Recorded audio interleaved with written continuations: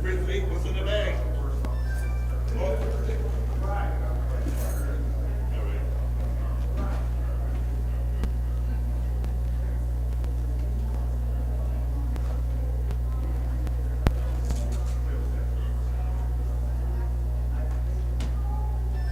Oh, I forgot my glasses.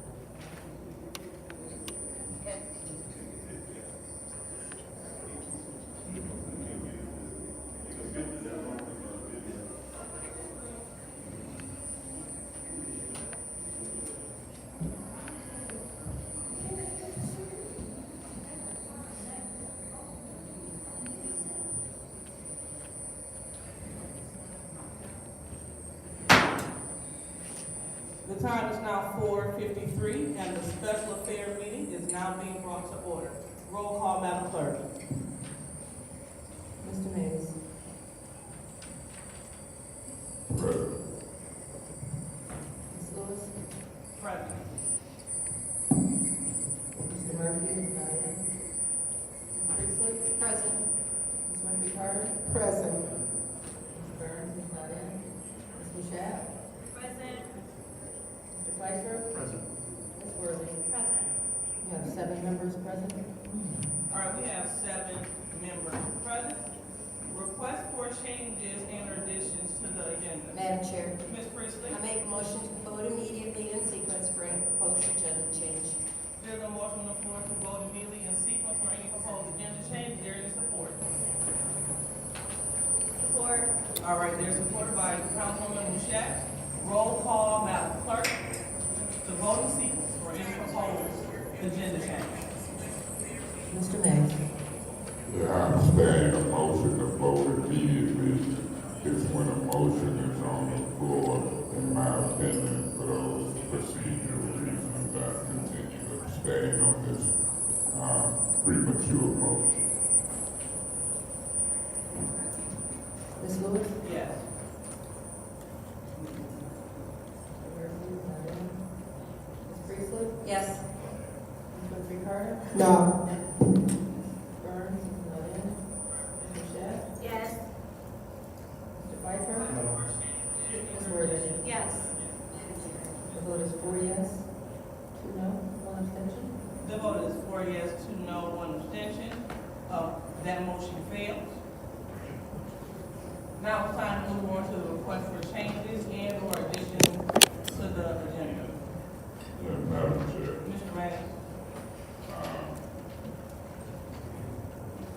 I would like to, if time permits, after the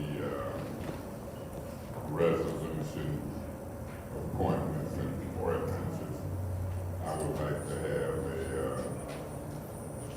10 or 15-minute discussion with the group that bought 190 houses in the city of Flint.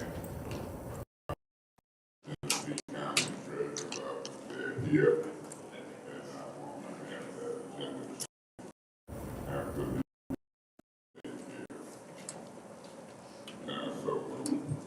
So a 15-minute special order?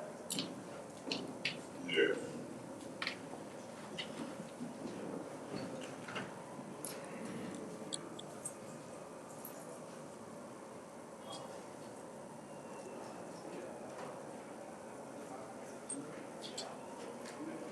All right, that'll be ordered without objection. Anything else? Anything else? All right, seeing that we have none, we will go ahead and proceed to go to public speaking. So, any public speakers? Yes, ma'am. My name is R.L. Mitchell. I live at 759 East Linden Avenue over by the Graceland Cemetery. That's in Ward 3. A councilman just walked in. His name is Murphy. I almost said Eddie Murphy, a comedian. But looking like Assalamu alaikum brother right now. But anyway, from last week's situation, ma'am, we the people not under police rule in this city. And I walked in on one of your TV broadcasts like this, Worthing started, the public talking about we Flintstone is causing a record because nobody can do business in Flint. But I want you to know, the police is they the one that own the judgment seat for beating up Mr. Mays and never calling us, responding to us. I mean, anyway, that Ed Taylor told all the public to get out behind that dome, behind the house, behind the city hall, or else we're gonna get arrested. the mayor, that's the mayor #1 police, or what, back, can't have the words won't come out, but anyway, last week, you let a white boy come in here with a M30 or M60, and it's akin to Miss Priestley, and the dang machine didn't even go off. And then he had a conversation with me, and they want to interview me with how I feel about the white boy with a machine gun. I said, let him shoot one round up, and then I'll respond up in here. And just like a few minutes ago, the police wanted me to walk through the metal detectors. I refused to. Adam was down there, the chief of police and all of them, because last time I did that when Clinton was in this city, they threw me in the cop. I didn't know he was in this city. President Clinton. Oh, that was down in my own business, walking my dog over my father's market, and nobody always there. You can't even trust the police these days. Just like Canada. Well, I went over to Canada, it was all right. I went over to Canada with my 69 Grand Prix, and now you can't even get near to the border from Detroit. I went to Buffalo, New York, and now, and the thing on fire now. They named Canada they picked the name out of a can, and they picked C, and then it said C, that's an A, then D, N, that's an A and D, and all that stuff. You know, but now, I'm on. 10 more seconds.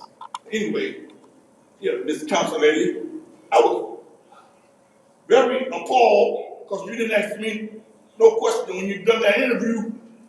The city hall scaring the people like Trump. January 16, Trump still talking about remarks. Boom, bringing, he gonna deal with everybody who, I mean, you just like that Trump. I mean, okay, thank you very much. Next speaker, please.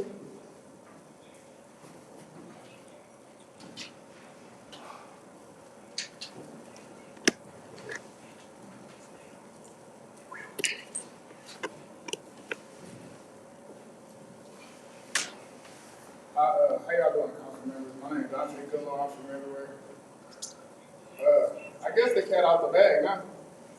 I done revealed all the information. I exposed. I'm the whistleblower. Y'all, it's sad though, because I asked y'all 2 years ago to get y'all acts together. Be one body, do the council work, and we wouldn't have this problem. Y'all look disappointed, but I'm disappointed. As a citizen of Flint, I don't understand how it takes all this unnecessary provoking, all this unnecessary agitating, when y'all supposed to have a job, the people. They supposed to came first. We came last. We got the shit end of the stick. I just wanted some attention, that's why I said excuse me. But I'm just saying, I want y'all to know that I'm gonna continue to give the people the information. I don't care how much it hurt. I don't care how embarrassing it is. I don't care how y'all feel about me. I'm equal. I'm equal. I don't have a side. So until we get our just due, I'm gonna stay on your necks. Thank you.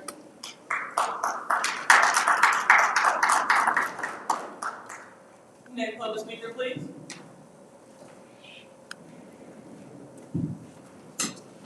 Afternoon, Council. I'm a first ward resident. I'm here about the 196 houses that got sold, or whatever the number is. I was interested in knowing how did that happen, first of all, and obviously something was done wrong because the mayor has, to my understanding, offered $50,000 to I guess lawyers or whatever, however it goes. But like I said, I'm pretty sure you're going to discuss it. Now, that's why I'm down here, and probably other concerned citizens are down here for the same reason. Nobody said houses were going to be sold or anything. Nobody, according to my knowledge, nobody got a letter in the mail or nothing. Next thing we know, you get a letter telling you you got 7 days to get it. You got 7 days to talk to somebody or whatever, or get off your house. And then I see on the news Monday, they say Deb Cherry said this is unprecedented. This has never happened before. Okay, well, if it's unprecedented, that means it's the first time it's ever happened before, and it's a surprise to everybody. So those are unprecedented dollars at that situation. Period. The mayor's offering us that $50,000, so obviously he's a smart man, I voted for him. So I'm sure he's not gonna throw $50,000 at no cause if something was wrong or if something was on the up and up. And I saw the guys, I guess whoever the firm is that's buying the house or whatever, he's on TV and said that they're not putting anybody out the house and they're willing to work. They're willing to work with everybody. Okay, fine. Let's see. Thank you. Next public speaker.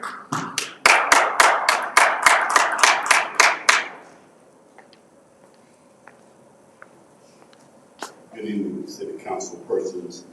I am Bishop Patrick. I'm under the Flint Law Group. I'm here in Flint today to address something that took place about 4 weeks ago that involved me that I had no knowledge of. It was stated that I spoke with someone here, particularly you, Ms. Lewis, in reference to some shirts, and the Flint Law Group have no knowledge of that. Didn't have no knowledge then, nor have any today. I am employed with the Flint Law Group as the National Community Outreach Specialist for the law group nationwide. I was out serving in another state, another city, when the firm came down on me for statements that they thought I made that I never made. I've never spoken with anybody. I certainly never seen you before today. And I want to make that knowledgeably known today. That's why I'm in Michigan. And as I'm here and I'm listening and I'm watching, paying close attention, I'd like to leave you with this. I pray for the city of Flint. I pray for the council persons of Flint, Michigan, the mayor, the citizens. I pray the peace of God, which surpasses all understanding, will guard your hearts and your minds, which should be in Christ Jesus. I point out to you that no matter what you do in life, only what you do for Christ is going to last. And I leave you with this: whatever happens within these walls and whatever happens within your community, you are charged, not just by the people, but by God. So I pray that it make you all better and not bitter.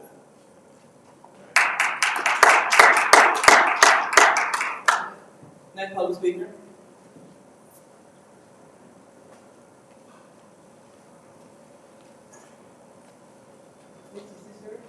I get it. Thank you very much. Hello, my name is Mercedes Kinney, and I came to address the council about some things that I see that I felt that it was not proper. And apparently I made some people on the council feel very angry. Let me try to clear something up. When I speak about an injustice, if it's you or whomever sits in that seat in the 7th Ward, I'm going to speak about it. It doesn't matter who's sitting in that seat, but I try not to make that person feel less than a person. I try not to intimidate them. I try not to make them feel like I'm coming after them trying to do something to them. But if you sit in that 7th Ward seat, and I stay in the 7th Ward, I'm going to say something. And I have always said it, and I'm not fixing to stop today. Good.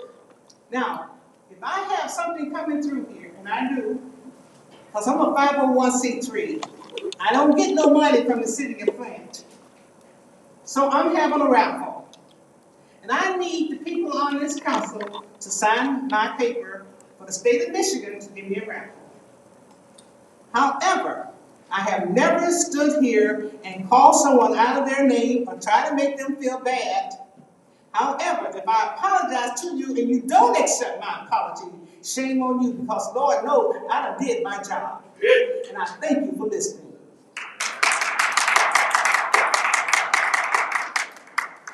Next public speaker. How you doing today? My name is Richard Jones, and I had a couple questions I wanted to ask you. I was wondering, did y'all try to find any other way to get that site clean, like seek a grant or something like that? Or was it always in the plan to put it on taxpayers back, because I remember how it was presented to us as residents was 3,000 jobs was coming to Flint. So everybody knew that before the 3,000 jobs had to come, that the site had to be clean.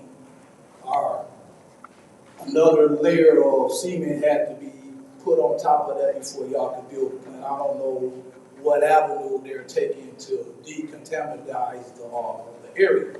But I was just wondering, did y'all look into any other places for that? And in the future, because we the residents are tired of y'all giving businesses tax abatements, and then when it comes time for them to pay their taxes, they pack up and leave. So, and another request I would like for y'all to do is look into giving the residents tax abatement on their own taxes and stuff, because other cities around the country have done that.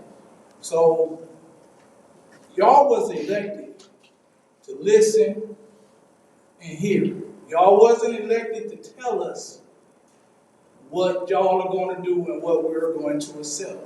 And basically, that's exactly what has been going on. Y'all been telling us what we're going to accept. Even is it just the fact that the state of Michigan dropped all the charges on Snyder? Well, they dropped it. We expect y'all to, man, come on, man. Y'all live in Flint too, right? Y'all live in Flint too, so the same way we're getting treated and kicked around and laughed at and overlooked, and no one is going to fight Lansing and ask for any share of their general fund. Y'all don't think we deserve $33 million of that every year until all of our water is tap drinkable? If y'all want to be our leaders, be our leaders. We need to be attacking other places so we wouldn't be having to come around here and fight for $99 million or 94, what it is. Y'all should have been out there trying to find ways. Some of y'all are great grant writers. Write some grants to help the residents of Flint. Write some grants to bring more policemen, help that department out. I mean, it's a lot of things that y'all can do up there. And please, think of some resolution to get these big guns off our streets. It don't make no sense. Thank you.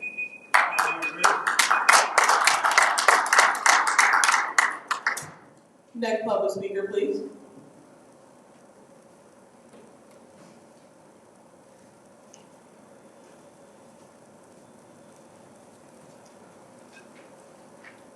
Clear Clinton.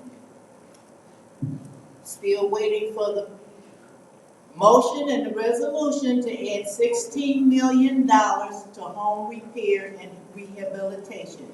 And we are watching with great interest. And it's so much mystery and hiding with this ARPA money. It's just a shame. In the meantime, corporate interests, once again, whether it be Ashley or the 501c3 industrial complex or Community First, and the same crowd can come down here and stick their hand out and they get treated so nice. And they listen to them, they have hearings and everything. But here we are, just when we thought we could not go any lower, 190 homes being swept away. We didn't think we could go no lower. We don't have no clean water. We don't have no settlement money. We pay the highest rates of water in the country, and just when we thought we couldn't get no lower, here's somebody come. Now, I'm going to say this. Y'all got an attorney. I don't know why the mayor want to hide. We got an attorney. The county got an attorney. We got a county commissioners that oversee the treasurer. Get all of these people in the damn room and fix this problem. Throw some money in. Throw some money in. Throw some money in. Next public speaker. You've been in their house since the '70s. This from underhanded crap. My name is S.J. Burton. This is my granddaughter. She had a competition at Southwestern School. Y'all might have heard about 3 weeks ago. Sir, we can't hear you. We can't hear you. Okay. My granddaughter had a competition at Southwestern High School about 3 weeks ago. She was a teacher with the chair. Question information, point of order. Madam Chair, I know we were having a sidebar. Could you have him please state his name? S.J. Burton Jr. If he could start over. My name is S.J. Burton Jr., and I'm here on behalf of my daughter, my granddaughter, had a confrontation with a girl at Southwestern School. She threw a chair and hit the teacher, but she wasn't trying to hit the teacher. But her grandma had wrote letters to the principal, her dad had been there to talk to the teachers, but they're not trying to give her any kind of break. And she had been being bullied, but the school never addressed it. That's my point.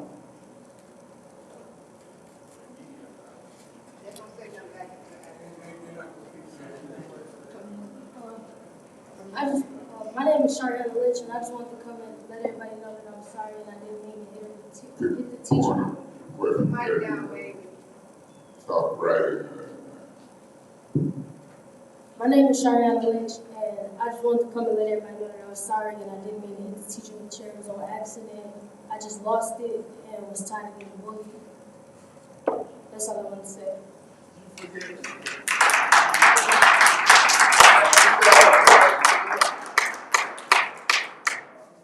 Next public speaker, please. Yes, my name is A.C. Dumas, and I'm a resident of the 2nd Ward. I'm glad to see my council person at a council meeting and asked about it with about 4 meetings, but I'm glad to see you here.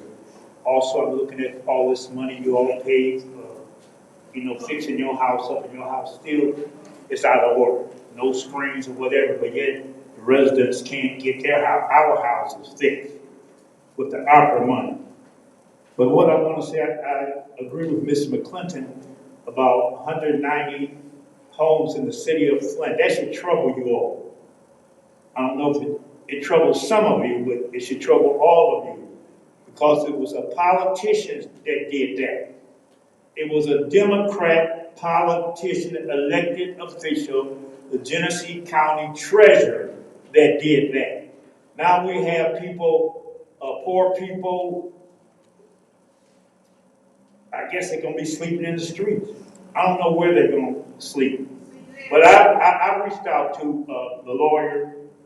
He came from Minnesota with a Supreme Court rule, and Mr. Pfeiffer, you was right on point. They bundle it because if they sold it individually, if a house sold for, they sold it for $500 and it's worth $10,000, they had to give a homeowner the $900 and $500 according to the Supreme Court. But politicians, is those screens on up there?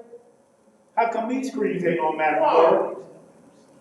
We can't see nothing. Just give me a signal when my little 2 minutes go, because I don't know whenever. You're approaching the 1 minute mark. Okay, thank you. So I just want to say that, no ARPA funds, helping the people, they want to give the mayor a raise. They don't want to give you all a raise. Say you already got a raise. I'm thankful that Mr. Kim, he got a complaint filed against him with the grievance bar association, and he needs one filed against. I'm glad he has all his lawyers here that we paid for. I'm glad they're here. And at this time out there, the people, the residents, we get treated very, very bad. And don't raise our rates with a garbage contract. Please don't raise our rate. Thank you.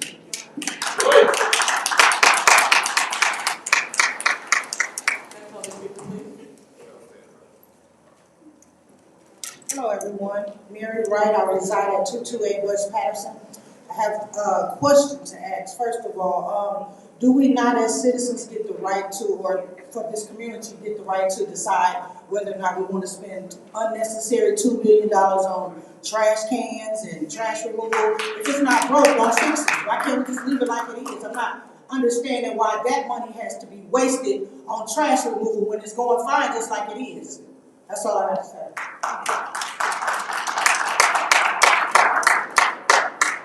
Next public speaker, please.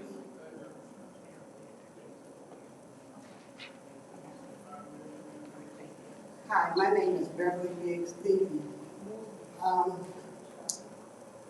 so glad that went through to have you, that petition went through to have you be removed. I'm working on it. I'm real close on you, evil worthy. You guys are tired. You don't want to be here. If you didn't come, she didn't come. You got all this stuff downstairs that we have to check in and be checked for guns. That's ridiculous. That is ridiculous. And whoever told you that wig you got was good, that's the sorriest wig I ever seen. Don't wear it again. That's a mop. You guys need to get it together. Get us some of that money that we supposed to have. No, but you trying to get $50,000 for your 501c3, but you don't want to give the citizens of Flint anything because you don't live here. It doesn't matter if you get money or not. We don't care to you. And somebody said you were stepping down. You too good to step down. We gonna get you down.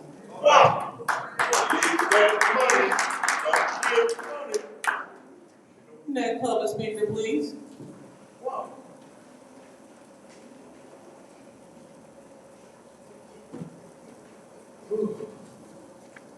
Good evening.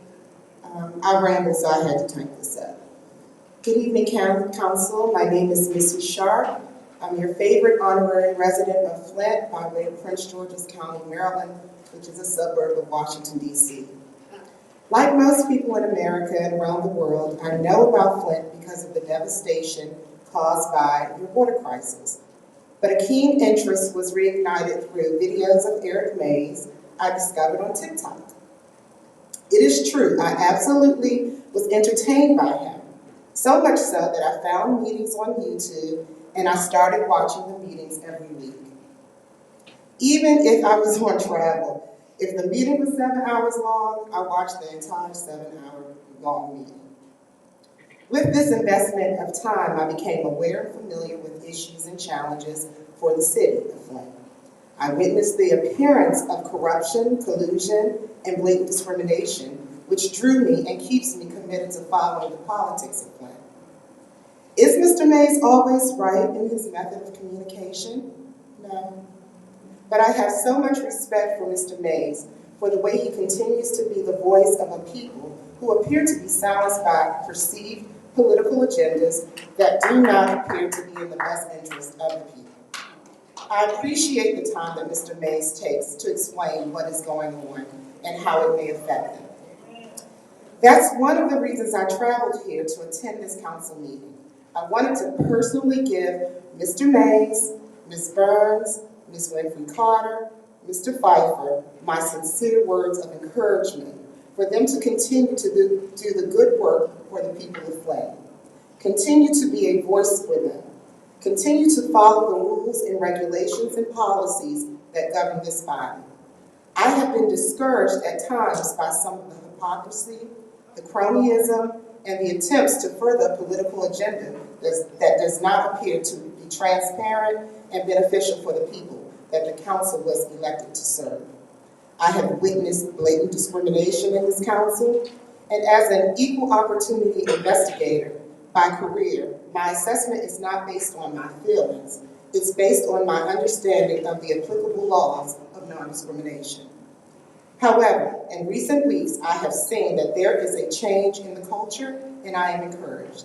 I see a light at the end of the tunnel. So be encouraged, council members. You all are inspiring and appreciated. And speaking of inspiring and appreciated, shout out to R.L. Mitchell.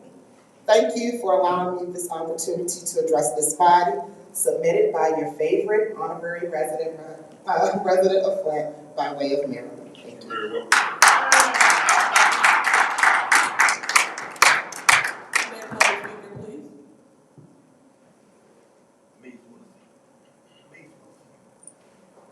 All right, so seeing that we don't have any more public speakers, we will go ahead and close public speaking and open up for council comments. Mr. Fyfe? Yeah. There's a couple of things I want to highlight that the speakers mentioned. Ms. Claire McClendon, we don't have money for additional home repairs. Just being honest, we don't. And we've got to allocate $2 million for trash. Like, some of my colleagues want to approve the trash contract. Well, $2 million of ARPA's got to go to that. So we don't have money for more home repairs.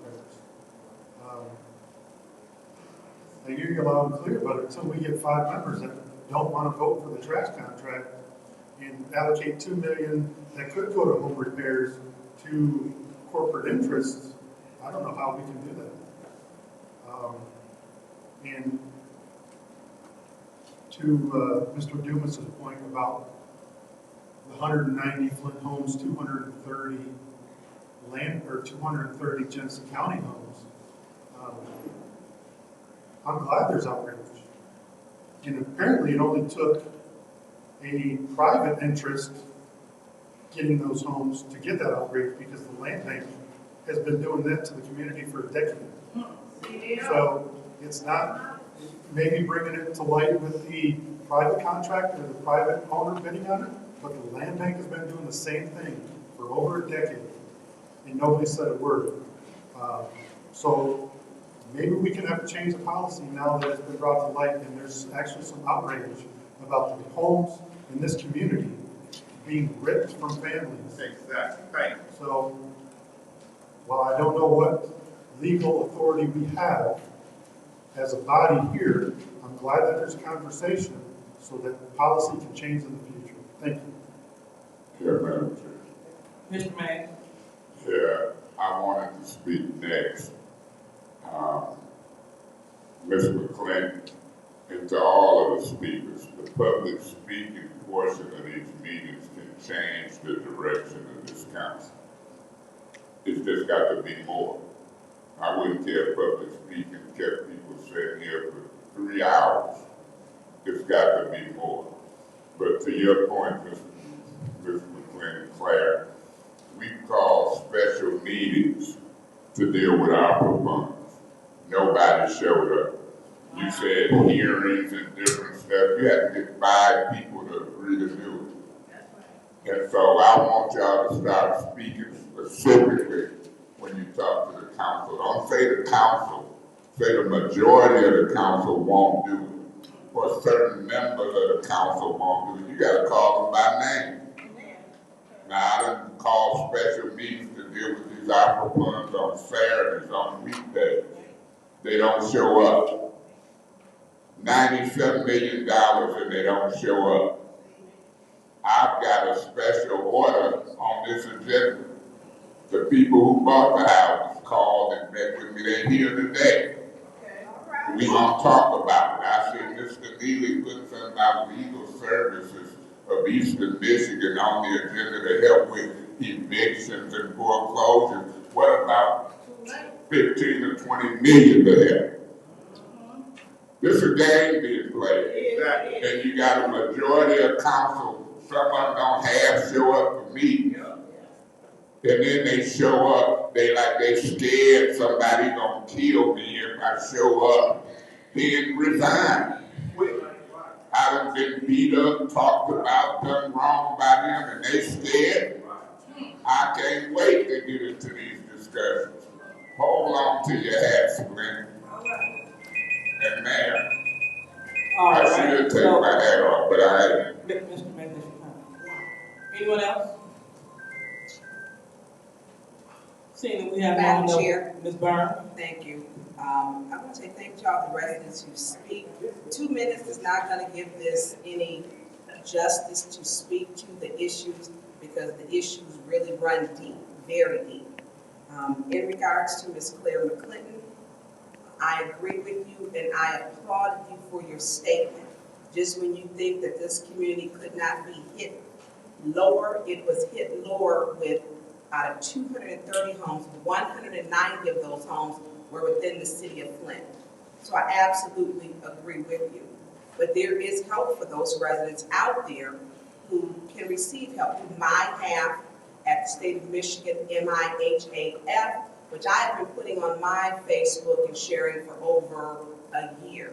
And there have been people that have took upon this and they were helped. So I want to say to those, as we get into this, and there are different people looking into it, it is a tragedy and a travesty that they were not able to try to save their homes when some were waiting. We don't really know how this is working out. We don't, because there's a lot of secrecy and no transparency, and that's unfortunate.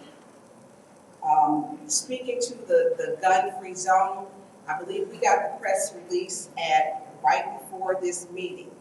And matter of fact, because I want to be correct, we got it at 3:53 p.m. It is a gun-free zone. And how does that work? We don't know. I mean, I don't know. Well, and you know, and we look at the court system. The court system is the sheriff's department does it.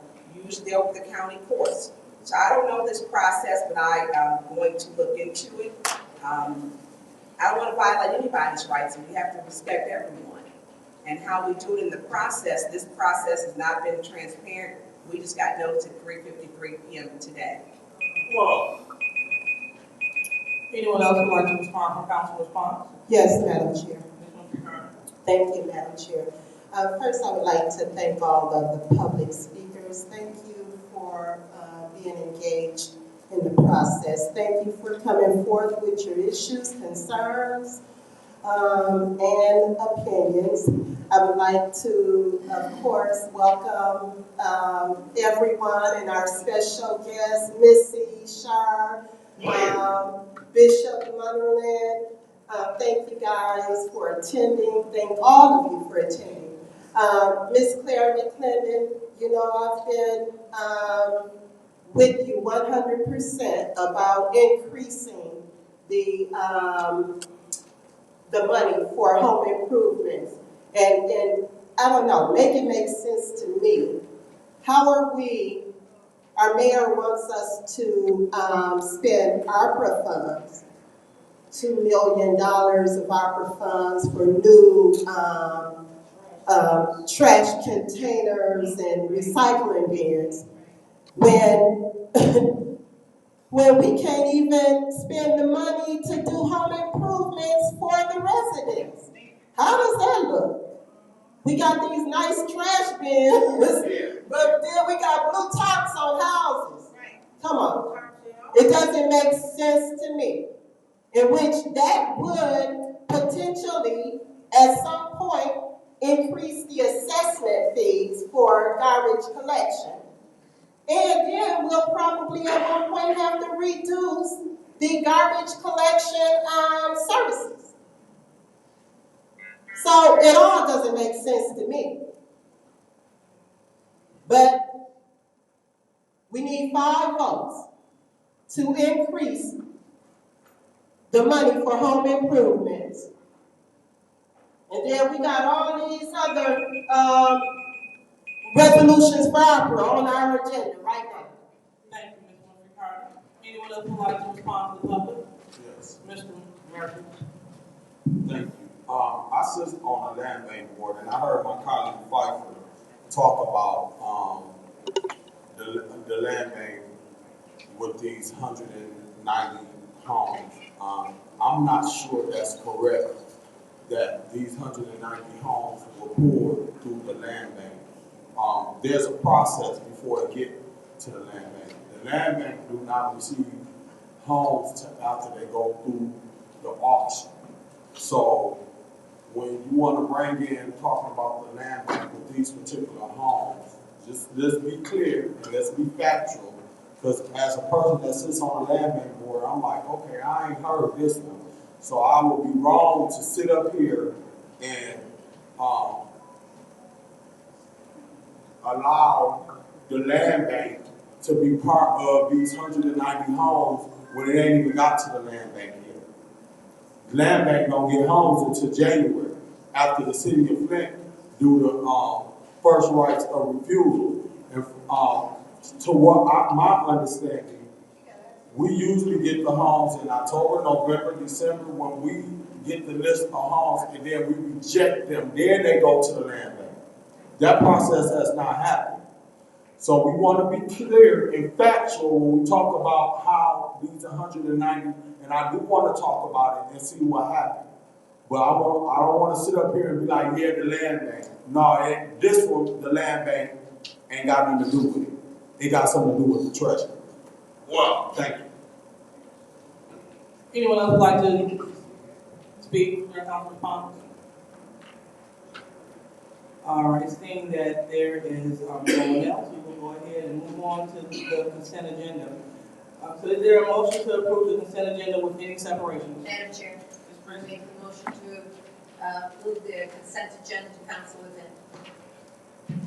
All right, there's a motion to move to approve the consent agenda with any separations? To move it to council. To move it to council, thank you. Is there any support? Support. Support by Mr. Murphy. Yeah, Madam Chair. Mr. May.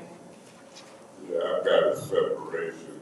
I want to separate 230 370, which is legal services of Eastern Michigan for eviction assistance. I also want to separate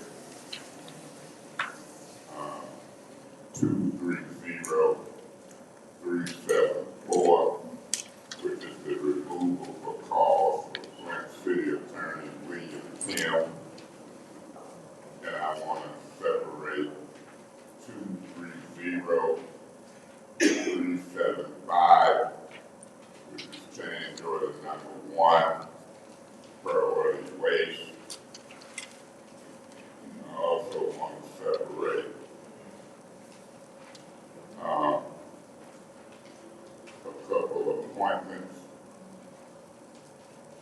One of the appointments that I want to separate is 230 354, District Hawkins, the local officers compensation commission.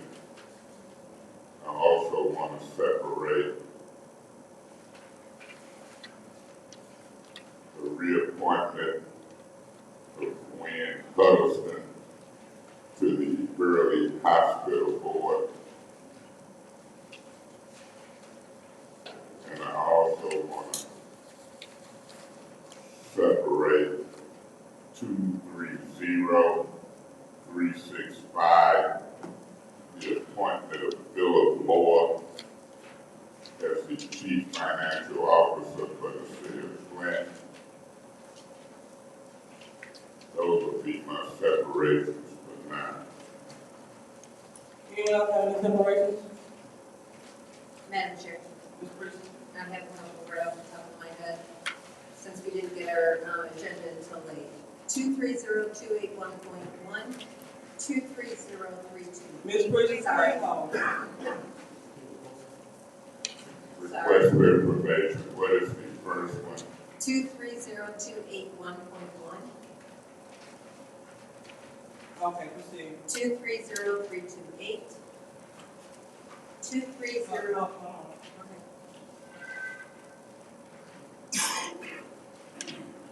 Go ahead.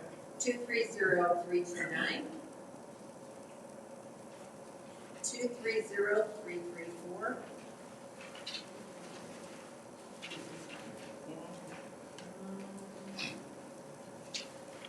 And I think that's all I have right now. Thank you. Anyone else have any changes to the separations? Madam Chair, Ms. Montecalvo. I have, 230353, appointment to the Ethics and Accountability Board, Frida Williams. Let me see. I believe all of the other ones I want to separate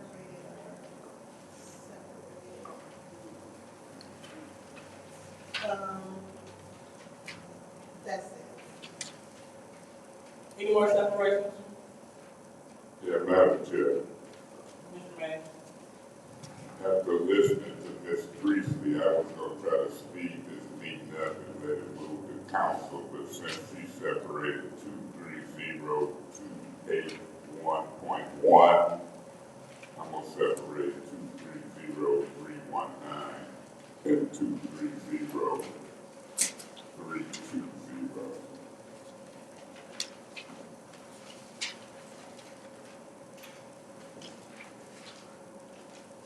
You said 320?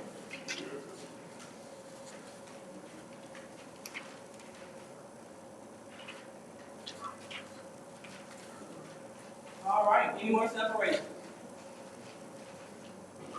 Well, seeing that there's no more separations, we will do a roll call vote to approve the consent agenda. Roll call. Madam Chair, I'm sorry, Ms. Worthing? I don't think this was separated. I would like to separate.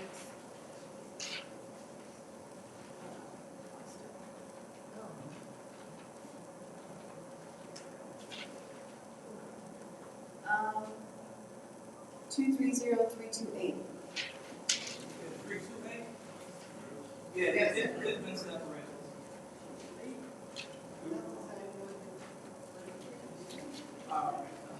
Isn't that important? Sorry, yeah. Not a problem. All right, so roll call vote, Madam Clerk, on approving the consent agenda.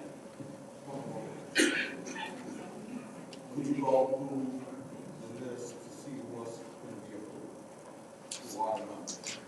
Sure. Thank you.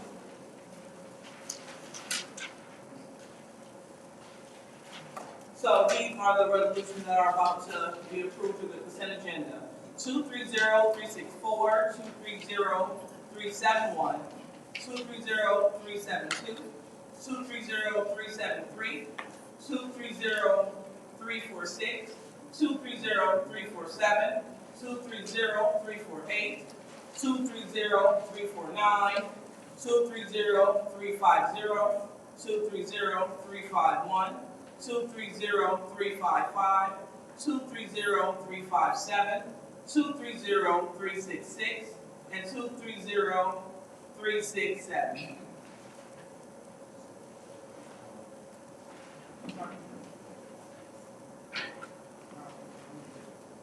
Madam Chair, Yes.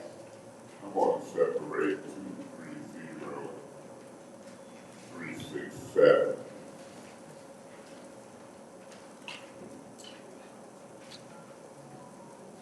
All right.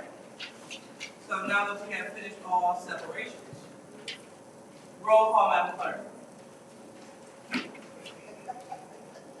Ms. Lewis. Yes. Mr. Murphy. Yes. Ms. Priestley. Yes. Ms. Carter. Yes. Ms. Barnes. Yes. Ms. Shaq. Yes. Mr. Pfeiffer. Ms. Worthing. Yes. Mr. Hayes. Yes. 8 yes, 0 no. Vote 8 yes, 0 no. The consent agenda is now sent to council. So now we will start with the first resolution, the resolution 230-281. Is there a motion on the floor? Point of order. Yes. 281.1. Thank you. 281.1. Is there a motion on the floor? Chair will entertain a motion to send this to council. Anyone want- Madam Chair, Go ahead. I'd like to make a motion to send 230-281.1 to council. There's a motion on the floor to send resolution 230-281.1 to council. Any support? Support. Supported by Ms. Worthing. Any discussion? Yeah, Madam Chair. Yeah, I'm not gonna vote to send this to council, you know, in worst case scenario, I might make a amended motion after the next round, to send it back to Finance Committee. This is ARPA fund money. This is that $1 million, that Dr. Mona, teacher Hannigan was asking for, and I'm not ready to approve that at this time under the circumstances of ARPA funds and send it to council. For those reasons, I won't be support this motion to send it to council at this Anyone else would like to speak in the first round? Madam Chair, Ms. Priestley? as I have stated in the past, I am not going to be supporting this resolution. Thank you. Anyone else in the first round? Seeing that there's no one else, anyone else in the second round? All right, Madam Chair, Ms. Winfrey Carter? at this point, I will not be voting on any of these resolutions for ARPA. Some of them I think we need to have a meeting.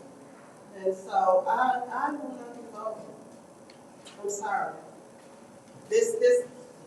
All this ARPA money, we need to come together and talk about all of this, these resolutions for ARPA. So with that, I will not be supporting sending this to council. Thank you. Anyone else in the second round? Yeah, real quick, Madam Chair. Mr. Murphy?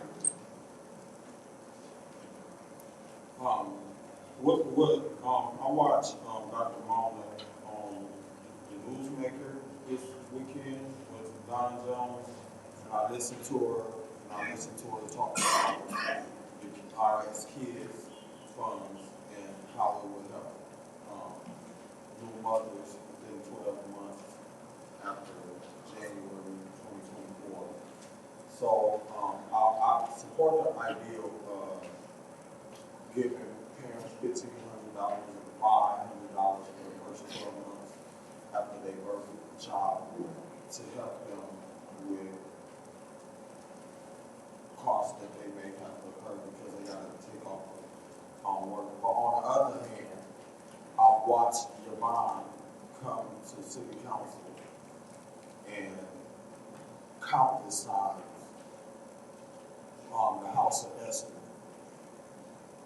And my conscience just won't allow me to sit here and watch someone walk in here and get $1 million when Yvonne been coming to city council for years, even when former Mayor Karen Weaver was in office. I remember having a conversation with her about getting the water turned on when everything was good, when they had a school and she had a building that needed some pipes done to that building specifically. And she talked about the same thing that Dr. Mona talked about when it came down to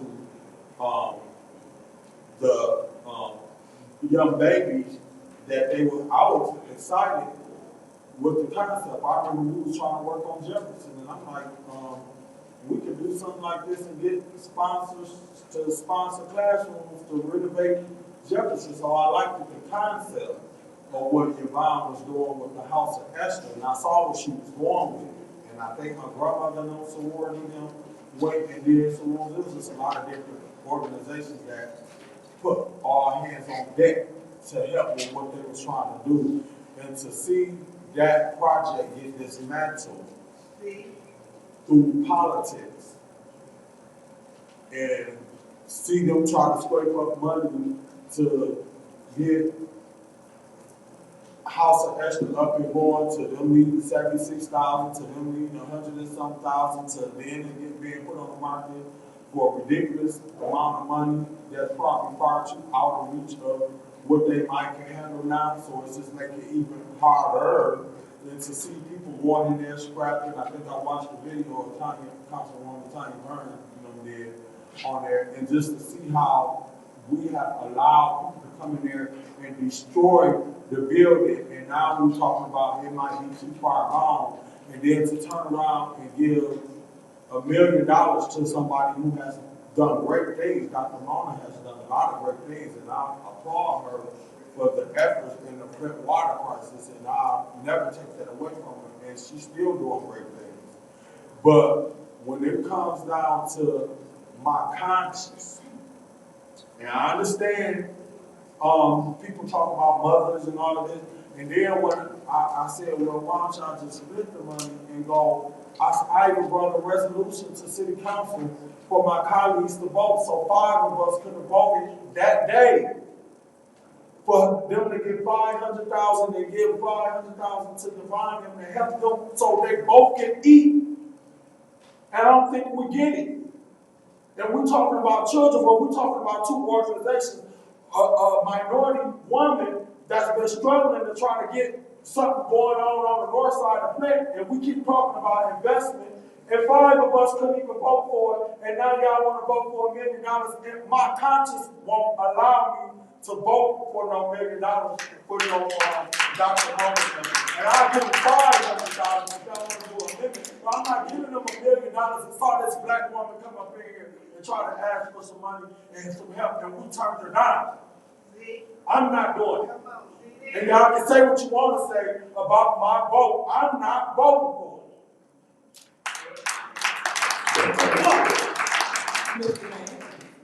I probably got one of the loudest, deepest voices on this council. Probably do. And I can make my voice pitch go up and down. But I watched council members.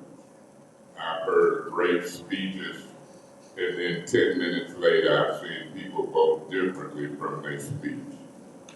That be tripping me out. I done seen it. And so until the votes is cast, I don't know what's going to happen here. But I know if Mr. Murphy say he's seen Dr. Mona on ABC 12 newsmaker or something, I believe it. Because they all run to ABC 12. When Neely want to put metal detectors up, he run to ABC 12. And it was more guns in this last council meeting than I done experienced in 10 years. ABC 12 ain't said nothing about it. For 2 days leading up to the metal detector, it's going to be a metal detector at council meeting. People scared they don't get killed. Man, every red light went on through that metal detector and the guns was visible in there. ABC 12, they reported that. ABC 12 reported, the man want to get $50,000 for Eastern Michigan foreclosures and evictions. Watch what's going to happen when we get to that. Miss Worthy ain't nowhere in sight last week. We discussed this. She done second the motion. Candace Machette made the motion. All Mays waste so much time in council meetings, separate stuff. Oh, Mays, we be in council meetings all night. Oh, Mays. I said the other day, trying to get through this special affairs meeting.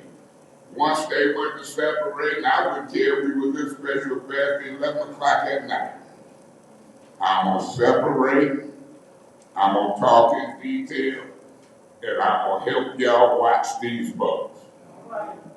That's my job. I'm going to call people by name. Those who ain't here we going over the same stuff 3-4 times. Part of it because people don't attend council meetings. I want to win, I want to be a council person, but I ain't going, I'm scared, they going to get me. I'm not showing up. I need a police escort. Can you come pick me up at my house? Can the police bring me to council meeting? Can I have a police stand over me and guard me? This is ridiculous. Man, when you get in this arena, you better get ready to be beat up, talked about. Martin Luther King them and John F. Kennedy them got shot in the head in this arena. Don't be scared. If you're going to be in this, don't be scared. But one thing you better do, quit talking about other people. Because when you talk about other people, usually your thumb pointing back at you. How you going to talk about folks and dog folks and lounge folks, Bishop, and then be scared? You preaching up there. Am I preaching, Bishop? Yeah. I'm here to tell you, they done whispered in my ear, talking about your mama. They lied over there, said, I done called them MF. I ain't did that. bumping me, behind me, messing with me when my back turned. Somebody posted somebody sent me a post said that the conversation you had with me makes you hate black people. I don't even talk to you. A little bit, LOL. You know that post you made just this weekend? I don't have a conversation with you. Don't make conversation out here. Point of order. After the clock, 30 seconds. Mr. Mays, we are with resolution 230281, and we're talking about the ARPA funds for RX kids. They are not being germane, so please, if you could just keep it to the resolution. When it comes to council votes, I'm Jermaine, Tito, Jackie. When I'm talking about you and your absence and this word of absence, I'm Jermaine. You might not want to tie it in. Oh my God, you don't talk. To the speaker, does he know that I did not write that? I don't know nothing. All I know is what I read and what I get and what I see. Y'all wasn't here. We've been discussing this. You wasn't here, Liddell Lewis wasn't here. I don't know if they had threatened you or you were scared or she was scared. All I know is what I hear. They say she was scared. I don't know what your excuse was. Maybe you was at Subway. I can't tell.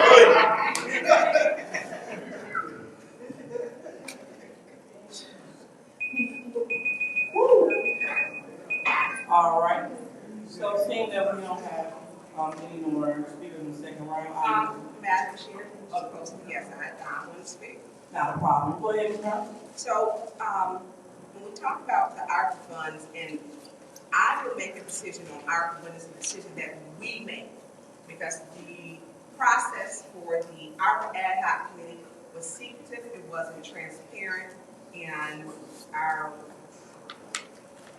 Judy Priestley, Councilman Priestley stated that the ad hoc committee had been kept in the dark, and they weren't given information. So, here's the thing, I don't see any votes for the RX, and the reasons vary. You know, we need to get money to certain things and different programs. So I hear you, Councilman Murphy, when you're talking about the RX kids and not giving them $1 million.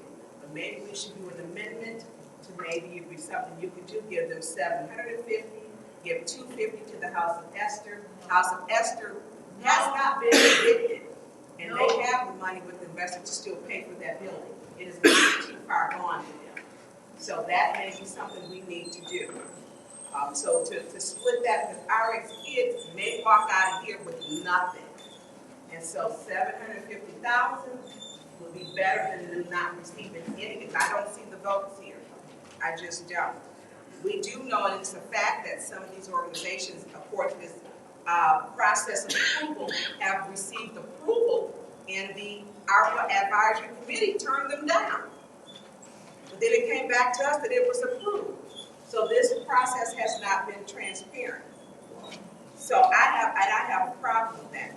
I also feel when we had the meetings for ARPA, we did not have an open session to where it was open and transparent with the public to have a working session. I was in here one day and I did see our ad hoc committee, Councilwoman Lewis and Councilwoman Priestley, meeting with Attorney Linda Poley and Pastor Monica.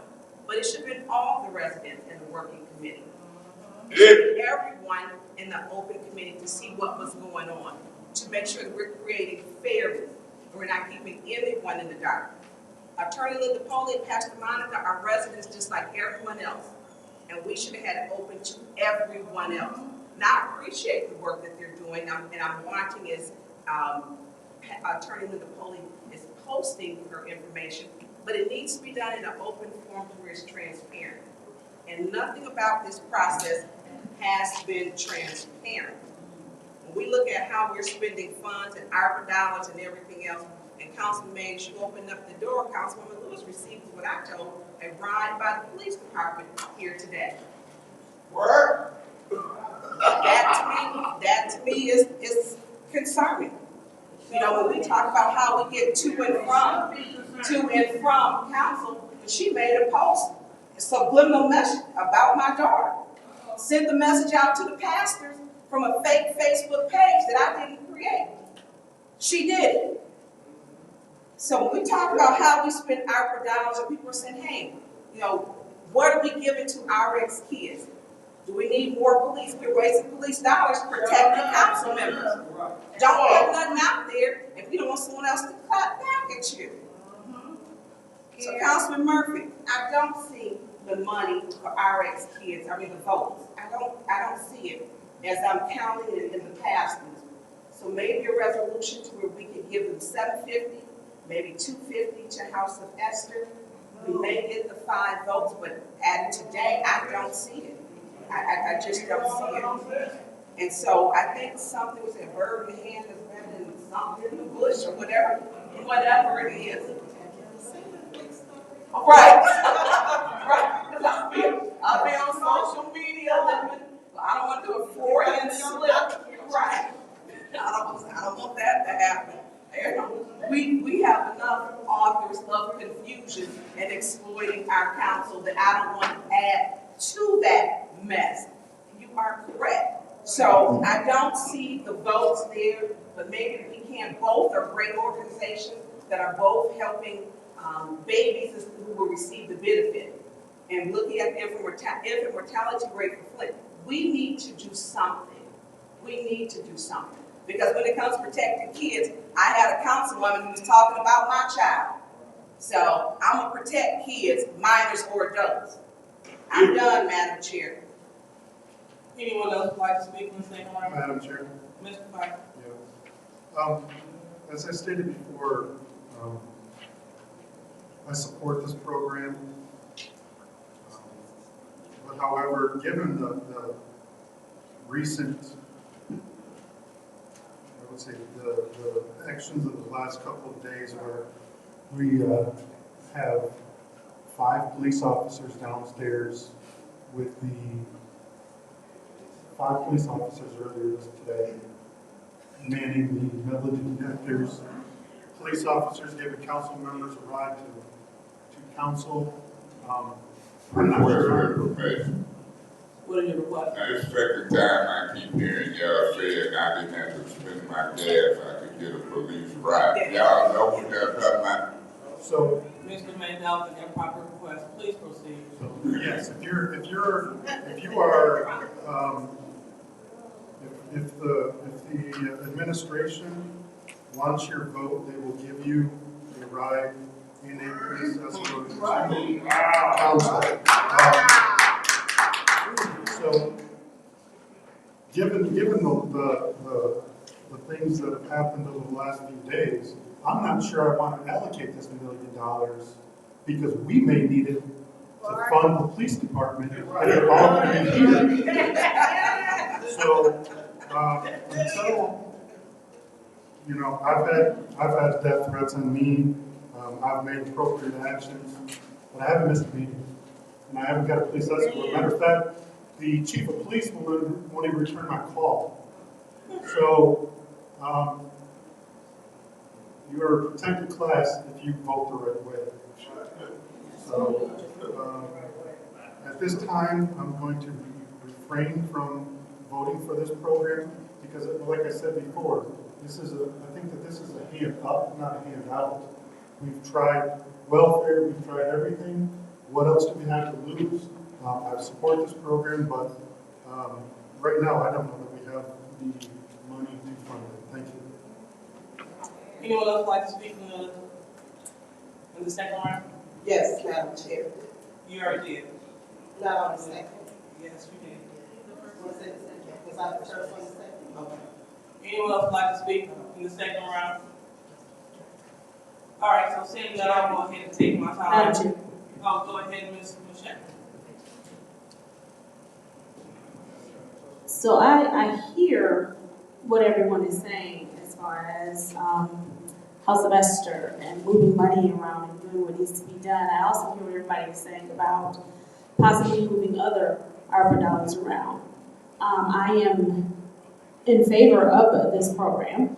I see the benefits and everything that it will do for those expecting mothers in 2024.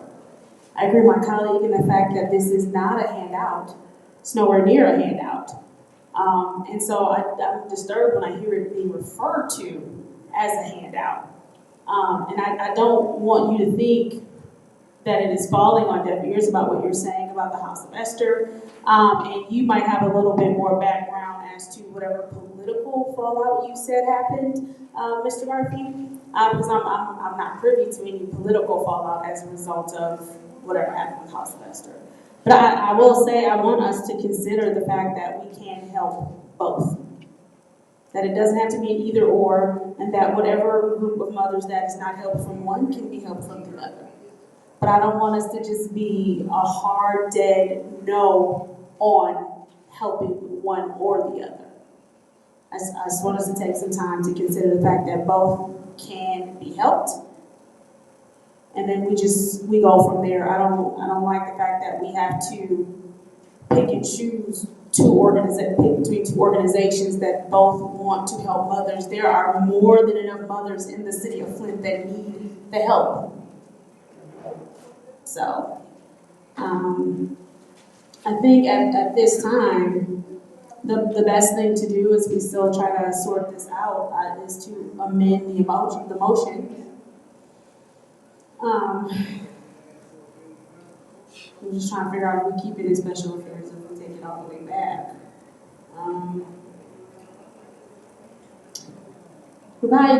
I'd like to make an amended motion to put this back into finance. So you would like to move this resolution? I would like to make an amended motion to move resolution 23028.1 to finance. All right. There is an amended motion to send resolution 23028.1 back to finance. Is there any support? Support by finance. All right, Ms. Councilwoman Burns. Burns. Okay, so. Any debate? Yes, Go ahead, Mr. Murphy. thank you. I hear what my colleagues is saying. I'll be willing to compromise with, House of Esther and work. Attorney, Councilwoman Burns, you gave her $750,000. I guess my question is, where does House of Esther stand when it comes down to the negotiation of the property on Pearson Road? Maybe we can get that information by the next finance committee meeting, because it would, what would make sense is if they in negotiation of purchasing the property, and maybe we can take $250,000 to help them with the renovation of the facility, and they may not necessarily need to purchase, because they may already have funding available to purchase. So I guess because I don't have all the information, until my colleague Pfeiffer, I heard what you said about the rise with council members being threatened and being escorted. That's a whole other ballgame. It's unfortunate, both situations. With your situation, with you getting threats, and Councilwoman Dr. Lewis' situation, the threats that she has been receiving. I don't know the logistics of it, but it's all bad. What I will hope that we won't do is use these unfortunate situations to stop us from moving forward on some of these needed.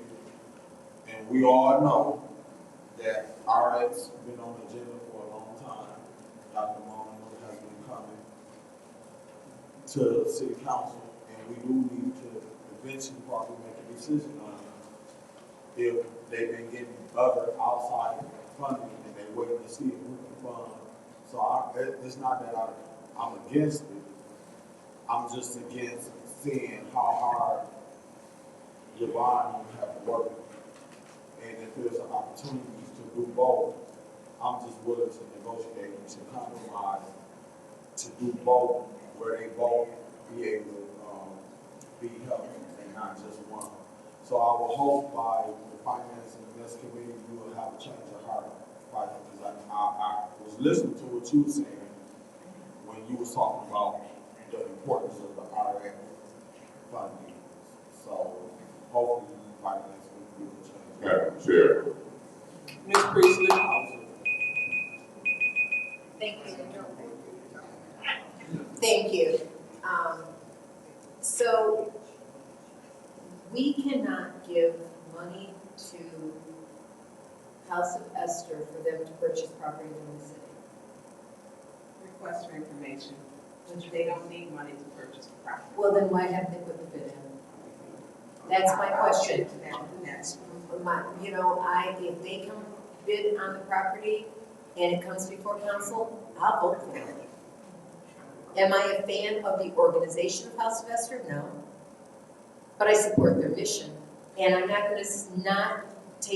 going to allow my. What's your point? I hate to do this, Judy, but this is not, House of Esther is not germane to this topic.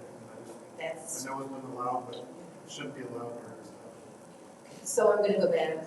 I'm just tired of all this discussion. Hold on. So that, again, point of order, that's denied. No, I don't understand because what we're doing, we're talking about sending it back, and we're talking about putting together a motion to include them both. So I thought House of Esther was relevant to what was being discussed. But you can go ahead and I'll go ahead and do that, but I also wanted to state my feelings on the subject. But so although I appreciate the sentiment of sending it back to finance, I'm never going to vote for this resolution. I'm never going to vote to give them money. And so, I vote to send it back to finance. We can discuss it again for 20 minutes each. But it'll never change my mind. Thank you. Madam Chair. Mr. Mayor. Yeah, I vote to send it back to Finance Committee, just as I vote to send the Kennedy Life Center back to Finance, the Broome Empowerment Village. And that don't mean I don't support some of these things. But I did support you going behind the scenes with what I call an illegal committee and the mayor trying to get this stuff through. And I don't appreciate what I'm hearing about you and that same group of people getting you picked up by police and bringing you to council meetings. So if that's wrong, tell me quick. Because I don't want to waste 30 seconds of my time believing that police is picking you up. You done played that thing to the hill. Ain't nobody studying you like that. But I pray to God I'm wrong. Point of order. Mr. Mayor. Point of order. That this is not germane. It's germane. To our kids. It's germane, Tito and Jackie. When Mr. Murphy spoke on it, he didn't say a month Mr. of Pfeiffer. I appeal the ruling, Mr. Chair. There is no ruling. You said that you ruled that it was not being germane. I appeal that ruling. Okay. So there has been an appealed ruling of the chair that Mr. Mays talking about police escort when we're discussing resolution 23028.1 is not germane. So is there any support? Yeah, I'm a second the appeal. Okay, so appeal has been seconded by Mr. Mays.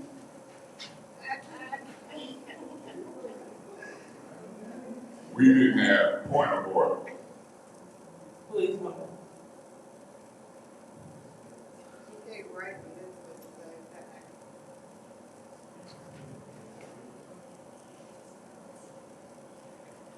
Okay, so go ahead, Mr. Pfeiffer. No, I just called it point of order. You know we didn't have this mess going on when you wasn't here. That is an invalid point of order. Proceed, Mr. Pfeiffer. Yeah, so this is what everybody talks about, the double standard, because you just read back that this is about RX kids. This has nothing to do with House of Esther. There's nowhere in House of Esther anywhere on this agenda item, and yet that's valid. But when he speaks about something else that's also not, he's out of order. So that's the double standard that everyone in the world here sees, and I'm just pointing it out. Madam Chair, Mr. Mays? if a lady come here from Washington, D.C., I'm saluting. She done watched from Washington last week and for folks here from other places. They look across the country. They see your double standard. You so trying to keep Miss Priestley on your side, you done proved she wasn't out of order. She was germane. But when we talk, we out of order. We ain't germane. I guarantee you, run back the tape. Mr. Murphy talked about it. Nobody said that. Miss Priestley talked about it. You ruled she was in order. The minute we open our mouth, because we ain't your ally, you're out of order, Mr. Pfeiffer. You're out of order, Mr. May. You done come back with that mess. That mess wasn't happening when you weren't here. We kind of laughed, talked, took care of business. Bishop didn't nobody have to walk on water. We didn't have to part the Red Sea. We just took care of business. You've been here for a half hour. I'm hearing by the police you were brought. You were nearly there, and here we out of order already.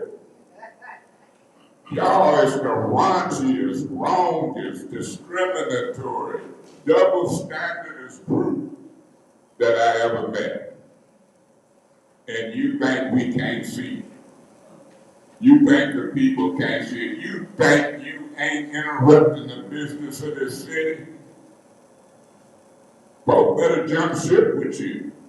I'm on their name, the Kansas Michettes, the Murphys. I don't think Eva gonna leave you. She having a ball. I agree with the chair. You ain't even here when the chair is here. So I think Eva gonna ride or die. I don't think you gotta worry about her, Miss Priestley. I don't know. But y'all better not let us split one for right. It's about right and wrong. That's all it's about, right and wrong. And I ain't seen wrong win in the long run. I done seen right win year after year, council person after council person, generation after generation. I'm watching what they're doing over there in Israel. Let alone y'all. I'll be voting against the chair's discriminatory rules. Okay, anyone else would like to speak? Madam Chair, Ms. Hamilton? I just want to make sure I understand my colleague correctly. It's not that he wasn't wrong, it's just that you also didn't call somebody else, say somebody else was wrong.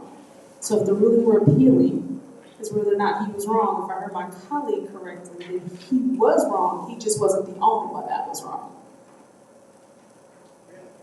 Wait a minute, Ms. Lachey. I just want to make sure. That's what I heard. Also, according to the appeal, I feel that it said that Mr. Mays, I ruled that Mr. Mays was not being germane, talking about police riot when he's on resolution 20, the resolution on the floor. Mm-hmm. And Mr. Pfeiffer said that because he was being germane. Maybe I misunderstood his explanation then. Because it sounded like what he said in his explanation was that he wasn't the only one that wasn't germane. And that's when he was talking about a double standard of he wasn't the only one that wasn't germane, the other person wasn't germane as well.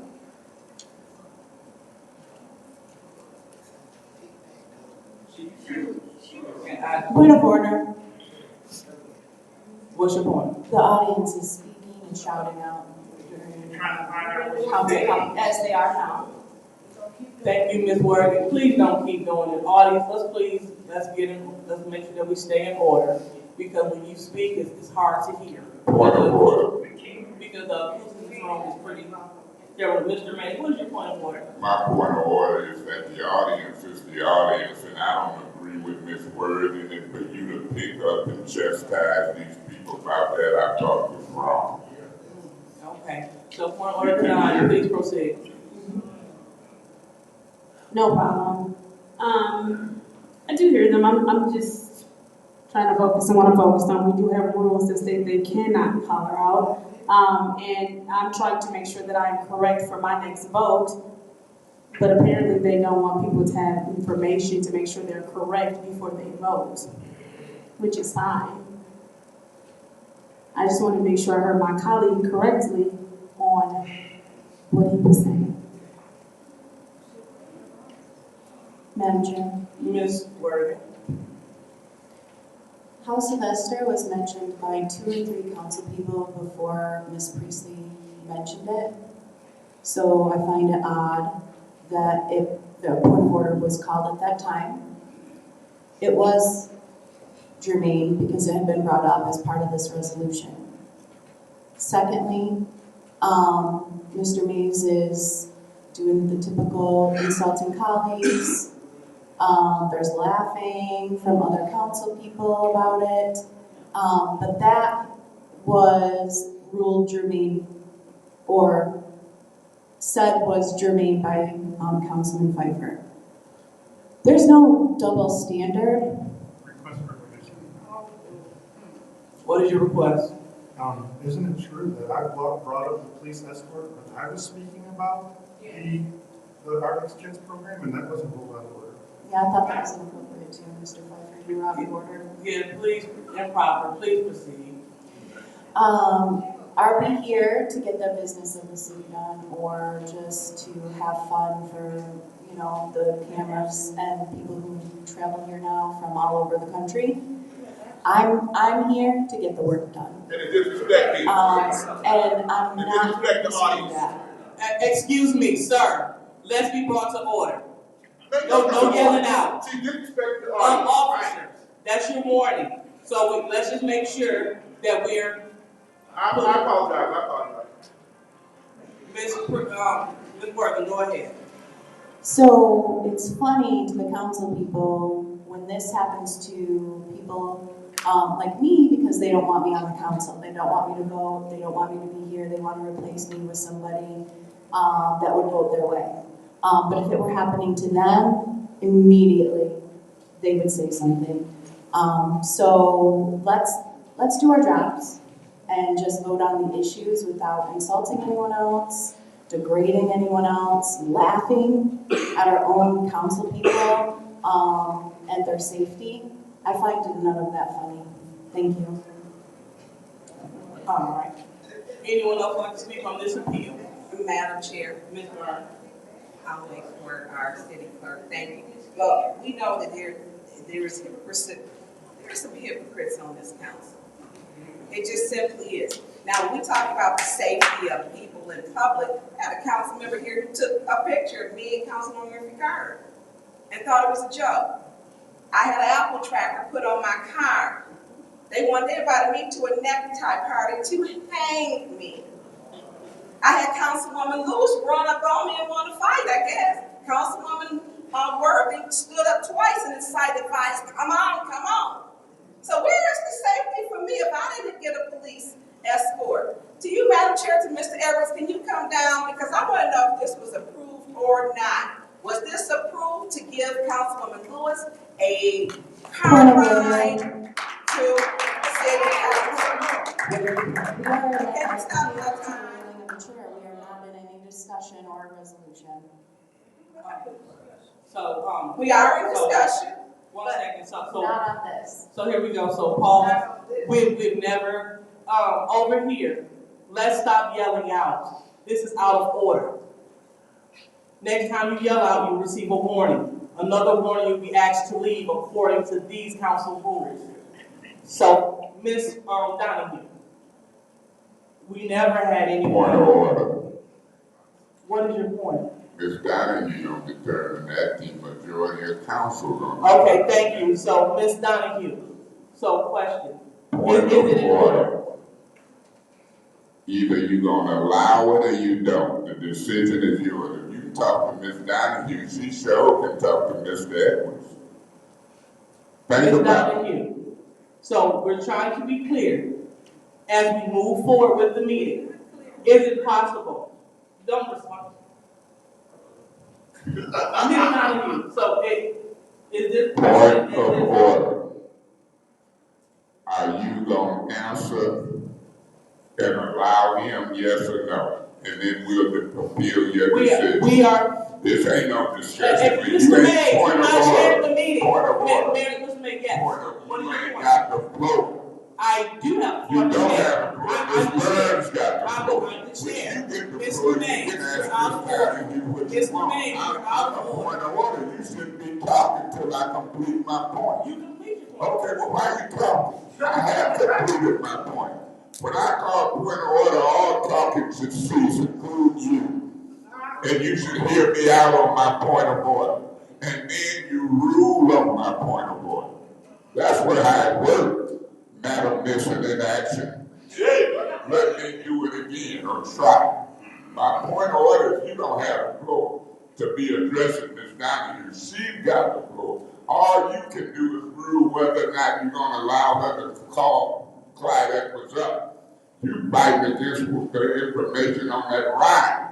When you allow him not to be called up, we can appeal that. She got the floor. You can't talk to Attorney Kim. Mr. May, But that rule on my point of order. Point of order denied. Okay, I appeal the decision of the chair. That's fine. Is there a second? I second that. Okay, he seconded, so we have to go forward with the first appeal. Point of order. What? No, not in this case. In this case, we don't go with this appeal because it has nothing to do with calling somebody up. We can't move forward with the first appeal until we finish this business of who can call who up when they got the floor.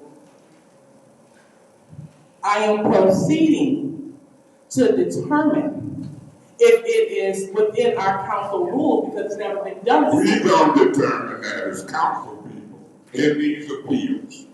Wait a minute. Hold on. Who's sharing here? Who's sharing? Well, Mr. Mays, again, you're out of order. Point of order. Mr. Mays, that's your first warning. I appeal the ruling of the chair. That's fine. That's fine. Okay, is there a second? I'll second. Okay, and Ms. Winfrey Carter second.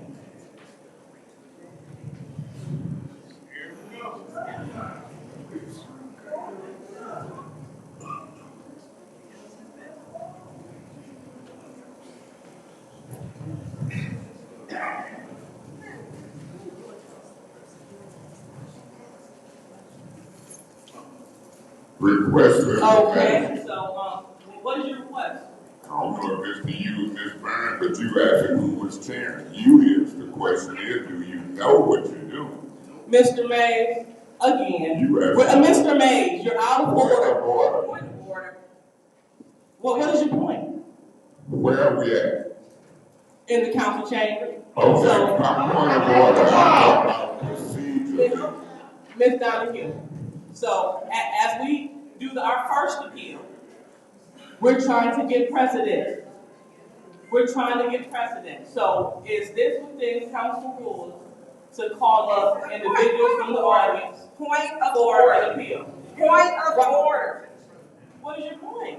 Then you have to stop talking. That is a basic rule. When someone has a point of order, you are taking the floor from me. I have the floor. You just bypassing me going to Ms. Donahue. I still have the floor. You all over the place with the rules because you want to shut down if you got a ride from the police or not. Unfortunately, that's not the case. What the chair is trying to do is to determine if this is in order. I don't see why no one wants me to consult with our clerk request information, why don't you want me to ask Clyde or not? Why are you obstructing that? Point of order. We have a council person out of a seat instructing others what to do at this moment. You don't know what you're saying. Put a motion on the floor. Again, Ms. Donahue, so is this within the council rules? Point of order. Point of order. What's your point? You were clearly asking the clerk about Rule 28.4, which clearly states that council members can ask any administrative staff on any agenda item. Well, thank you, Mr. Pfeiffer. That's what I was looking for. She's a council person. She's a vice.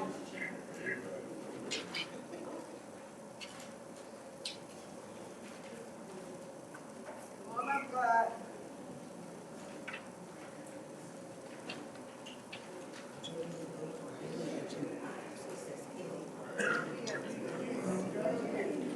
Yeah, any.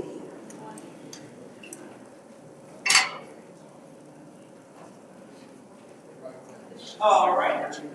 So here we go. Again, okay, so as we proceed, according to Rule 28.4, council members may request from the presiding chair the opportunity to ask questions of administrative staff, etc., during debate on any agenda item. Any such questions and responses should be incorporated as part of the council members' allotted time. Well, unfortunately, this is not an agenda item. This is an appeal. It's a sub of an agenda item. It's appeal on an agenda item. It's part of the agenda. Okay. So what we have here, we have, he said a sub of an agenda item. So Point of information. go ahead, Mrs. Michelle. What agenda item is this a sub of? What? Hey, what just happened, Dave? So thank you. So Mr. Pfeiffer, what is this? This is an appeal on this is an appeal during the process of a amended motion on 22302811. So it's an appeal on an agenda item. This was an appeal that Mr. made that he wasn't being germane. Point of order, this is an appeal on whether or not you gonna allow Clyde Edwards up right now. That's what we are. All right, so according to these rules, again, council members may request from the presiding chair the opportunity to ask questions of administrative staff, etc., during debate on any agenda item. This is not a sub-agenda item. This is something we need to add to the rules during an agenda item. Point of order, Madam Chair. If you gonna allow Mr. Edwards to come forward, yes or no? Once you rule, we can appeal. Once I finish sharing this meeting, let me share the meeting. So as I'm continuing to share this meeting, so according to Rule 28.4, and I was interrupted again, council members may request from the presiding chair the opportunity to ask questions of administrative staff and etc. during debate on any agenda item. Any such questions and responses shall be meeting of 3 people during the meeting. If it's something that needs to be said, it needs to be addressed to the body. Such question and responses should be incorporated as part of the council members' allotted time. So what is your point? Who said it was a meeting? You have no control over the council member. When you lean and talk to council member, not having a meeting over here. So don't do that. Stop. Again. So as we continue, point order denied. So according to this speaks specifically to an agenda item. So we can go ahead, we can allow Mr. Edwards to come up, but we must make sure that we amend this in our rules if this is what we're going to do going forward. Because this is Point of order, Madam Chair. Point of order. Point of order. This is, you're on my time. So, Ms. Byrne, please. Big baby. Mr. May. You doing and talking too much. When we got a veto, let me finish my point. Your arguments come at the end. You done took it to a whole different level of trying to argue and make a decision, and it's a little much. Now, we need to get on with this meeting. Mr. Mays, again, your point of order is denied. And so, Ms. Burns, you now have the floor.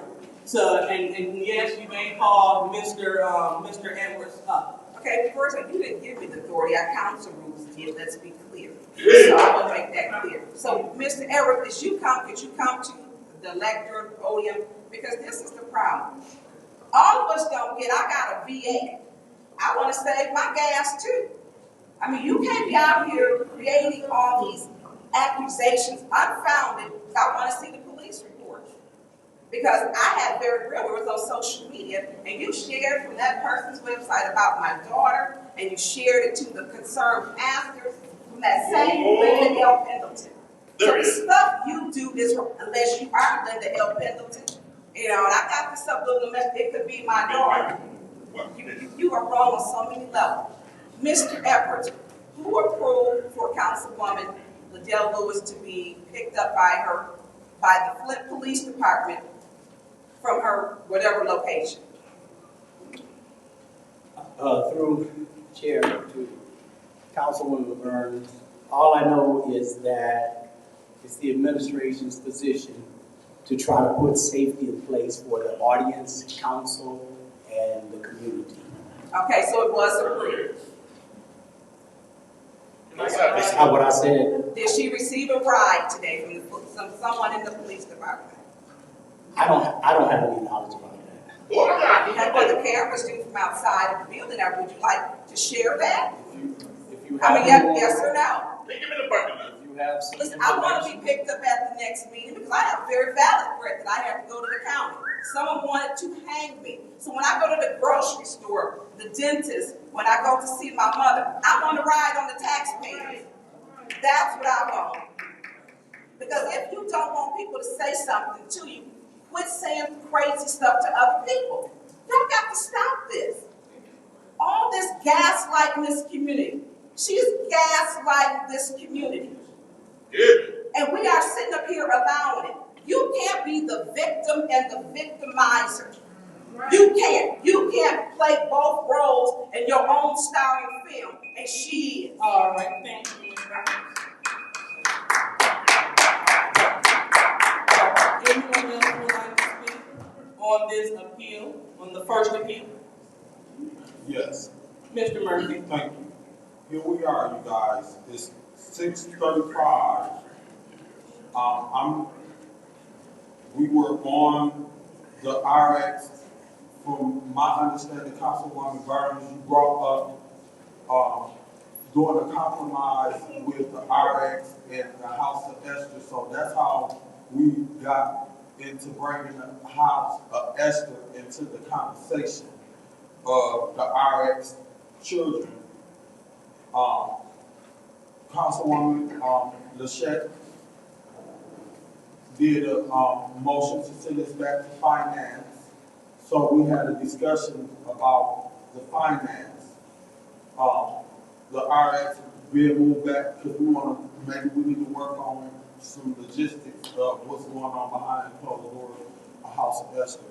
And all due respect, Pfeiffer, it seems, in my opinion, and I'm keep it real with you, whatever you got going on with Councilwoman Dr. Lewis is personal. Request, Mr. Mayor. What is your request? Through you to Mr. Murphy, do you realize that the sending it back to committee and absenteeism had something to do with me talking about rides to council meeting absentee? This is the appeal on whether that was relevant, the absentee and the rides to council. Proceed. I will hope that we can move on with the meeting agenda because you appealing her decision, now we here. Now we got 3 appeals on the floor and we still got a whole entire agenda that we done separated that we need to get through, and people are counting on us to come in here and get the work done. And I'm saying, I'm just gonna be fair, it seems like it's personal. And as soon as they start coming to city council, because they don't miss a couple of meetings, here we are back in here. And some of the stuff could just have went on, or we could have moved on with the meeting. Now we all get it together. Because what I am seeing is getting personal. Request for information. What is your request? And I'm not trying to piss you off, Mr. Murphy, but couldn't either and Ms. Lewis overlook some of that and put warning and calling us out of order? Couldn't they do that as well? Then maybe it's personal with them. Mr. Murphy, proceed. Thank you. What I'm saying is we come in here, some of us come in here to get the business done. We got a lot of hot topics. We got this garbage contract that we need to deal with. It's 6:30 when we start the city council meeting. We still in special affairs. We done separated all these items we need to deal with. And if we keep going down this trajectory, that's why we're not getting a lot of stuff done. I think we need to do a self-evaluation check again and make sure we're not the problem. Thank you. All right, so is there anything else you want to repeat? Yes, Madam Chair. Councilman Murphy, I hear what you're saying. And with that, I'm going to make a motion because I want to get the work done. And I want us to have a chair that's going to be fair across the board. So I'm going to make a motion that we set Chairperson Liddell Lewis down for special affairs as well as the council meeting for today. Wow!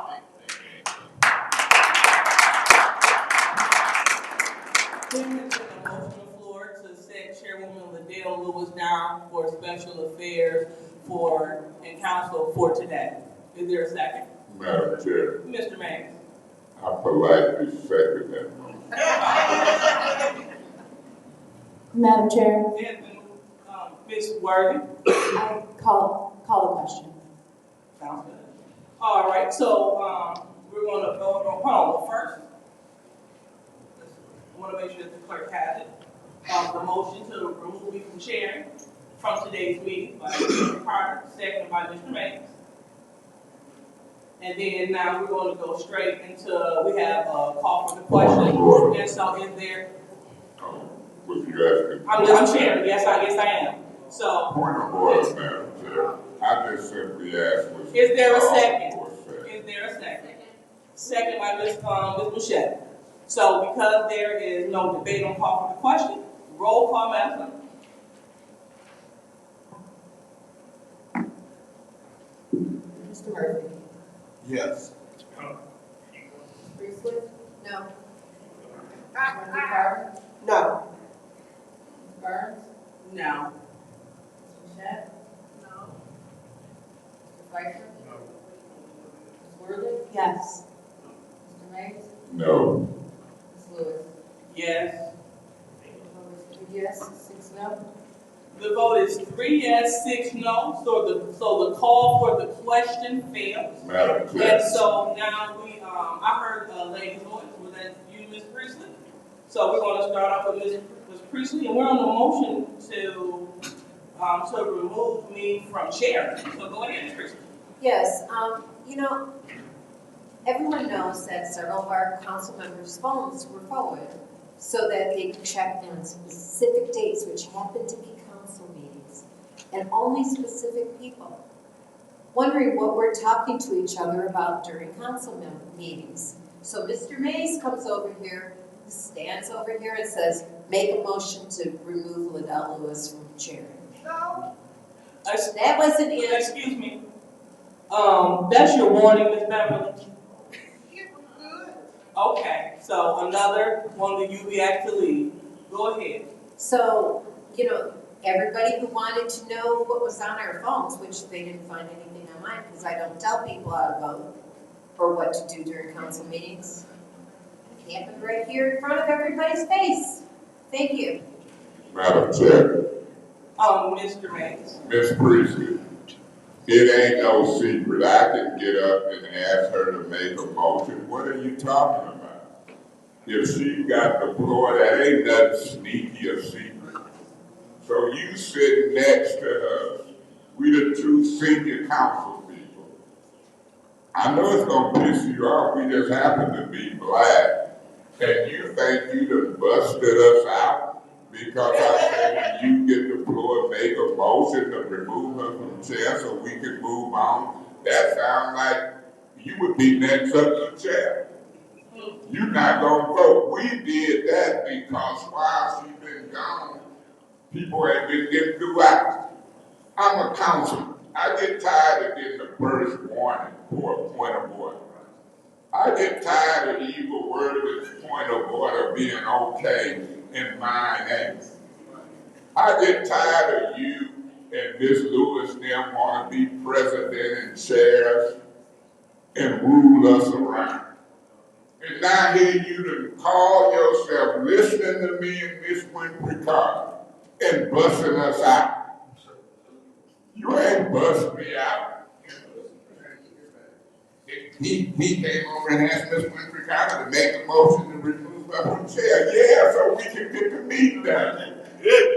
Yeah, so that we don't want our black asses throughout. But when it comes to you and Eve and them, y'all all right. No, Miss Priestley was not out of order. I need her and Worthing to vote with me to keep 5 because we got candidates Michelle and Merton. Miss Priestley, you ought to be ashamed of yourself. I didn't hide from you talking to Miss Winfrey Carter. He came over and asked Miss Winfrey Carter to make a motion. I mean, see how some white folks do. They call themselves busting you out. I ain't ashamed of that. That's a maneuver to get this meeting going. And you gonna be the decide vote, I bet you. I'm not gonna do it because November I want to be president and finance chair and I don't want to piss the deal and even them all. Forget Viper and Burns and forget Winfrey Carter and Mays. They're trying to do right. I want to roll with wrong and all this confusion because I could maybe be president of finance chair of the Flint City Council, a majority black city. And I'm going to bust him out. He talked to Winfrey Carter in the council meeting. Unbelievable. I didn't know what she was going to say. I thought she was going to discuss her yes or no vote on whether we could get this meeting chaired properly, table all of these appeals, and get the business taken care of. She's busy trying to bust a black man out. I'm sitting right here. I heard him come over and say to Miss Winfrey Carter, put a motion to remove her from chair. You didn't say nothing when Mr. Piper came back and got me and Miss Winfrey Carter to come and vote, and you voted to remove her from chair. And it went well. But it's getting closer though. I gotta stay with the crowd. I might want to be finance chair, vice president, or old man president. I'm gonna bust that black man out. He asked Miss Winfrey Carter. Unbelievable. I was sitting right here and I heard. What's she talking about now? I'm tripping. I'm thinking she gonna discuss her yes or no vote, and she discussing the origin of the motion. Did y'all see him walk over there? I hope they did. I should have crawled behind this podium if I want to talk to Miss Winfrey Carter. I don't talk to you. So I'm learning something about this guy. You gotta be careful with these folks. I wish I had 3 more minutes. She done tripped me out. Don't let her give you a dog, let's get me. Yes, Madam Chair. Anyone else would like to speak in the first round? Yes, Madam Chair. Ms. Winfrey Carter. Thank you. Councilman Mays. Now look, let me just say this. Councilwoman Priestley, did it ever occur to you that I may have already been sitting here thinking to make my motion? Because I'm trying to get through with special affairs so that we can go into council meeting. This is too much.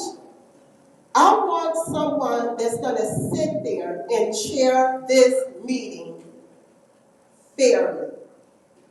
And we're not getting that. You can sit there and stare at me all you want to. I don't know if you Linda L. Pendleton or Councilwoman Liddell Lewis. I don't know which one you are tonight. Beetlejuice. I don't know, I think you got a Facebook personality. Linda L. Pendleton. Linda L. Pendleton, you guys, she already said how council meeting is gonna roll tonight. She already put it out there that Councilman Pfeiffer, Councilwoman Burns, Councilwoman Winfrey Carter, and Councilwoman Mays was gonna make the meeting into a dumpster fire. And she said that you guys were gonna be doing all kind of points of orders, points of information and everything. So that was Linda L. Pendleton. So I guess that's coming to reality tonight. But yeah, I made the motion. And yeah, Councilman Mays walked over to me and he asked me to make a motion, and there's nothing wrong with that. I can go to any council person up here and ask them to make a motion. And there's nothing wrong with it. And I agreed to it because I want to see her be removed tonight so that we can get on with this meeting. So I'll be voting, yes, to remove her as chair for tonight. Thank you. Anyone else would like to go ahead? Thank you. I did see Councilman Mays get up and over and I guess I'm trying to figure out why would Councilman Mays need another colleague to make a motion that he could make the same motion that they making, and he could put the motion on. Request information. What is your request? Maybe I had used up my minutes and couldn't get the floor back. You ever thought about that? Wow. So go ahead, Mr. Murphy. So to see my colleague have to coach another colleague to make a motion. Point of order, man. Point of order. I may request information. What is your request? Mr. Murphy, some people say elephant in the room, some say elephant. You sure you want to use the word coach or communicate? Mr. Mays, that was improper. Please proceed. Point of order.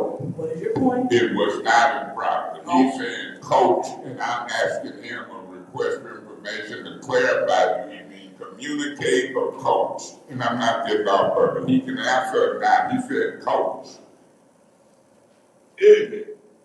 I am not going to sit here and support removing Councilwoman Dr. Lewis from chairing this meeting. And I'll say it again, it is personal what some of my colleagues with her, and it's obvious to some of us who can see through what is going on in here. I won't be part of it, and I am not going to sit here and vote to remove her because she's doing the best she can to try to chair this meeting, and she's not allowing people to just run over her and do any and everything to this meeting. So I'll be voting no to remove her. Thank you. Anyone else would like to speak in the first round? Madam Chair. Mr. Pfeiffer. Mr. Mays was just, we're getting off topic on why you should be removed from the chair, but he just said aloud what everyone was thinking, including the audience. Everybody has realized that the past month has gone nearly flawless. We haven't had anybody ejected. I'm not even sure we had appeals the last 2 meetings. It's no different, no side conversation. We're in an open meeting. You can have conversation. So I don't know what the big deal is of Mr. Mays stating what everybody was thinking aloud.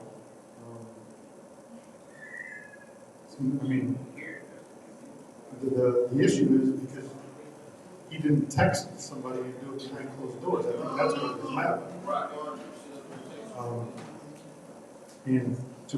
Since the FOIA was brought up, I think the FOIA includes certain council members because the FOIA was tied around Ashley Capital.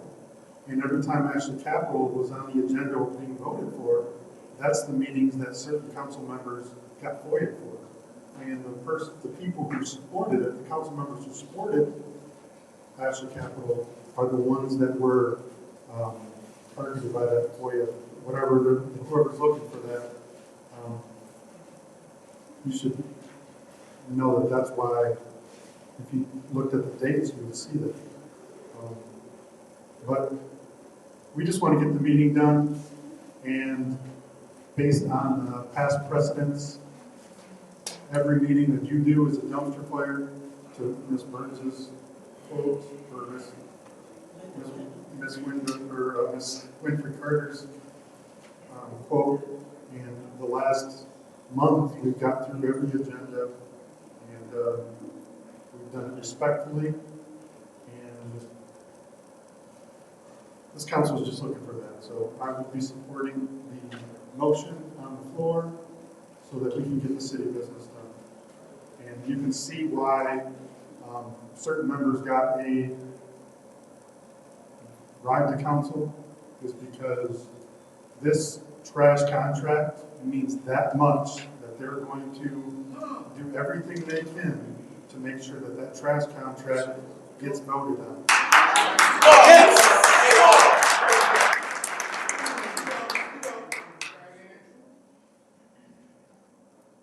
All right, anyone else would like to speak? And Ms. Burns. Thank you. So, yeah, it's no secret that we have got tensions between certain council members. I mean, our stuff plays out live everywhere, unfortunately, to the detriment of how they feel we are as a council. And then when we're, some of us are, if it's not here on council, being keyboard gangsters. So it is a problem. So when it comes to, when Councilman Mays came over here, so the question was he communicating or coaching? I did not respond to Councilman Mays. I didn't respond, said not one word. So for him to coach me or to communicate, which would mean I was having dialogue with him, I did not have any dialogue. Clearly he wasn't being secretive because Councilwoman Mushat stated she heard him because his voice is loud. And Councilwoman Priestley heard him. So that would mean that there were 1, 2, 3, 4, 5 council members in an open meeting who heard what he said. I didn't respond to him. I don't even think I looked up. Thank you. Because I can't control an adult. So it was in an open meeting. It wasn't over the private text that whoever's getting the request for text messages. I try to make sure I do pay attention to the meeting and the residents and what we're talking about. Even to the fact to where Ms. Michelle asked me, was something wrong at home? Because I never get up and leave out the meeting. And yes, there's something I have that is going on that I have to do with my family. And so when we talk about the meeting, Councilman Mays, we hear it. If he over there talking, we hear it. If his microphone is on, we hear it because we hear it. I mean, it is, for him to get up, that was not a secret. He didn't text. He came and said, everybody heard it actually. So, in the absence of Councilwoman Lewis, our meetings did run smooth. They did. People were allowed leeway. They weren't ruling with the iron fist. You made a point to kick, if you don't like them, you make a point to get rid of them.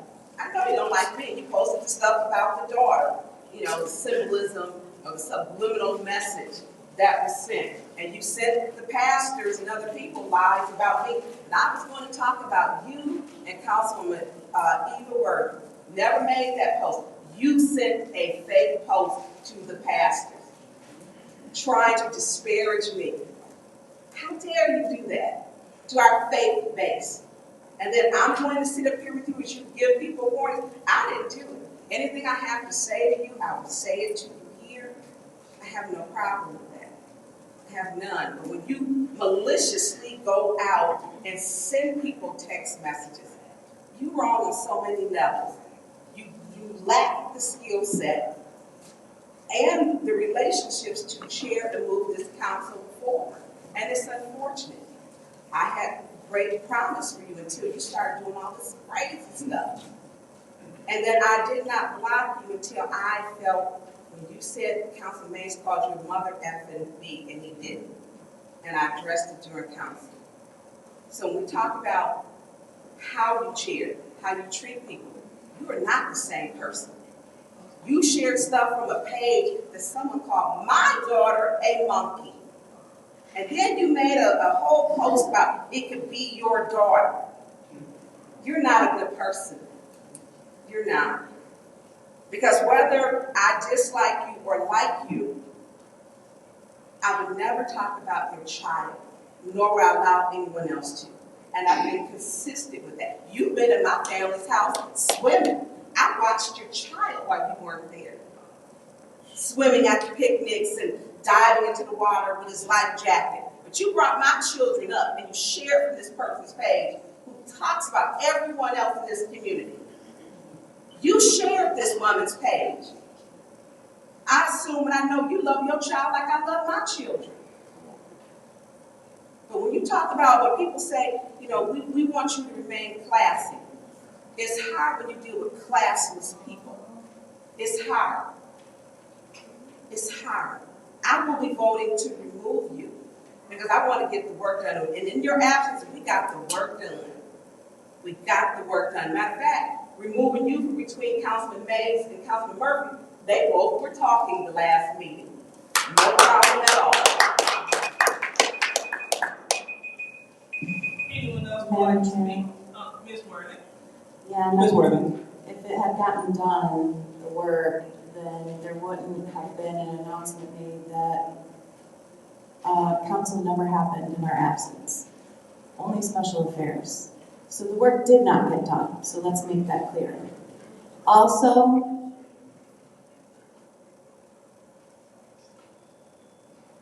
is this going to be about getting the business of the city done, or who said what on Facebook? I feel like I'm in a middle school classroom right now, where one girl's like, you said this about me, and then another girl says something, and then it's like, you know, nothing gets done. A lot of the accusations are false and outlandish, and why concentrate on it? Why? There's a lot of things said about me and I never mention it because I don't care. You obviously care so much that you must bring it up all the time. I don't care what's said about me. I truly don't. Because I'm here to get the business of the city done, not to talk about how much I hate another council person or what I think they said about me. Say what you want. None of that matters. They get it in national politics all the time. People say things about them on Facebook. I don't hear Biden saying, well, this person said this about me on Facebook, so I can't do my job. No, I've never heard Biden say anything about that, nor any other person in national politics, because it's not about that. It's about being here, doing the work, Put past your personal preferences and grievances, and let's get it done. Because this is not healing for the city of Flint. It's not moving us forward. We must think at all times, is what I'm saying helping my city and my residents, or is it holding them back? And this is holding the entire city of Flint back. It saddens many people, not just me, that businesses do not want to come here because this is what it's about. How long have we been here? Almost 3 hours. And we're still at Facebook and Linda Pendleton, who knows who the hell that is. Obviously you don't like her. Go take it up with that person. But stop bringing that mess into a business meeting. This is a business meeting, and anywhere else you go, they would be conducting business and not talking how much they can't stand someone else and what they said about them. Because the fact is, several people here have shows that they talk about other people all the time. I never watch it because, again, I don't care. Say what you want. I'm here to get the business of the city done, and so should everyone else that works on this council. If not, maybe you need to find a job in which you can gossip and complain and cause chaos somewhere else, because the residents of the city of Flint deserve better than this. Thank you. Thank you, Ms. Worthy. And it looks like anyone else? It looks like everyone has spoken besides me. So, yeah, no. So it was a motion on the floor, so we get you. So seeing that no one else is. So where are we speaking the first round? We are on the first round of the motion to remove weekly chair. Okay? Yeah. All right. I understand. Thank you, Madam Chair. You're more than welcome. So. Are we on the second round? No. I've had my turn to speak. Okay. So here's the deal. If it's not obvious what's happening here, I don't know what to tell you. I can't speak. This is the first time I got a chance to speak, because other motions been coming to the floor and I didn't get opportunity to speak. But the only thing I've been doing was just following these council rules that we voted on. I do it every meeting. So when we hear people say, Liddell, it's a dump to fire me when you're here, you're absolutely correct. Because my colleagues make it a point to jump on me with points of order that makes no sense. Appeals that make no sense. Because they don't want me to chair. And I'm perfectly fine with that. I don't mind. I would be more than happy to relinquish the gavel over to Ms. Priestley. You know why? Because the rules are the rules, and if you break them, they must be followed. So yes, I will call the audience as well as my colleagues to order by the rules that are set forth by this council. I heard my colleagues saying, just relax. I will relax when you follow the rules. Being the most senior person here, you should understand the rules. And let's come here. Let's come back here. There's nothing funny about laughing about someone's safety. Someone is threatening my life, telling me I know where you live, you need to be raped. But, and you need to fucking die? These are the messages sent to me from individuals here that are entertained by what you see here. Okay? So yes, the police escorting me. What is your request?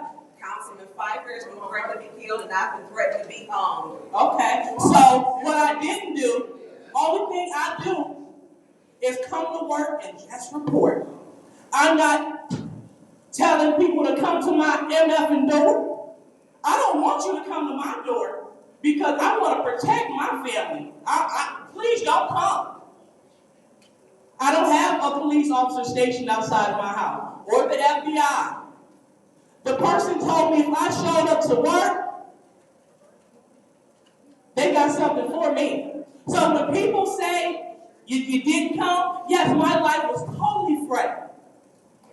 And that's why why I did not come. So when I see my colleagues laughing and thinking this is funny, it's not. Because if someone threatened to kill your family, threatened to harm your family, totally different ball game. And I don't care who it is. Pfeiffer, Eva, Candace, Quincy, Judy, Mr. May. If you threaten people, you're out of line. And I don't stand with people that threaten people. I don't stand with people that threaten people's lives. What is your request? Do you stand with people who beat me up and sent me to Hurley Hospital, Neely and Murdoch and all them people you standing with? I've been actually physically beat. Did you know that? Again, interrupting my time. Now, if they were, now I heard many things about that altercation, including you started, but it is not. What is your request? You heard, you wasn't there. You didn't feel it. You wasn't me. You didn't go to Hurley. Did you what you heard? I heard about you. Again, do you all see how I can't speak without being constantly interrupted, berated? What is your point of order? You telling me a request for information and point of order is stopping you from speaking, your time stops. Wow! And see, we consider this funny. I don't mind handing it over to Ms. Priestley. Ms. Priestley, get ready, because I want to vote for it, because I don't deserve it.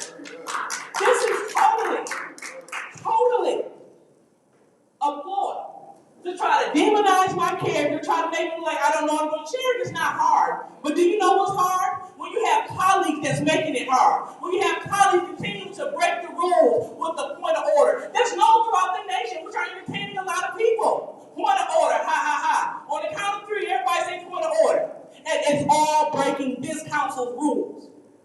So, it's okay. I don't have a problem with whatever you all decide. Because I'm for you, Ms. Priestley, so you guys can stress her out. I don't mind. But what we won't have, we won't call it funny, having someone's life and their family threatened. So when you threaten me saying that you know where I live and don't show up to work, absolutely. It is our administration's job to protect me as well as you, as well as everyone else. If the threat, I can produce the threat. I showed it.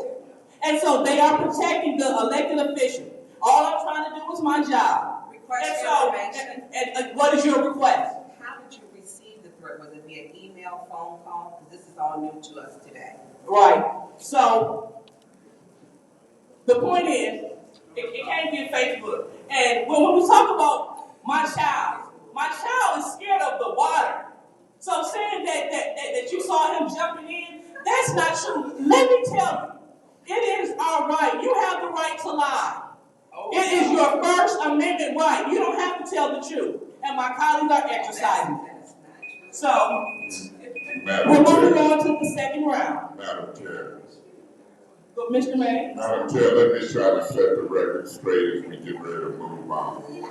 I don't believe you're going to vote for yourself to remove yourself as chair. I pray and hope you do, but that's what you just said. So I don't know if it's the truth or a lie. I don't know if Ms. Priestley don't vote, but you said you would. I'm going to see in front of these folks if it's the truth or a lie. I hope it's the truth. And let me say something to you. You talk about threats and intimidation. I'm talking about actually physically being dealt with and beat up. And you talking about when I talk about it, you want to live it. I heard you started it. I did not. It's a law against it.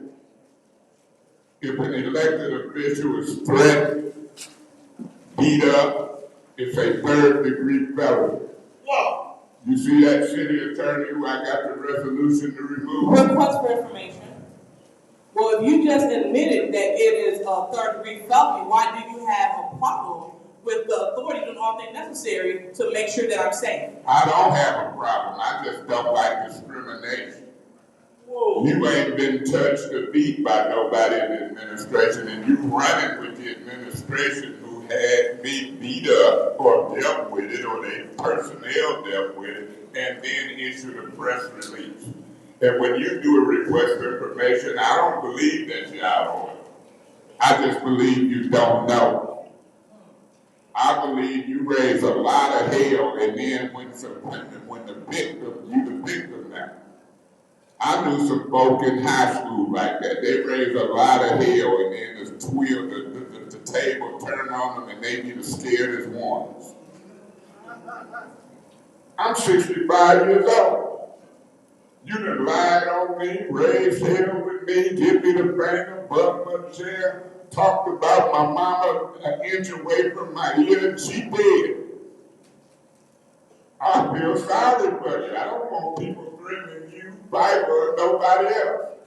But I don't want them sending me to Hurley Hospital and then you talking about, I heard you started it. Well, you heard wrong.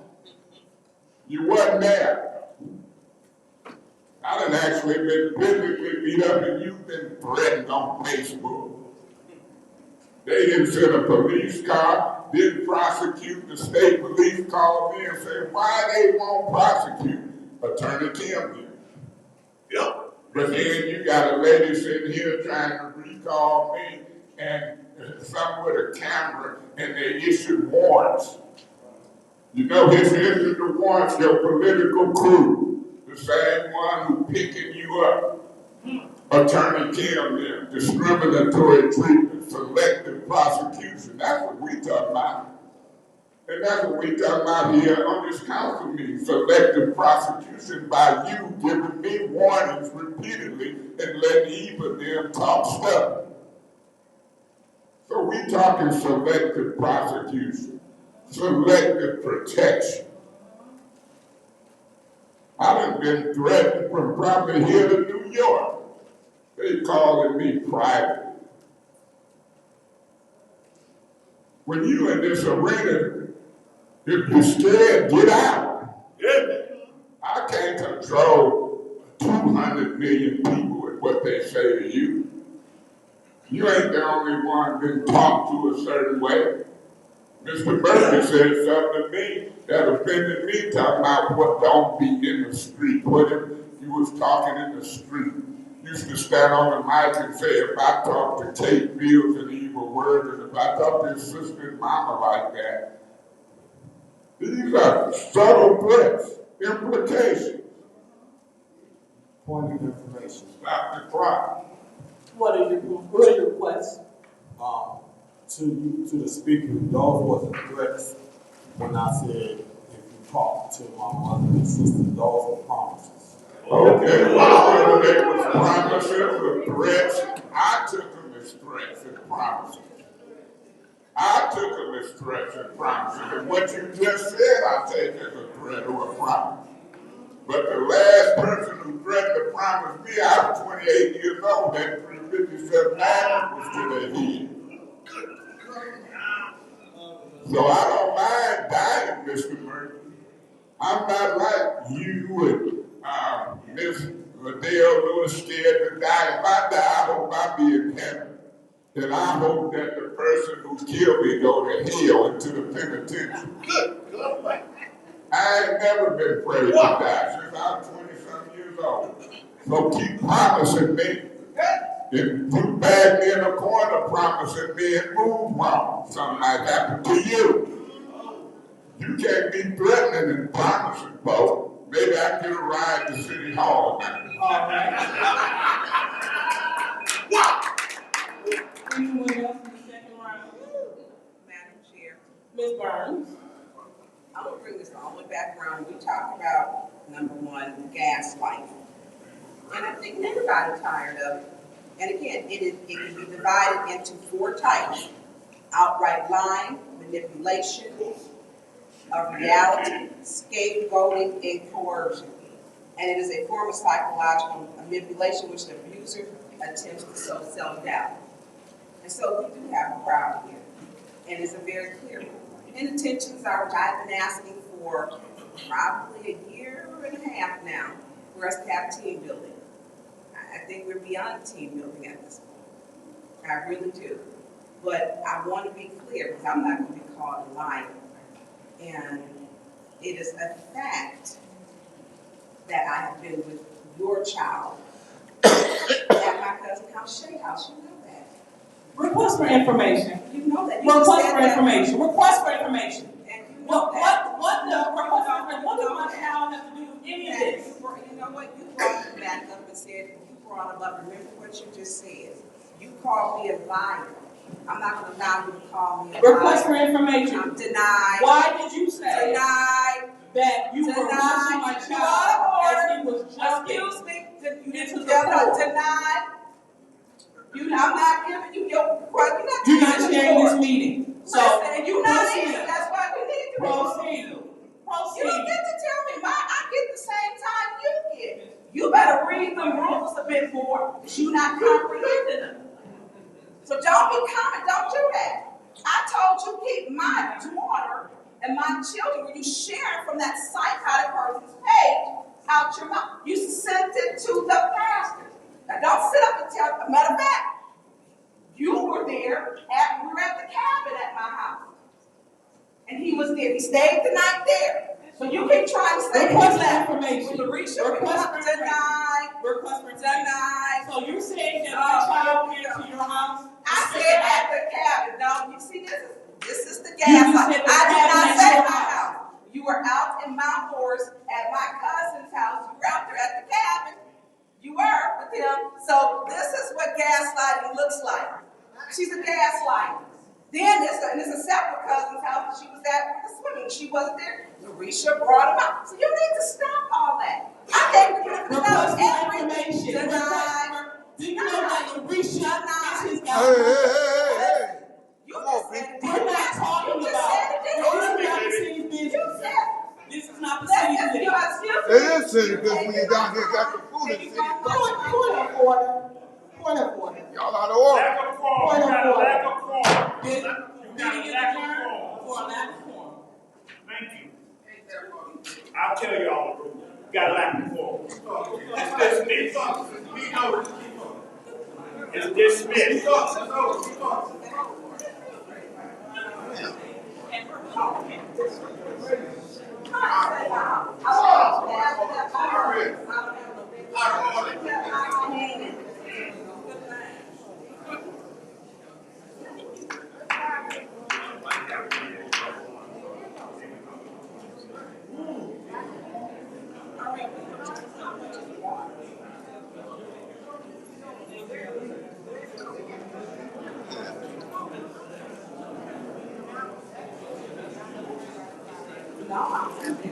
They go crazy.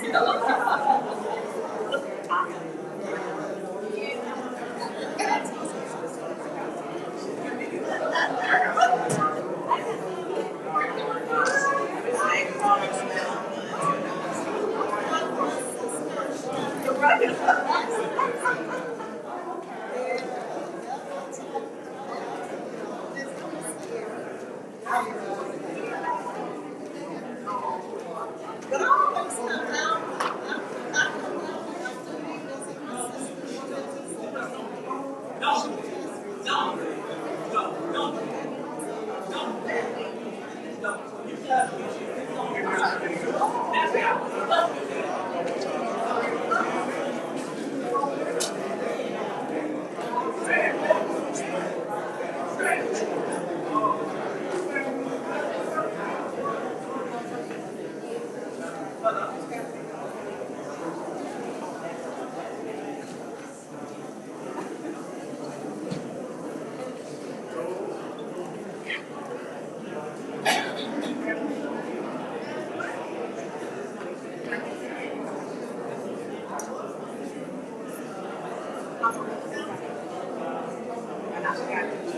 What are you doing? What do you want to show me? What? Why are you filming me?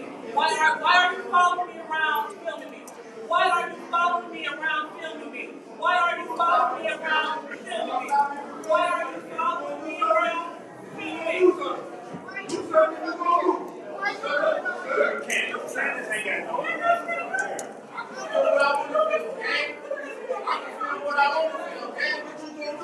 Hey, leave her alone.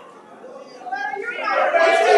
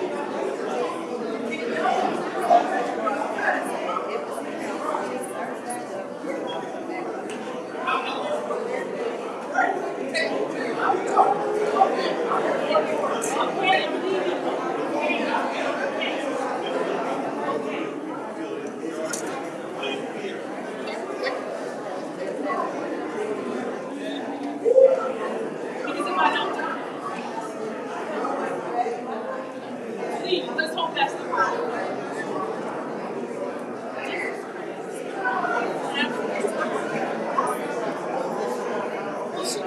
I saw your text message. Was that a time?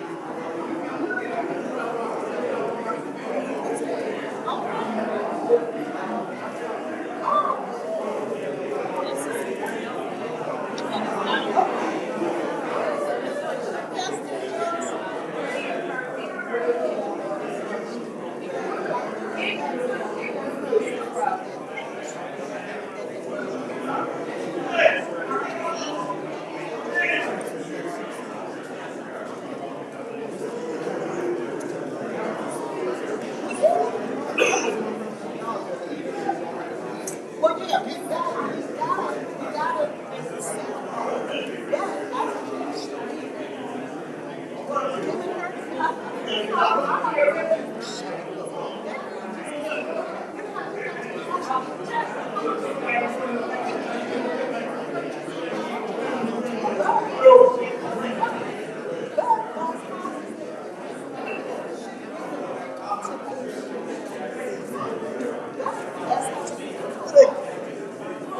the water.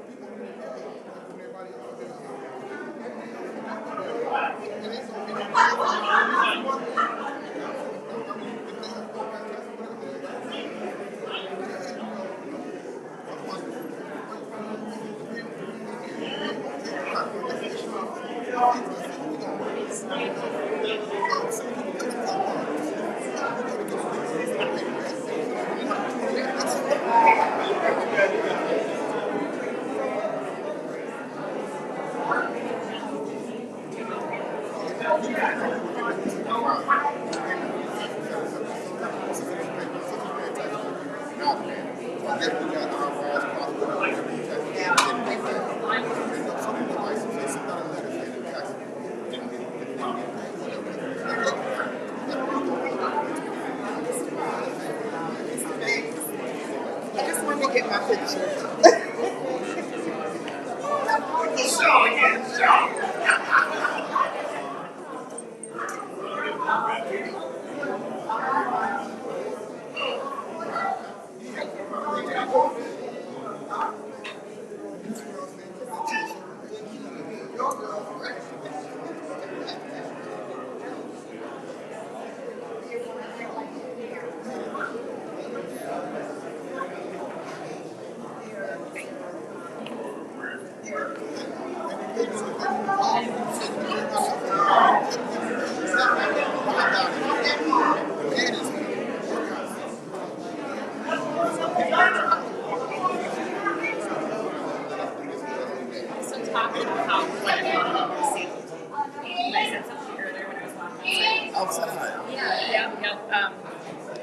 My coworker, she was their legal department. We're supposed to watch chain.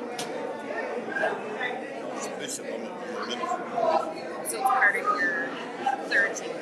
Excellent. Okay, she's like, please don't put that long. I must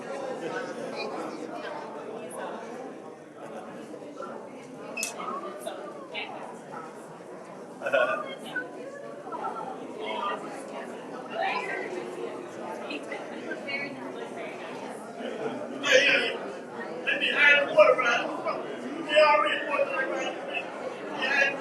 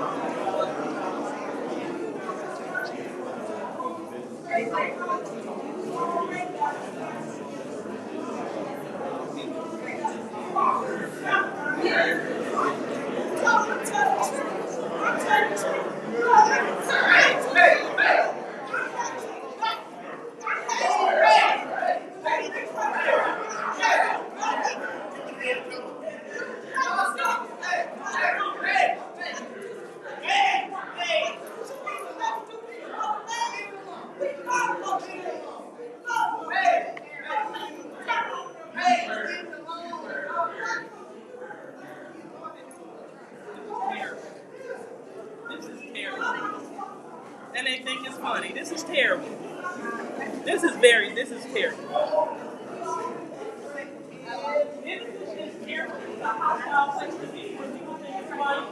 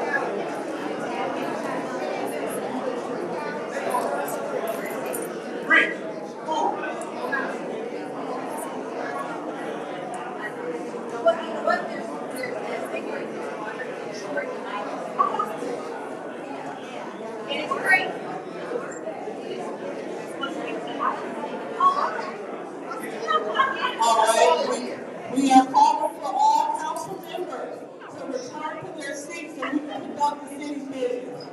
Thank you.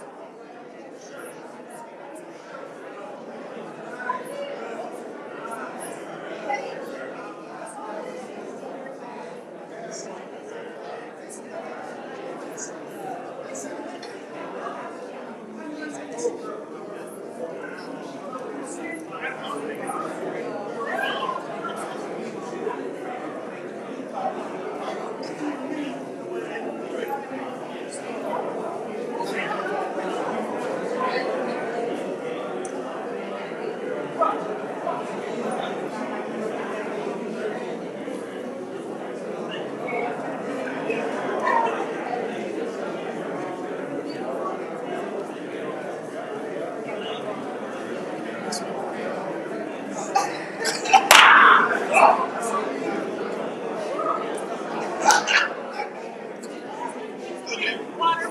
Development water.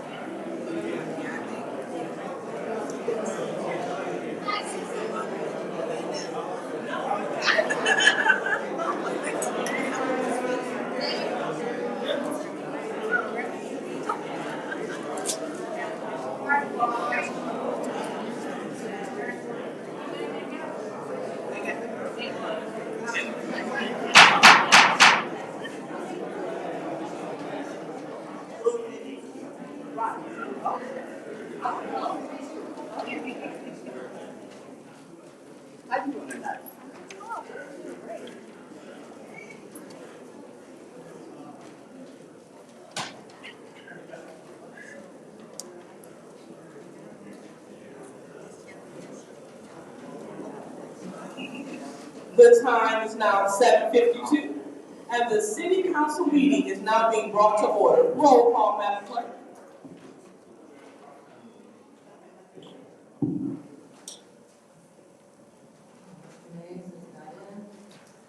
Ms. Lewis? Present.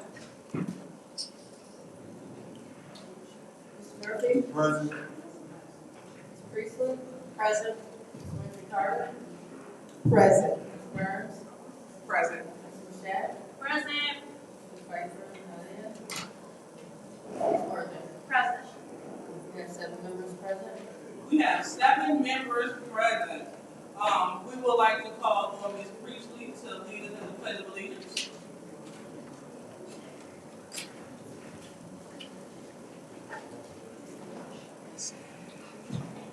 I pledge allegiance to the flag of the United States of America and to the republic for which it stands, one nation, under God, indivisible, with liberty and justice for all.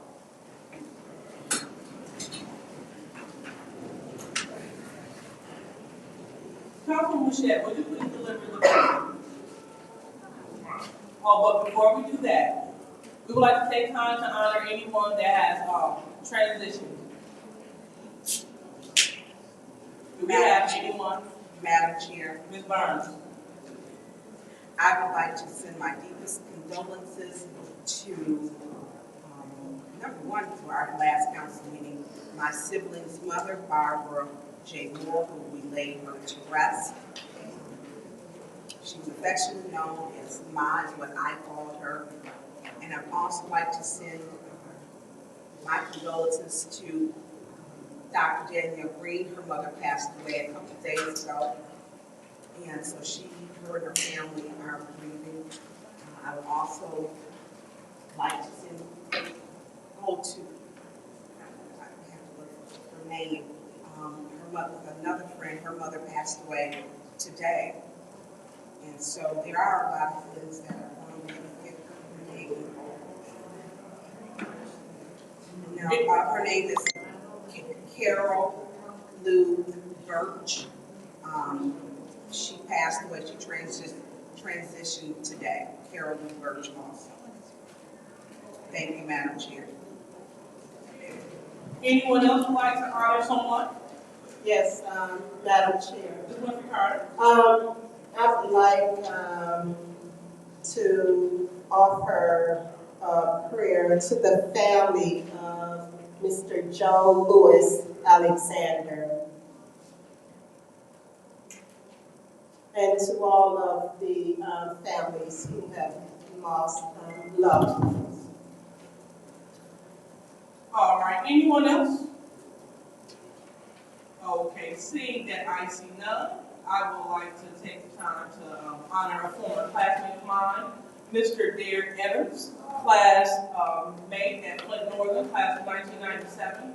I would also like to extend my deepest condolences to Mr. Larry Watkins. Mr. Larry Watkins. He was a pivotal person in the community and played a big part in the life of many athletes, including myself. And also, I would like to acknowledge Mr. Richard Jernigan. He's a resident of the Second Ward and also of the Cypress Park community. He'll be dearly missed. So with that being said, we will take time out for the moment of silence.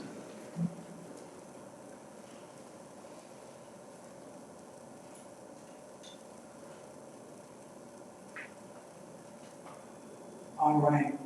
So Councilwoman Michelle, would you please lead us in the blessing?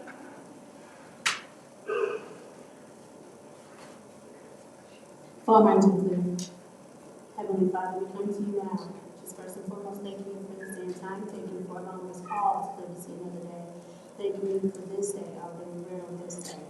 We ask now that you would be with the families, those who are in need, Father God, that you would comfort them, that you would keep them, that you would offer them your peace.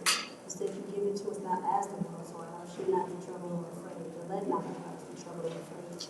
So I ask now that they would all receive peace, the families who are sad and feeling the pain for the loss.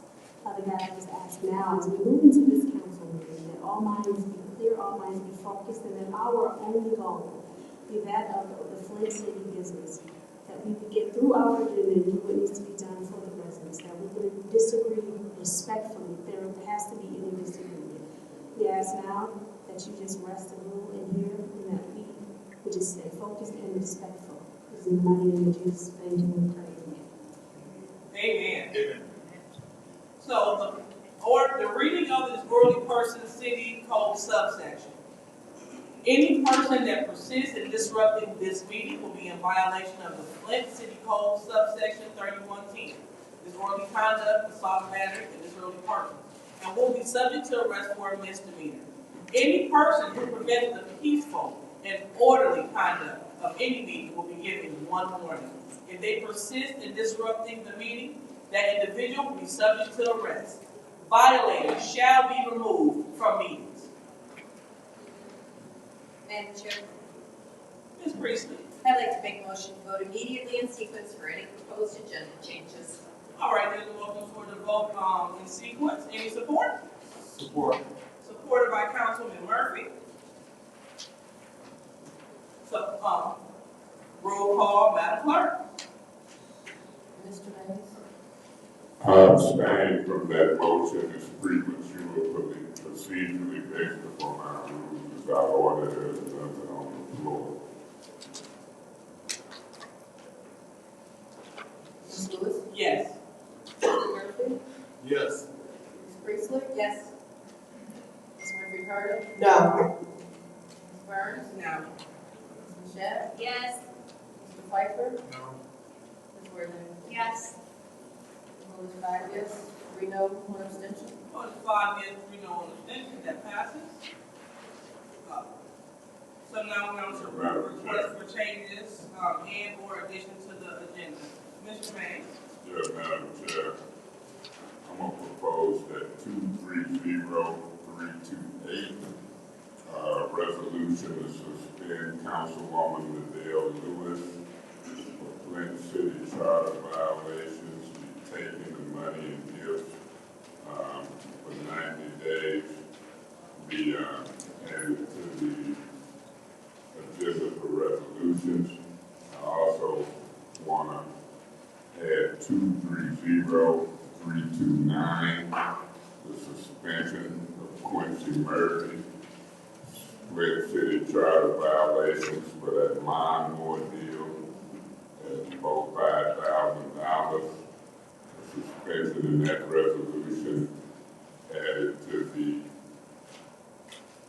council agenda.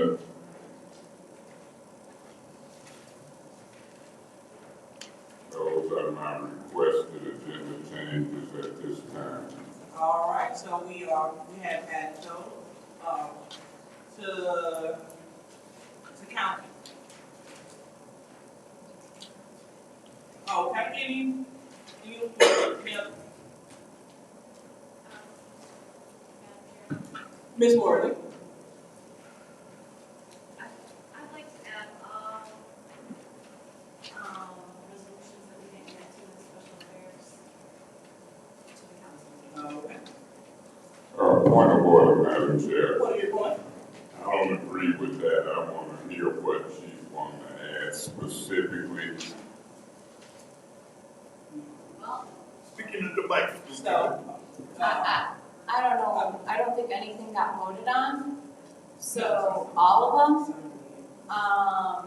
230281.1, 230319, 230320, 230328, 230329, 230334, 230370, 230374, 230375, 230353, 230354, 230358, 230365, and 230367. all right, we have added all of those. Any other additions or changes to the agenda? Okay, here. Yeah, Madam Chair. Yes, Mr. Mays. Yeah, I still want to have a special order added to the agenda for those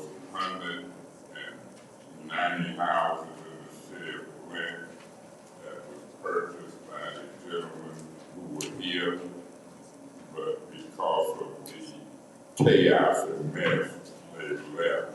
Whoa. And I still want to add a special order to discuss those properties at the end of the agenda before final council comments.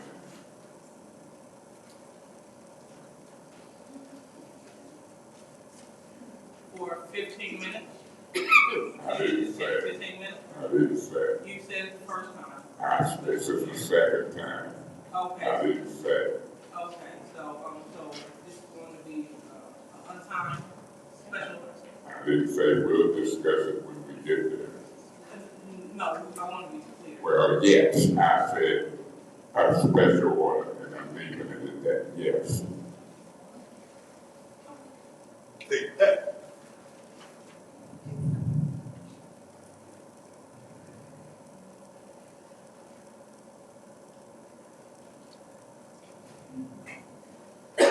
All right.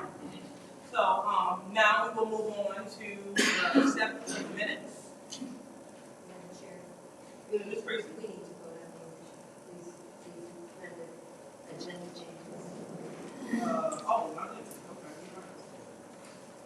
So,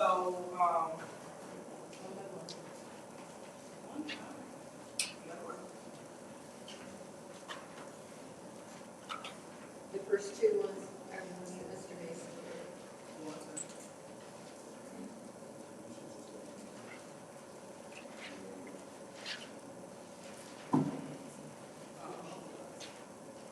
Point of order. what is your point? When Ms. Priestley speaks, I wish that she could speak into the mic so we can all hear what's being said. I don't want to accuse her of talking to just you and Quincy. Like she did me. Can't hear her out here. I'm sorry, I didn't have my microphone close enough. I said we needed to vote on each item, each agenda change individually, starting with your separations, Mr. Mason. All right, so here we go. We are about to vote on resolution.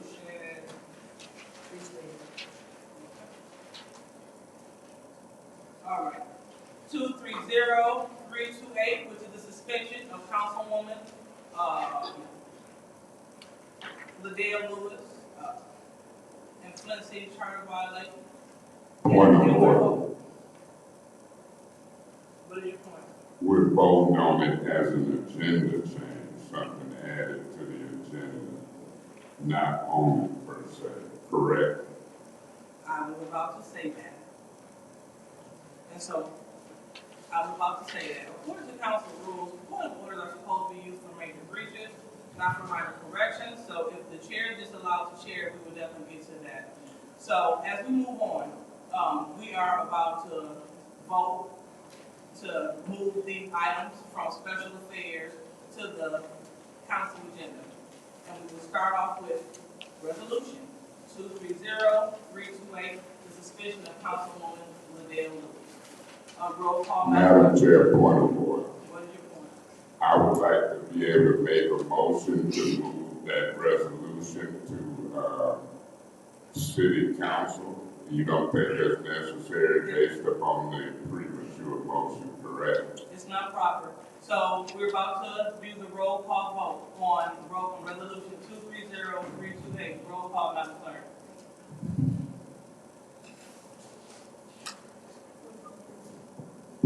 Ms. Lewis. Yes. Mr. Murphy? No. Ms. Priestley? No. Ms. Winfrey Carter? Yes. Ms. Burns? Yes. Ms. Mashat? Yes. Mr. Pfeiffer? Yes. Ms. Worthing? No. Mr. Mays? Yes. 6 yes, 3 no.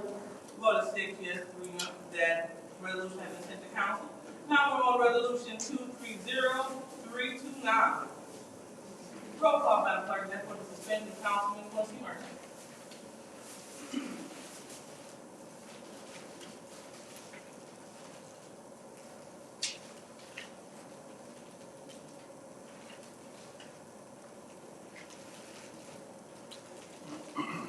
Mr. Murphy? No. Ms. Priestley? No. Ms.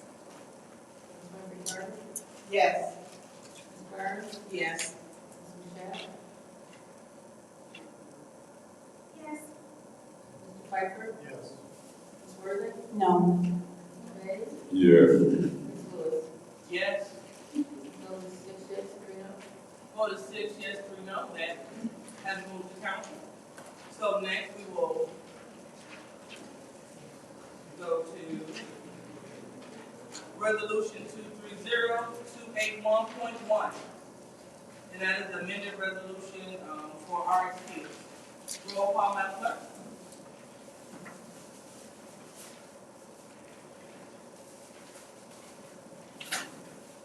Ms.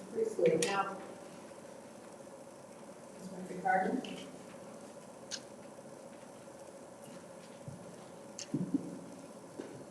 Yes. Ms. Burns? Yes. Ms. Mashat? No. Mr. Pfeiffer? No. Ms. Worthing? Yes. Mr. Mays? No. Ms. Lewis? Yes. Mr. Murphy? No. The vote is 4 yes, 5 no. Vote is 4 yes, 5 no. So resolution 230-281.1 will now be going to council and will remain in special affairs. Now we're on to 230-319. ARPA funds and awarded to the James B. Kennedy Family Life Center. Roll call, Madam Clerk. Ms. Murphy-Carter? No. Ms. Burns? No. Ms. Mashat? Yes. Mr. Pfeiffer? No. Ms. Worthing? Yes. Mr. Mays? No. Ms. Lewis? Yes. Mr. Murphy? Yes. Ms. Priestley? No. The vote is 4 yes, 5 no. 4 yes, 5 no. That will remain in special affairs as well. Now we're on to resolution 230-320. ARPA funds to the Sylvester Brown Empowerment Village in Ward 3. Roll call, Madam Clerk. Ms. Burns? I abstain for reasons with the ARPA advisory committee at this time until we get further communication on that. Ms. Mashat? Yes. Mr. Pfeiffer? No. Ms. Worthing? Yes. Mr. Mays? No. Ms. Lewis? Yes. Mr. Murphy? Yes.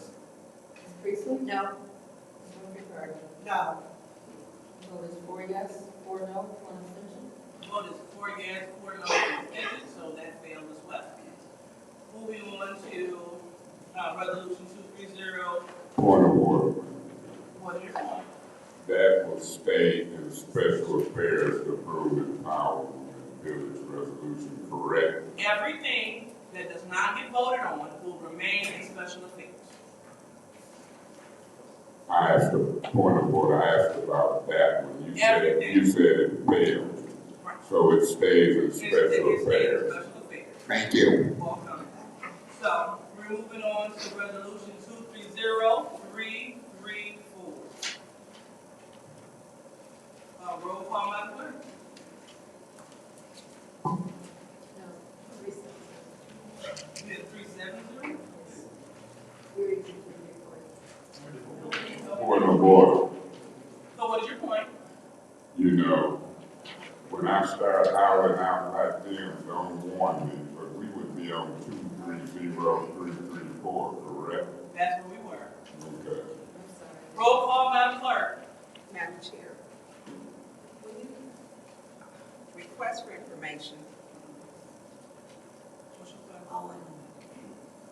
when you're stating these, could you state what they are?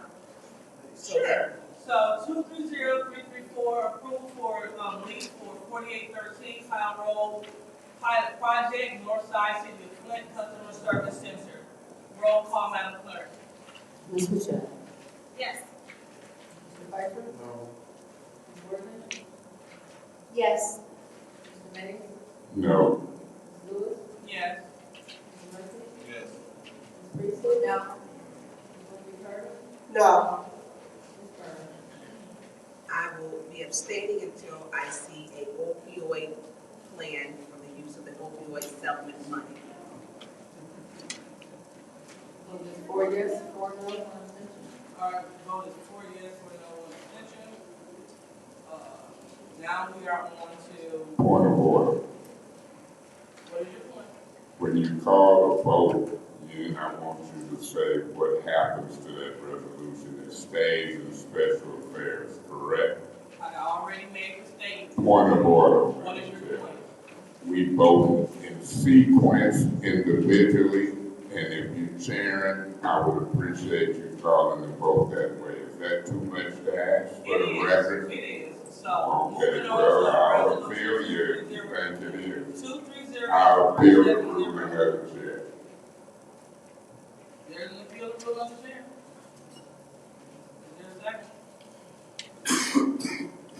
I'll support that. Okay, there's appeal to support, that Mr. Tremaine is dictating that the chair should make a statement after every,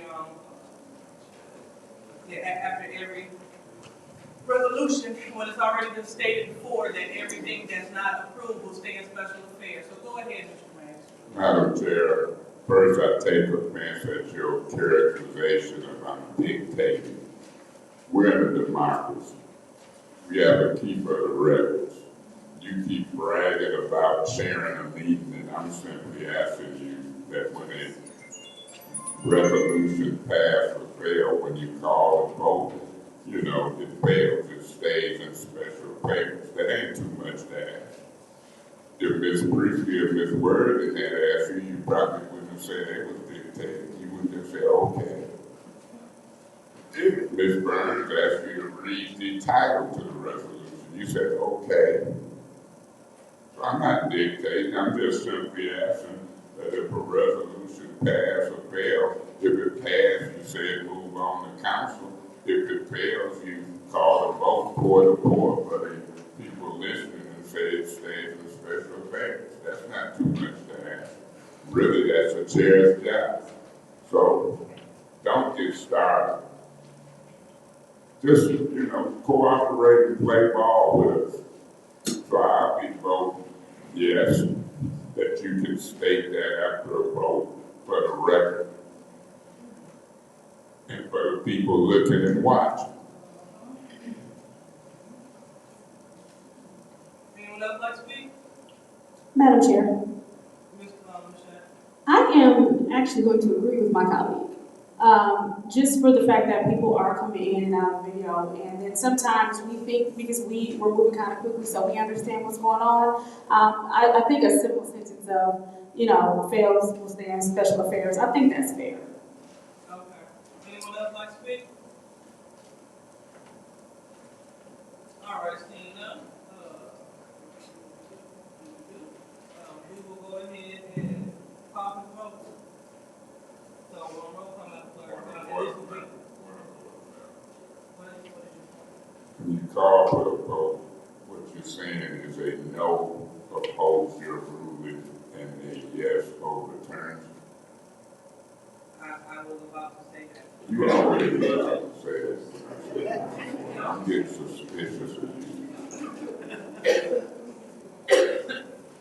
So, a yes will overturn the rule of the chair, and a no will sustain the rule of the chair. Roll call, Madam Clerk. Oh, yeah, go ahead. Mr. Pfeiffer? Yes. Ms. Worthing? No. Ms. Hayes? Yes. Ms. Lewis? No. Mr. Murphy? No. Ms. Priestley? Yes. Ms. McCarty? Yes. Ms. Burns? Yes. Ms. Michelle? Yes. 6 yes, 3 no. So the 6 yes, 3 no, the ruling of the chair has been overturned. So we are at resolution 230370. And that is the legal services of Michigan foreclosure for eviction assistance. What is the point? I think we should be on 230364. The 364? Yes. Okay, so that wasn't separated. Oh, no. We're at 370. Right.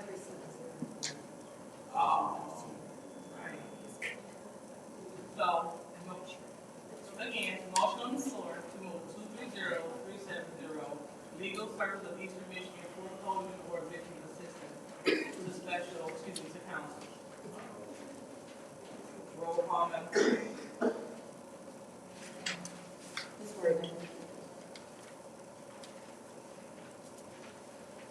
Yes.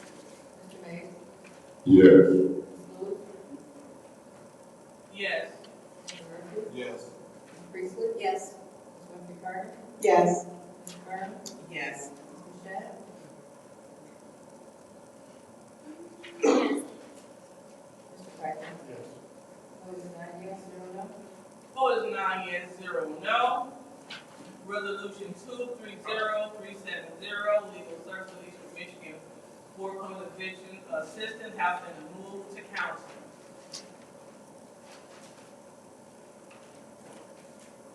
Request What's information. your request? That is the That's improper use of request for information. So, moving on, resolution 230374, removal for cause from city attorney William Y. Kemp. Roll call, Madam Clerk. Mr. Mays? I'm gonna abstain. I want that to go to,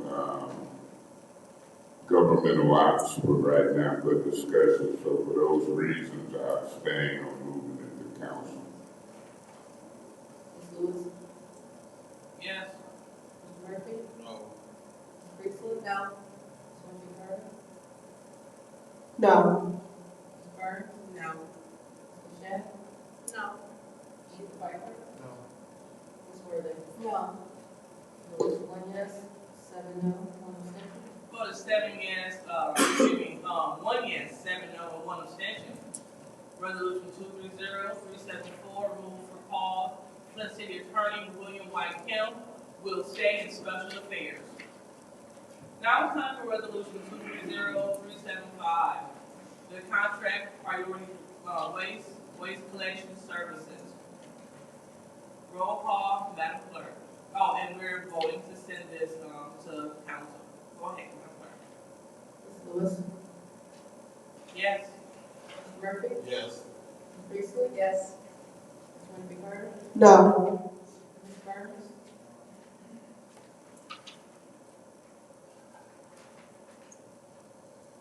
No. Ms. Mashat? Yes. Mr. Piper?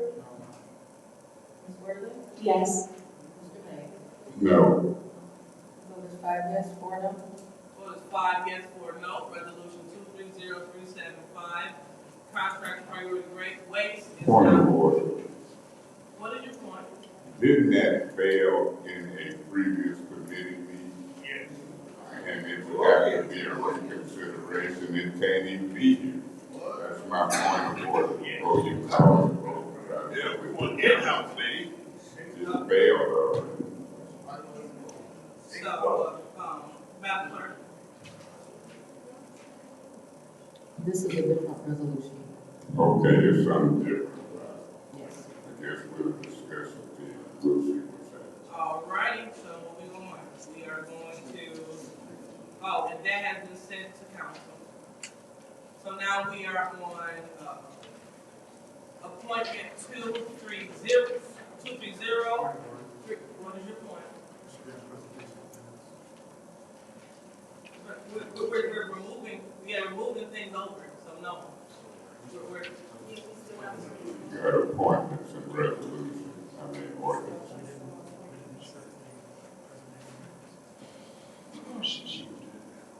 Point of order. what's your point? No, we're still at first point. Point of order. What's your point? I heard both talking. If you Sharon get that in order, then I What's said your my point? point. Look at Miss Priestley. She walked over to Mr. Piper. They're white. They can do that. I would drop my point of order, but the point of order is we still got appointments and ordinances that were separated that we got to go through before we get to the other Mr. Piper. But did y'all see that? Mr. Priestley walked over to Mr. Piper. Mr. Mays, let's not use the floor for foolishness. I didn't mean foolish. Point of order. What is your point? My tone might sound a certain way, but I'm not being foolish. We have to protect discriminatory treatment. Mr. Mays, I'm again, not you going to don't have argue the with floor, and let's not mock colleagues. Point of order. What is your point? My point of order always gets the floor. I call that point of order to communicate with Mr. Piper. And so I told him in a point of order that we had to do the separations for appointments and ordinances. Now, you can rule whether or not that was proper for me to communicate with my colleague versus getting up and walking over there to him. And if you rule wrong, I'm going to appeal that. I can call a point of order. So moving on, we are at resolution 230353, the appointment of Frida Williams. Roll call, Madam Clerk. Mr. Murphy. Yes. Ms. Priestley? Yes. Ms. Ricardo? No. Ms. Burns? No. Ms. Shedd? Yes. Mr. Pfeiffer? Ms. Worthing? Yes. Ms. Mays? No.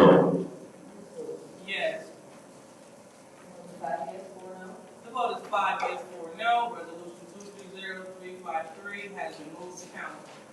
Next, we are at resolution 230354 of the appointment to Jeffrey Hawkins to the local workers' compensation commission. Roll call, Madam Clerk. Ms. Priestley? No. Ms. Ricardo? No. Ms. Burns? Yes. Ms. Shedd? Yes. Mr. Pfeiffer? Yes. Ms. Worthing? Yes. Ms. Mays? No. Ms. Lewis? Yes. Mr. Murphy? Yes. Vote is 6 yes, 3 no. Vote is 6 yes, 3 no. That resolution will move to council.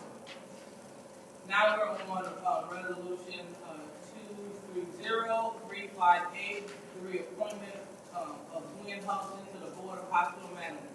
Roll call, Madam Clerk.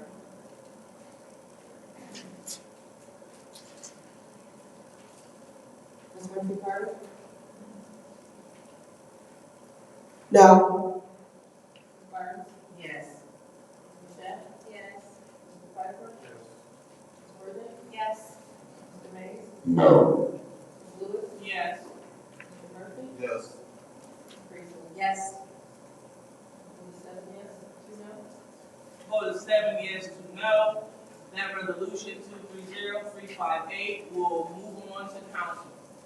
Now we're off to resolution 230365, which is the appointment of Chief Financial Officer Philip Moore. Roll call, Madam Clerk. Ms. Burns? Yes. Ms.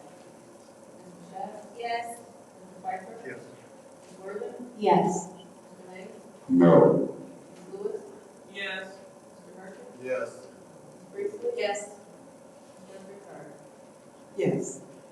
Vote is 8 yes, 1 no. The vote is 8 yes, 1 no.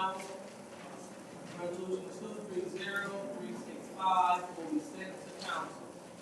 Now we're on to ordinance 230367, which is the ordinance to prohibit illegal use of controlled substances by elected officials.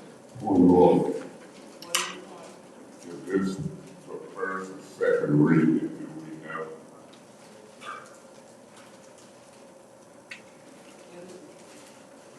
Madam Clerk? This would be to acknowledge the first reading.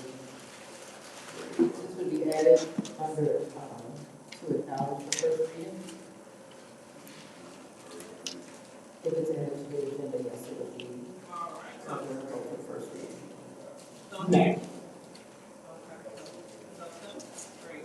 All right, so we are, I'm going to do the roll call, Madam Clerk. All right, first. So this is for first reading. Roll call, Madam Clerk. Ms. Shedd? Yes. Mr. Pfeiffer? No. Ms. Worthing? Yes. Mr. Mays? No. Ms. Lewis? Yes. Mr. Murphy? No. Ms. Priestley? No. Ms. Ricardo? No. Ms. Burns? No. Vote is 3 yes, 6 no. The vote is 3 yes, 6 no. Ordinance 230367 will remain in special affairs. All right, so now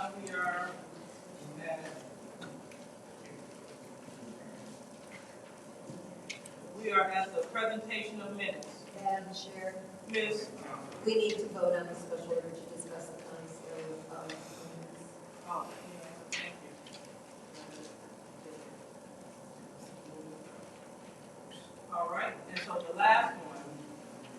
15-minute special order, the infinite special order about foreclosed homes, ordered by Air Mays. Request for information, you said what kind of special order? The timeless. I didn't say it was timeless, I just requested a special order. Our council rules address a special order. So I don't put words into my mouth. I requested a special order. I didn't say that about timeless. Point of information. What's your point? Through you to the speaker, there is no time limit set on our council rules for special orders, did you know?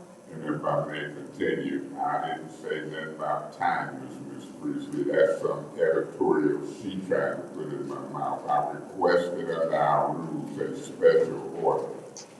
And I'm going to leave it at that. All right, we have a special order. Roll call, Madam Clerk. Mr. Pfeiffer? Yes. Ms. Worthing? No. Mr. May? Yes. Ms. Lewis? No. Mr. Murphy? Yes. Ms. Priestley? Yes. Ms. Carter? Yes. Ms. Burns? Yes. Ms. Michelle? Yes. Vote is 7 yes, 2 no. Vote is 7 yes, 2 no. So the special order will take place at the end of the council meeting, right before final council comments. All right, so now that we have completed that, we are going to move on to the presentation of minutes. And Madam Chair, okay. I'd like to make a motion to move this to after public speaking to be included in the consent agenda. I think this, putting the minutes in front of the consent agenda in our rules was missed. You should put that after the consent agenda. So I would like to make a motion to move the minutes to the consent agenda. To after public speaking and council response. So right above, right before consent agenda? Point of order. Right after. So it would be part of the consent agenda. Point of order.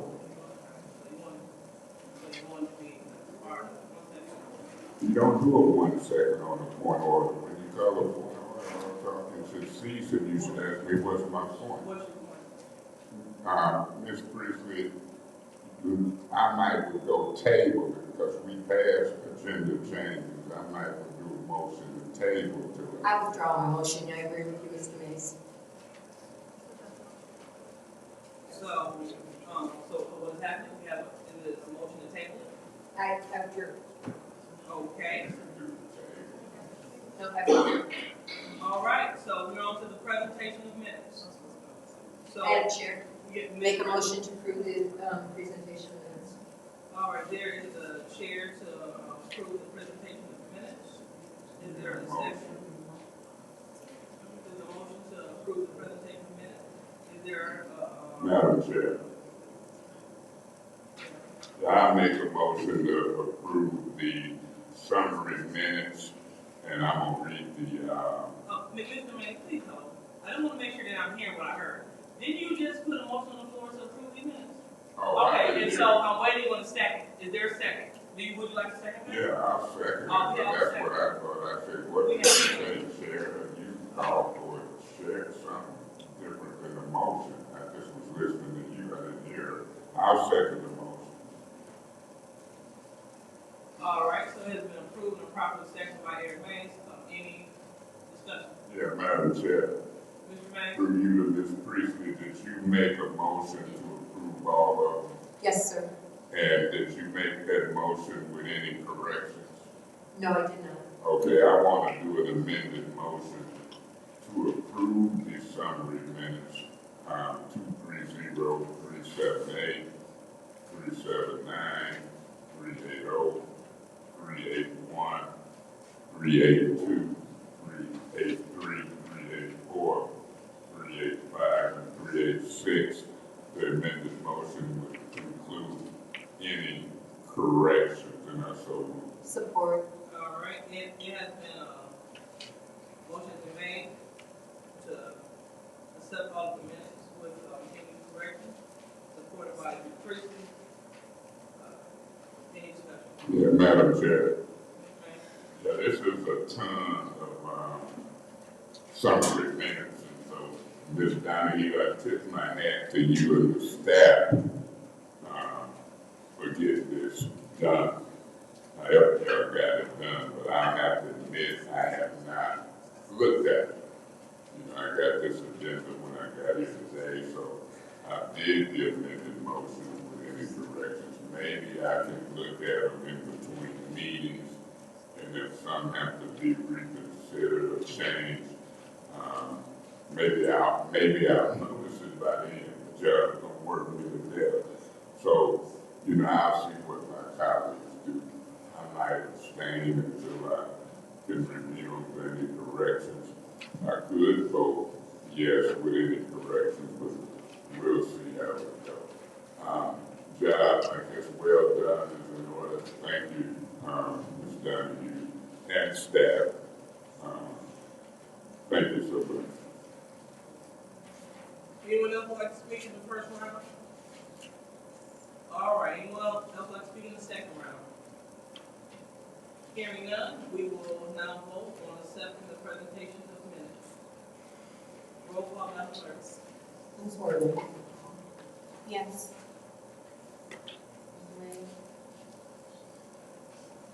At this point, I'm going to abstain until I can look at them good. Yes. Mr. Mercy? Yes. Yes. Yes. Yes. I'm not staying until I take a look at that.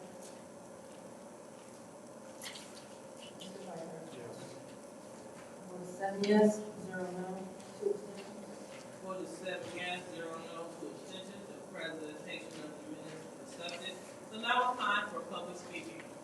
Madam Clerk, our first public speaker, please.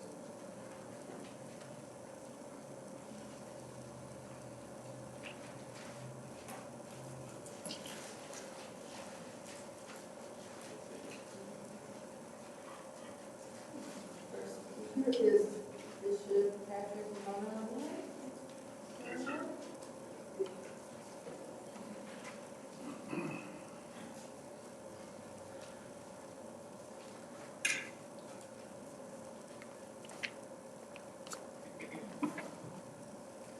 I greet you again. And let me say that this has been a mind-blowing experience. I don't mean that in a bad way, I mean it in the true way. I'm here, and I should thank God for the opportunity of being here and speaking. I came and I spoke earlier in reference to something that was said on behalf of me that I knew nothing about. We spoke about that already. And I continue to say that I did not have that conversation with anyone. And where it comes from, I can't tell you. But I know that it came, it was put on me, okay, in reference to some shirts. The shirts that I know of that council persons received were purchased by them. So I don't know anything else. As the community outreach specialist for the Lintel Law Group, I'm not a lawyer. I travel the country and deal with disasters. Hawaii, where the fires are going on, nightclub shooting, things like that that happen in America. That's my job spiritually. So I'm not here to fight or defend or anything like that.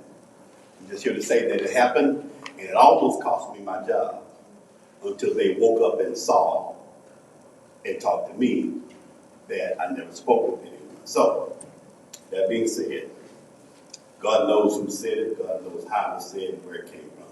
So I'm giving it to him. You may never see me again. I'm just a preacher, I don't know no better. But each one of you, in your own right, ministers to the people that you serve.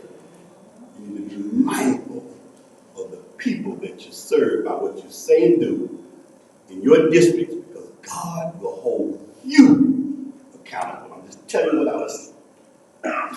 say in my spirit, by God, you are ministers. And if ministers can't get along, the city will not get along.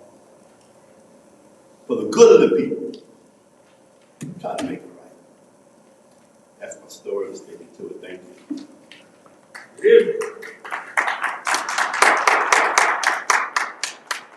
No further speaking, Madam Chair. Next speaker is Mercedes King.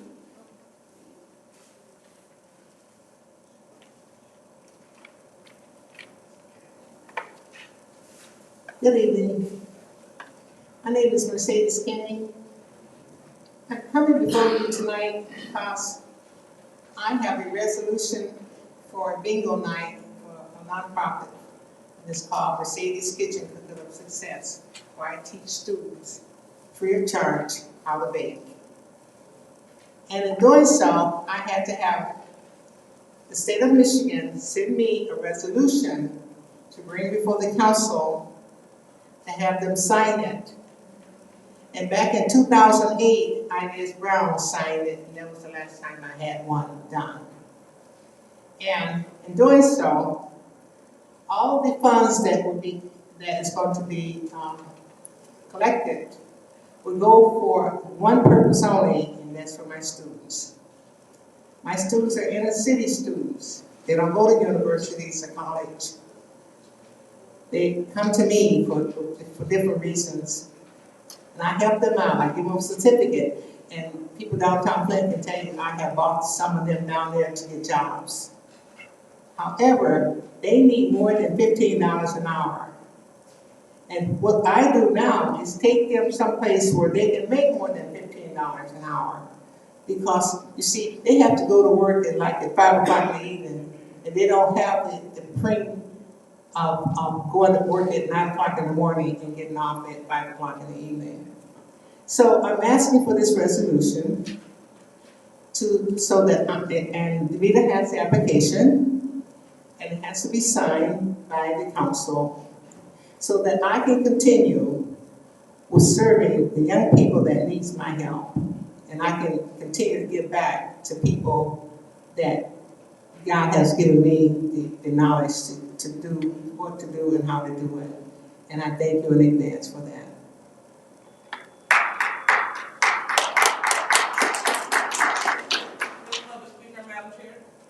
Next speaker is R.L. Mitchell.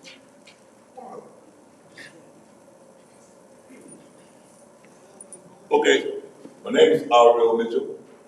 I want to speak up to my councilman, Murphy, Mr. Murphy. I want you to know that we can have 3 projects going on at the same time in Third Ward. Sylvester Broom Center can get started just like Burston Field House. And the Peapot situation, at the bridge situation, we got to put another slab of cement down so we can continue to get our tax money. Because General Motors went out of here without paying any taxes for 100 years, and we ain't on study let them people make us like we okie dokie people in Flint, offering us lawnmowers and you accepting it. But if you can get away with it, we gonna start accepting Cadillacs and all kind of cars. You keep on doing it, and nothing will happen to us. We're gonna follow your lead. That's the people in Flint and I see you looking over at me, Tarzan. And you, and don't be jumping on the counter. I'll leave you alone today, man, because and welcome back, school teacher. Whether I like you scared, and I'm glad you didn't send your students down here to take up for you tonight, because all of them are going to be packing. Talk about, if you was here, it wouldn't be nothing nice. Listen to your students like you said it was. Don't want you to get voted out. Living on outskirts of Burton and all that stuff. And Miss Priestley, they got him toting that scene gun in here. He's a good guy because he got his platoon over in the Middle East. But the thing about it, the president won't let him go back over there to attack Israel until they get them hostages out where they can really do that's Trump call. Trump know what he was doing, talking that politics, talking like he ain't got nothing to do with it. And you trying to talk that stuff to the council, taking up for Madam Chair Lewis, Dr. Chair, and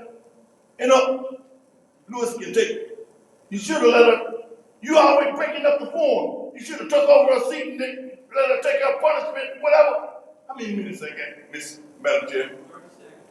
Like I said, you should have got up and let Miss Priestley finish this where we can get the business taken care of the city.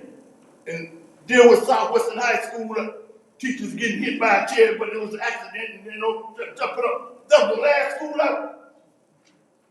What's that? Murphy did speak.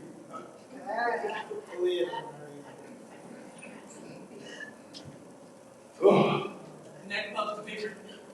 Next speaker is Melissa Sharp. I've already spoken. Next speaker is Deanna Freeman.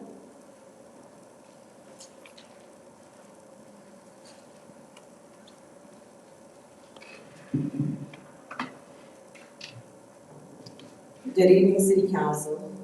I'm addressing you concerning my appointment to the Housing Commission and the false narrative that was created at the last City Council meeting.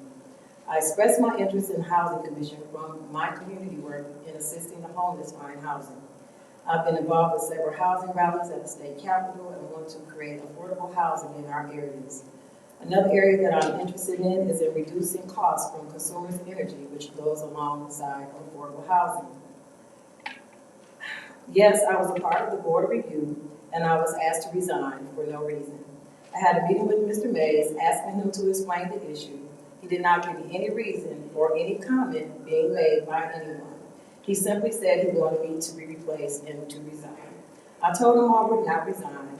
He then threatened to call the police on me if I showed up to do my appointed duties. And I was illegally removed from my position. That's the short version. I would be willing to talk to any of you if you want further details, and I hope to have the opportunity to do that. Mr. Mays brought up the fact that Chris Del Moroni, who is now deceased, at the time he was the chairperson of the board. In the meeting, I expressed the desire to know what the chairperson does because I may want to be the chairperson one day. Chris felt threatened by my comment and was looking for any reason to complain about me during my second term. There are specifics, like I said, I would like to share, but it's going to take too long in just 3 minutes. One of the things that I want to be clear about, I welcome the opportunity for Councilman Mays to tell what happened. The truth is the truth and the lie is the lie. And I'm standing on the truth. Also, Ms. Burns, you should be ashamed of yourself for lying under oath. You were under oath when you sit in that chair. You tried to create a false narrative to defame my character by stating that I was combative and rude in the Woodrow Stanley Black Leadership Meeting. That's not true. You created this lie and said that there were so many people talking that you would need extra hands to count. Not true. There were only 3 people in that meeting who said anything to me. That was Mrs. Kroon, Tommy, and Pastor Overton. Those 3 people were asking me if I would not tape, and I had stated several times that I would not tape. That's not being combative or being rude. That's being simple, direct, and answering questions. Mrs. Kroon even apologized to me and said, "Oh, I didn't understand and I didn't hear you clearly." So for you to state that there were so many people in that room raising their hands, sending these false accusations out here, and you are under oath. So I want to remind you that. There was one other person at that meeting who spoke. Her name was Mrs. Fredericks. She did not say anything directly to me, but she was addressing Mrs. Stanley concerning the issues. So there's another point of false narrative being put in the City Council. Thank you, Ms. Freeman. Next public speaker.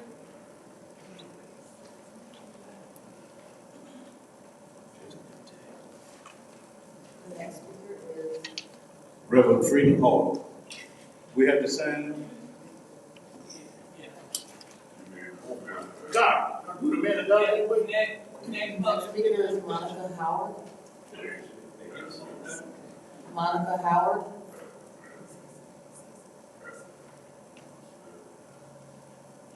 Next speaker is James Moore.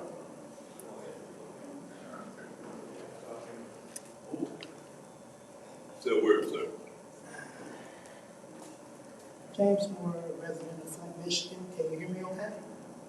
I don't have my timer on and the big camera and the big TVs up there. So y'all let me know when my 3 minutes run out. But off of last week's meeting, just a quick reflection, and y'all can give me 9 different whoopings as I sit down. But in dealing with the priority, I took it that they were saying that they would give us free trash cans, but we would have to buy their trucks so that they can move forward in the contract and us advancing into the future. That means that the robots is going to be throwing out the trash, and the people that's home, they ain't going to have no job. Now I'm waiting for y'all to rebuttal. Yeah. We want in-house. Next public speaker.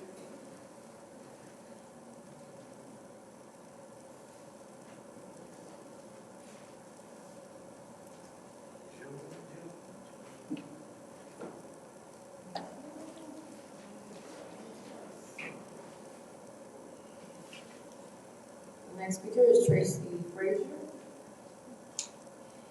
Tracy Frazier.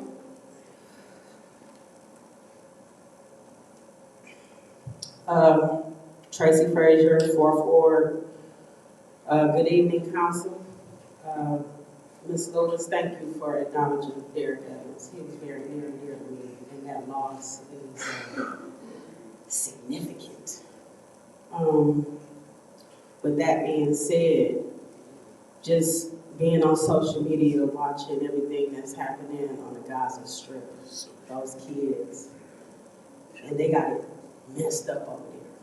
So you look at the position that we are in over here versus their government compared to ours, we are blessed.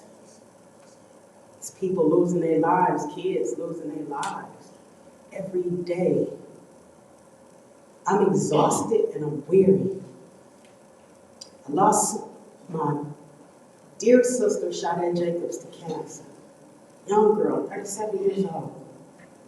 Derek Evans was her cousin. So I've been helping with funerals, grieving, watching these kids lose their lives. And I'm still here because I got some hope in y'all. I'm tired. We're all very tired. Yes.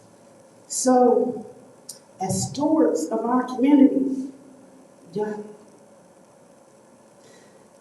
gotta get it together, please, please, please, please. I ain't here to get nobody.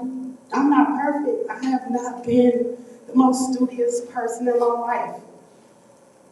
I had high-profile things that I've been engaged in and I'm not proud of, but I'm trying my best to do something better to give back to my community. All right. I have not been a perfect person, but I've always been respectful of others that I don't agree with. And I'm begging, I'm not even asking y'all, I'm requiring, I'm begging y'all to please just get the work done. Y'all ain't got to like each other, y'all ain't got to agree with each other, but y'all got thousands of people that depend on y'all. Right. We are really just like at y'all mercy. I need y'all to realize that, man, we are at y'all mercy. I would never disrespect any one of y'all. It's not my place. Then it's not going to get nothing done if I kick y'all down. Right. So just consider that. Consider that when y'all go home tonight, think about the kids that ain't living. And think about what y'all can do here. Right. Amen.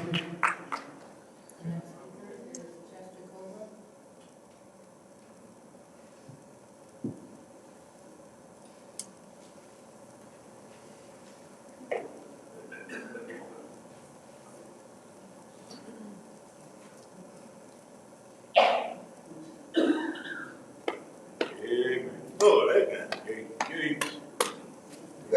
everybody. My name is Justin Coleman. Oh my God. Now, I got a belly for today. What I come down here to do is for us to get things in order. All right? But you know, if each and one of y'all will learn how to have respect for yourself. First of all, you have to have respect for yourself in order to respect your peers. If you can't respect yourself, how can you respect the people that you're working for? Y'all not working for yourself, you're working for the people. Yes. Every time y'all come down here, y'all not conducting no business, y'all not getting nothing done. People are watching each and every time because y'all fight amongst each other.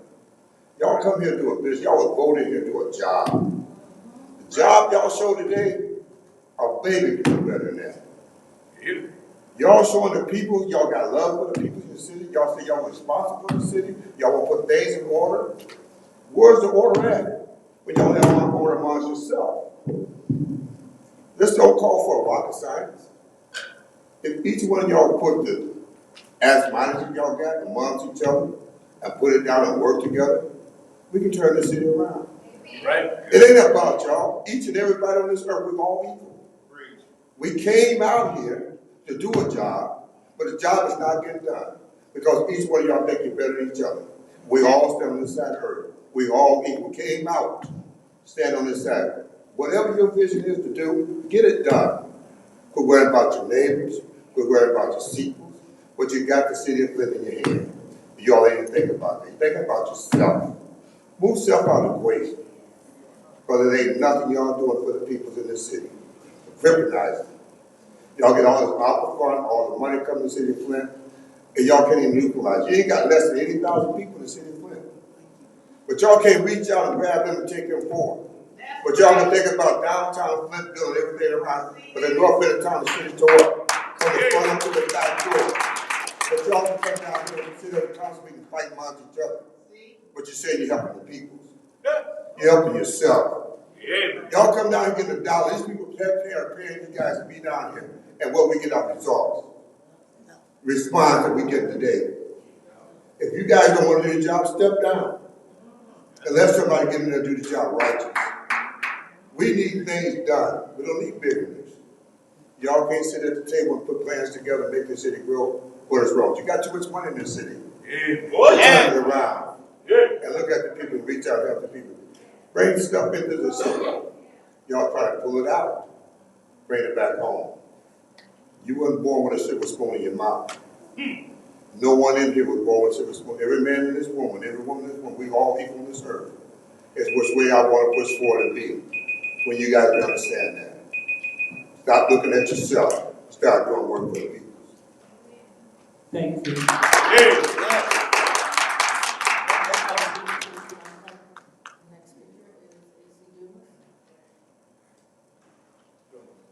AC Dumas.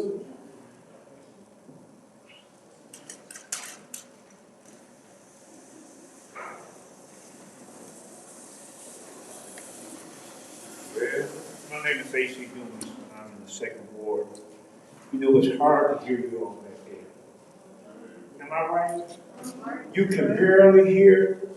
Miss Priest was saying, Miss Worthing was saying something, I couldn't even hear what she was saying. I don't know, y'all paid all that money for these mics and stuff, but it is hard to hear. I didn't even hear my name. But anyway, let me say this, that did the Sunday liquor license, liquor selling drinks on Sunday, did it pass? It wasn't on the agenda. I know y'all can't answer. Okay. But if it does, I hope you will vote that down, just keep it the way it is. One thing we don't need is more. You can drink Monday through Saturday. Amen. You don't need to sell liquor on Sunday. Amen. Bad enough. And get it all right then. And another thing I was going to say, the garbage. Chris Del Moroni said, those who stay will pay. I can't afford another tax. I cannot.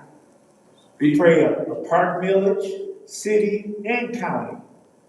We don't even have no parks. Let the city take care of it. We pay all these millages and millages and millages. What's the Tea Party, Miss Priestley? You're part of the Tea Party, taxed enough already? I agree with you. We are taxed enough already. So I implore you to please put the bid out. Put it out for bid. Put it out for bid. Yeah, they do a good job. But we can't afford taking $2 million of opera money. Just think how many windows maybe you can put in with $2 million. Amen. Or fix some roofs that got all those blue tarps on. Do y'all ever ride around in your ward and see those blue tarps? It's terrible. And as I say, it's not your money. You're stewards over the people's money. That's right. Either you're going to be a good steward or you're going to be a slothful steward. Be a good steward over the people's money. This is an aging population in Flint. It's aging. I got past that senior. I'm on the west side of Sunset Boulevard. All right. And some of y'all in here, Pfeiffer, you kind of graying up a little bit. You're on his way. Y'all understand? So that's what I'm saying. Put the people first. Thank you. Amen.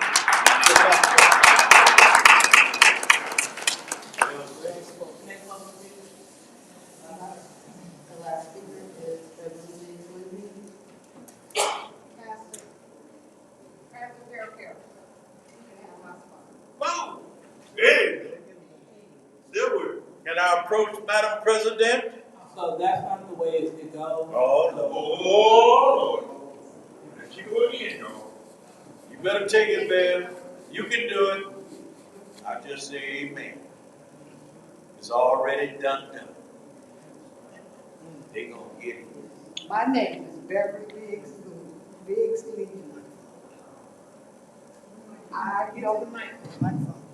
I can't see why he can't take that spot if I didn't have to talk. We understand. This is terrible. This is really terrible. But you can look at me how you want to. You're going to be gone. I'm not far from you. 480, I need 510. Count it up. And after you count your stuff, Miss Lewis, I'm coming after you. Hey. I'm not done until that lady sings. And I ain't singing yet. So you got to go. Got to go. You guys are the most horrible people there is. You voting against something that you know is not right. In your job, in your famous words, if you know better, you do better. Damn it, why you ain't doing no better then? Because you not, when you come in here, for the last 4 weeks, it's been peaceful in here. Very peaceful. You come back today with that mop wig on, and it's horrible.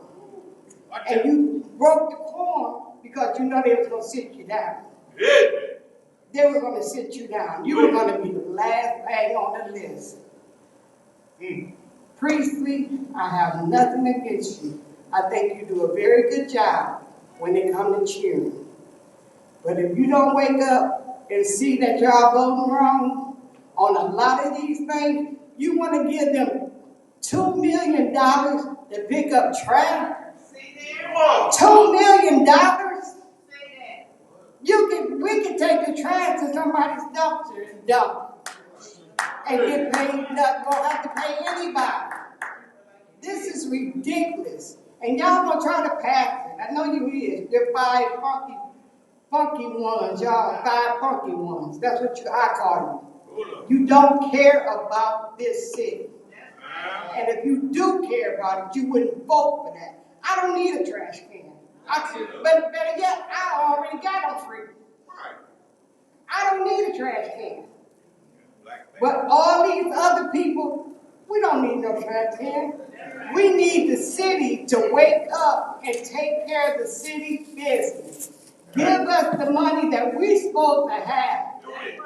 You asked for your 50,000, and then you went back and changed out of the name. You changed the name like you wasn't still in charge. Dumb move.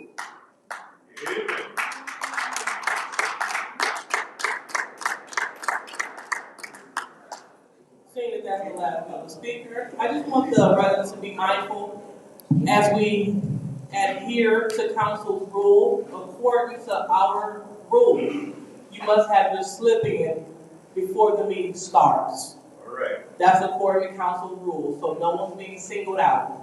So as we move forward with this meeting, we are on to the consent agenda. Excuse me, council response. Anyone want to respond? Madam Chair. Ms. Byrne?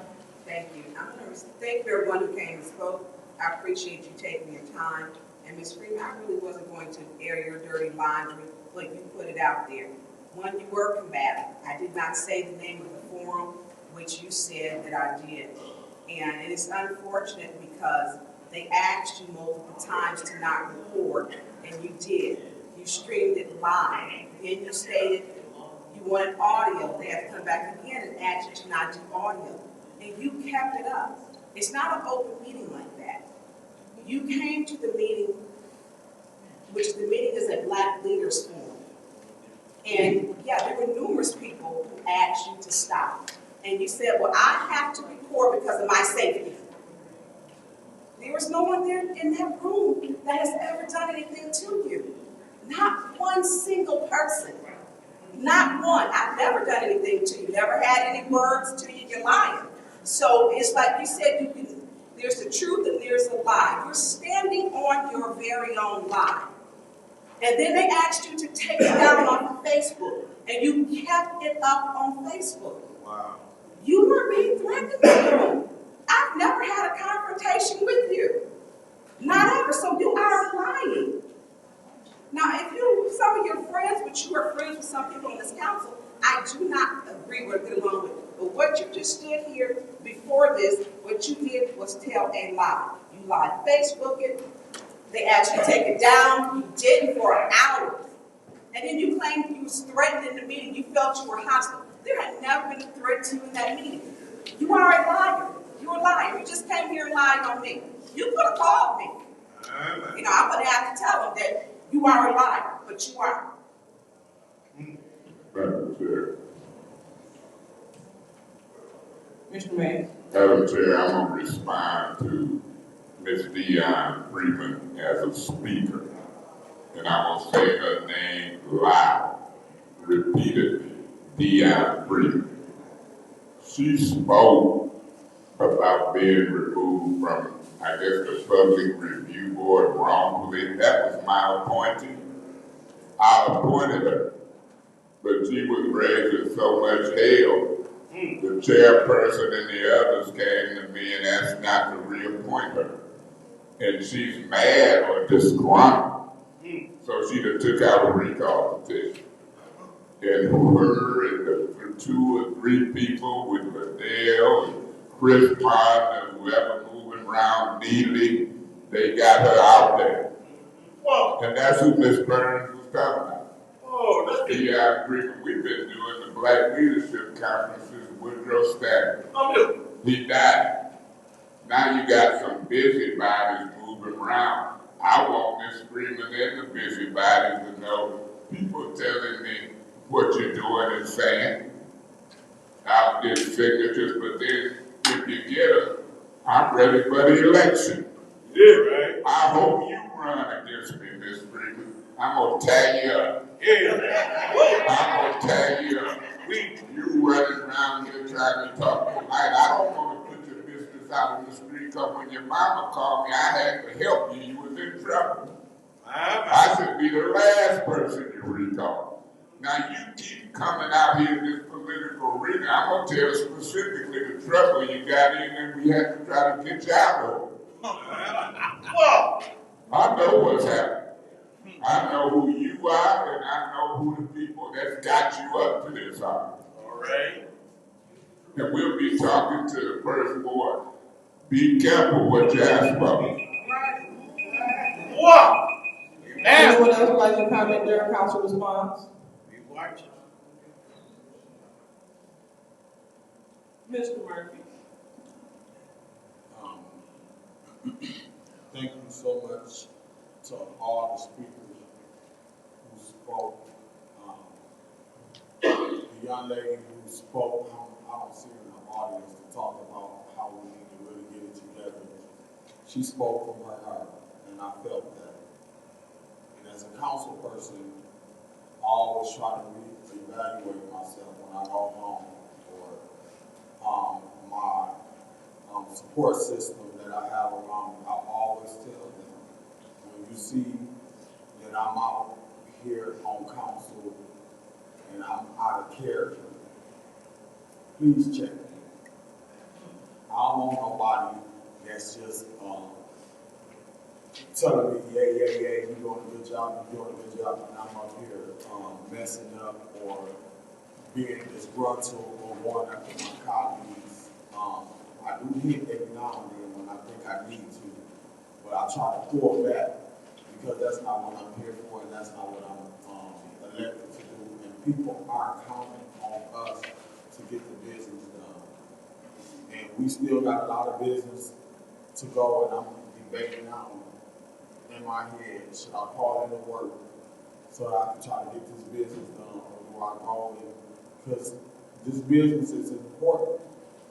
And us going back and forth and arguing with each other, it's not getting business done, and we still got a big agenda to do. The city got business on the floor that need to get done, taken care of.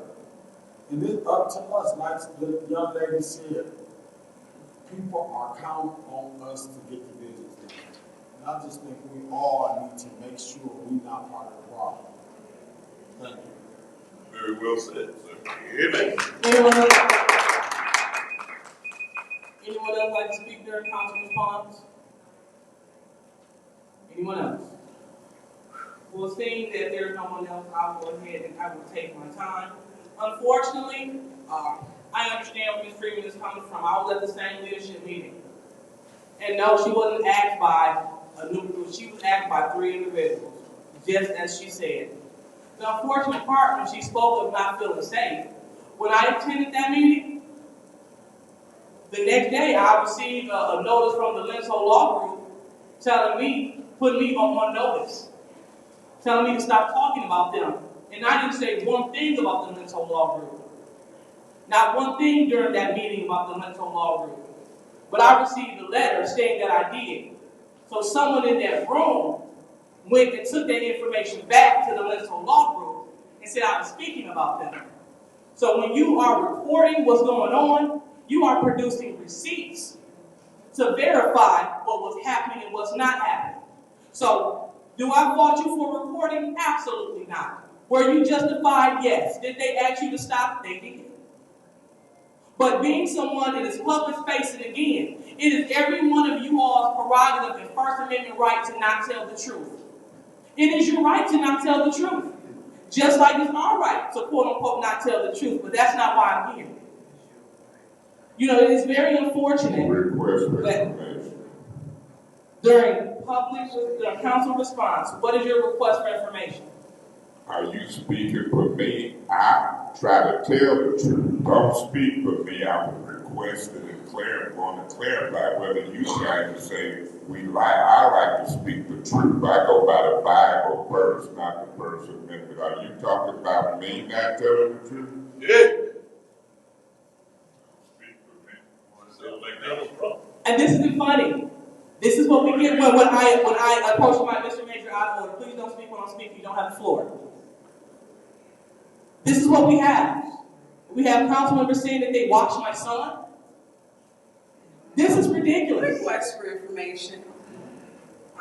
Request for information. Here we go. What is your request? I did not say I want you to take it out of context. You need to tell the truth and stop lying, gaslighting this community. That's what you need to stop doing. And again, you all see, I'm just speaking during council response. And Ms. Barnes was the individual that brought my son up. My son has nothing to do with the council business, but it was brought up here. Thank you, ma'am. Ms. Mercedes' granddaughter. We need to do better. That's what we elected to do. But let's hope the people responsible that are not doing better. So with that being said, we're going to go ahead and move on to the consent agenda. So is there a motion on the floor to approve the consent agenda with any separation? I move that we accept. Approve consent agenda with any separation. All right. Is there a second? Second. All right, seconded by Councilwoman Lushette. Yeah, Madam Chair. Mr. Mays? Yeah, I've got separations. I want to separate 230281.1. That's a resolution dealing with ARPA funds for new mothers and infants. I want to separate 230319. Hold on, Mr. Mays, I believe that failed. Okay, you got not to 8.1. So it didn't have to move. Okay. I want to separate 230319. It failed. That failed. I want to separate 230320. It failed. Whoa. I want to separate. Hold on, please. 320. It failed. Go ahead. So I want to, yeah, because that special fair was a mess. I don't know what failed, what did get voted on, and that's why I'm going to go through them one by one. I want to separate 230328, the suspension of Councilwoman Liddell Lewis for Flint City charter violations. I want to separate 230329, the suspension of Quincy Murphy for Flint City charter violations. I want to separate 230334, the approval of the lease. That failed, so that's failed too. Okay, then I move on. I want to separate 230364. That's a resolution for prohibition of Sunday alcohol sales. I want to separate 230370. That's dealing with legal services of Eastern Michigan for foreclosures and eviction assistance. I want to separate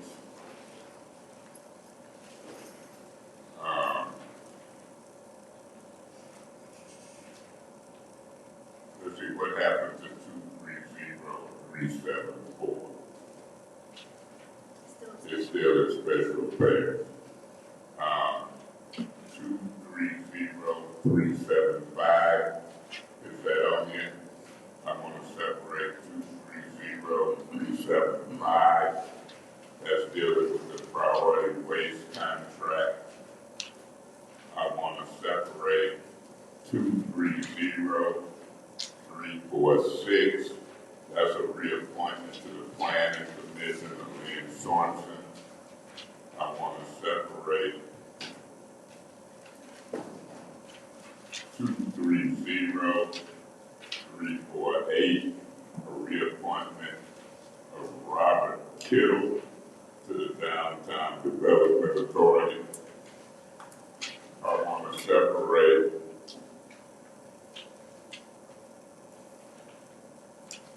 230363, the appointment of Rita Williams to the Ethics and Accountability Board. I want to separate 230354, the appointment of Jeffrey Hawkins to the Local Officers Compensation Committee. I want to separate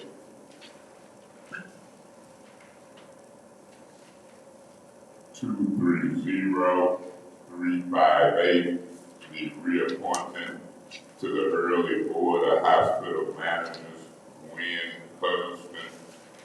I want to separate 230-365, the mayoral appointment of the chief financial officer named Philip Moore.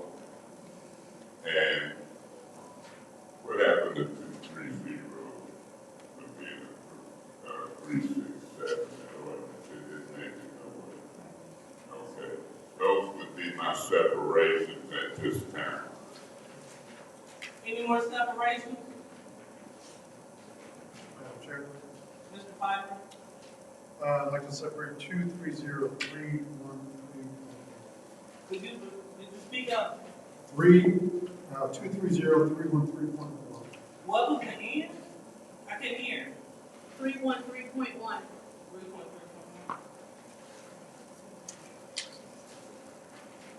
Bottom of page 6. Request for information on So, please hold. So you said this was the bottom page. point of order, Madam Chair. Oh, got it. Point of order, Madam Chair. So what is your point? You bragged about chairing. A point of information, a request for information and a point of order is privilege motion. 2-3 times through this meeting, you telling us to hold on. Really, what should happen, and whether you agree or disagree, all talking should cease.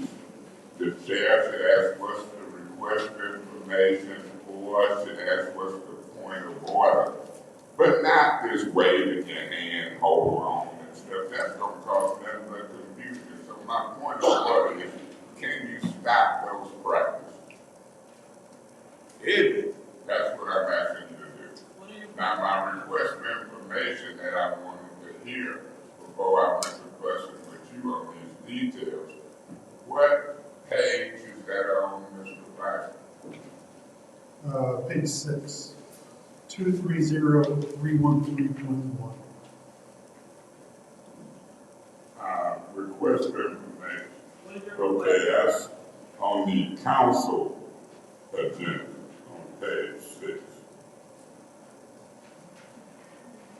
Yes, when the council meeting. Madam Chair, point of order. What's the point? The request for information to Mr. Piper, you gonna say we in a council meeting as I'm talking out loud. You was a nasty little talking today. Mr. Mays. Mr. Mays. Point of order. He answered your request for information. Point of order. My request was to him. Not to you to say point of order. Let me finish my point of order. You out of order. No, I'll appeal the rules. That's fine. That's your warning. That's fine. So, Mr. Mays is out of order because he's taking the floor and he's being disorderly when he said that he asked Mr. Piper a question. Mr. Piper already answered. Point of order. Your job is to ask if there are seconds. Tired of you. Well, go sleep.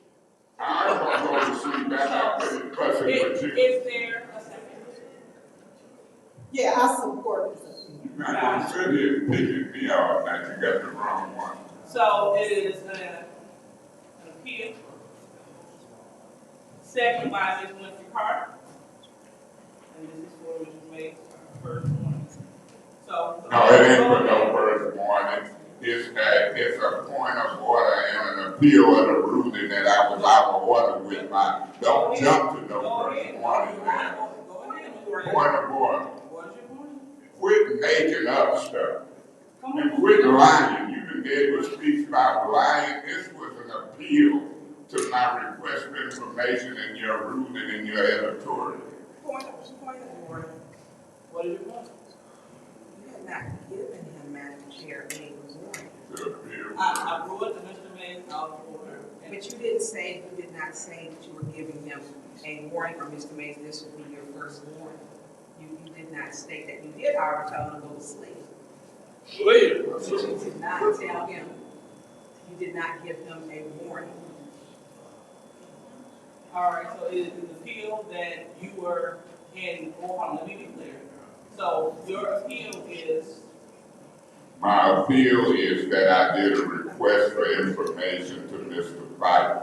That's to him, not to you. Your statement was some sarcastic about we're in a council meeting, and then you got more sarcastic about go to sleep. You're nasty and picky, so I'm appealing that you out of order interfering with my communication with my colleagues. I could hear over here that you gave him his first warning. I didn't hear. No, she did. Go ahead. I could hear all the way over here that you gave Mr. Mays his first warning. You said that's your first warning. Thank you, Ms. Gordon. So, let's go ahead and go with this appeal that Mr. Mays is, that he appealed the ruling of chair for ruling him out of order. So, go ahead. Madam Chair, let me put it to you this way. I had just told you to recognize points of order and request for information. My request for information was to Mr. Fife. I simply wanted to know, because I don't like to get out of order like everybody else. Everybody else, I could have just hollered out, Mr. Fife, what they do to them. I don't see the point one. I did. I came through the chair, I might request for information. Your job is to say, Mr. Mays immediately, what's your request? And I just said to Mr. Fife what my request was. Because if I howl out and speak, not only is you going to be sarcastic, talking about we're in a council meeting, or go to sleep, you're going to say I'm out of order.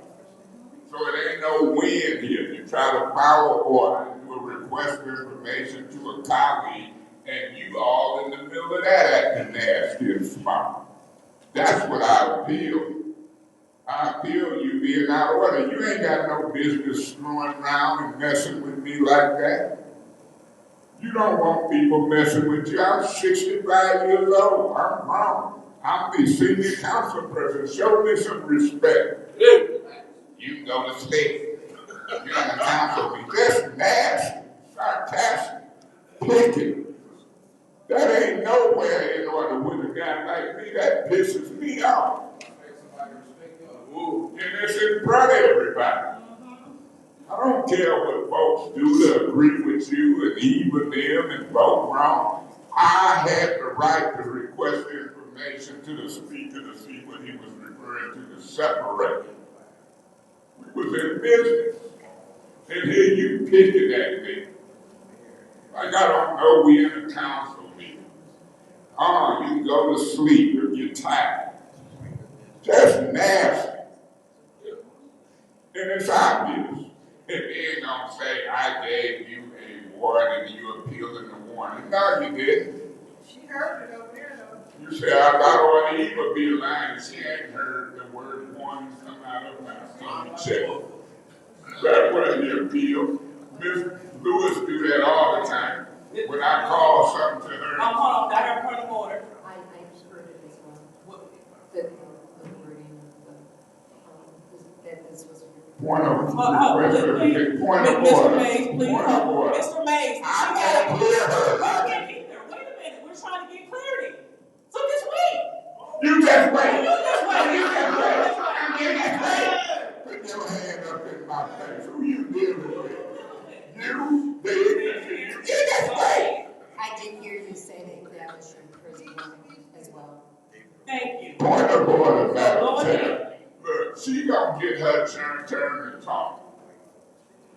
Miss Priestley, you might have had heard herself warning after our appeal. You and Eva both. Y'all struggling too hard to help out your colleagues. Did you hear her tell me to go to sleep? Did you hear her tell me there's a council meeting before that? I mean, we not stupid. This stuff is recorded. At some point, we don't care what y'all do. We're not going to kiss your boo-boo. We're not going to bow down to y'all. Just making up stuff. And then you stick your hand up in my face again, and I might bite it off. Thank you, Mr. Mays. We appreciate your time. So, anyone else would like to speak? Mr. Pfeiffer? Wow. It's funny to me, not funny because we're in a serious matter, but you don't give out warnings in an equitable manner. You should have given yourself a warning for speaking out of turn when you didn't have the floor when you told me to go to sleep. That was inappropriate. She did an improper point of order saying that she heard you say a warning. She could wait until she got the floor. Those are improper. The same with Ms. Priestley. Getting the floor to say a point of order or point of information that she heard you. That's an improper point of order. So I don't understand. We want to kill the messenger and not the message. I understand. Anyone else would like to speak during this appeal? Madam Chair. Ms. Burns? Thank you. When it came to asking for if we heard it, no, you said it, I believe in passing, but one simple way of asking the clerk. Normally, it is to clarify what you would have said, Councilman Mays, that is your first warning. That you did not reiterate it to say, I didn't hear it. Because you two you're going back and forth all evening with him. And then you had told him, yeah, it's true. And you're talking while I'm talking. It's true. And she's still talking. And this is the problem with the chair. You are talking. It's not true. You're talking. And see, everyone that puts your microphone is, this is what she does all the time.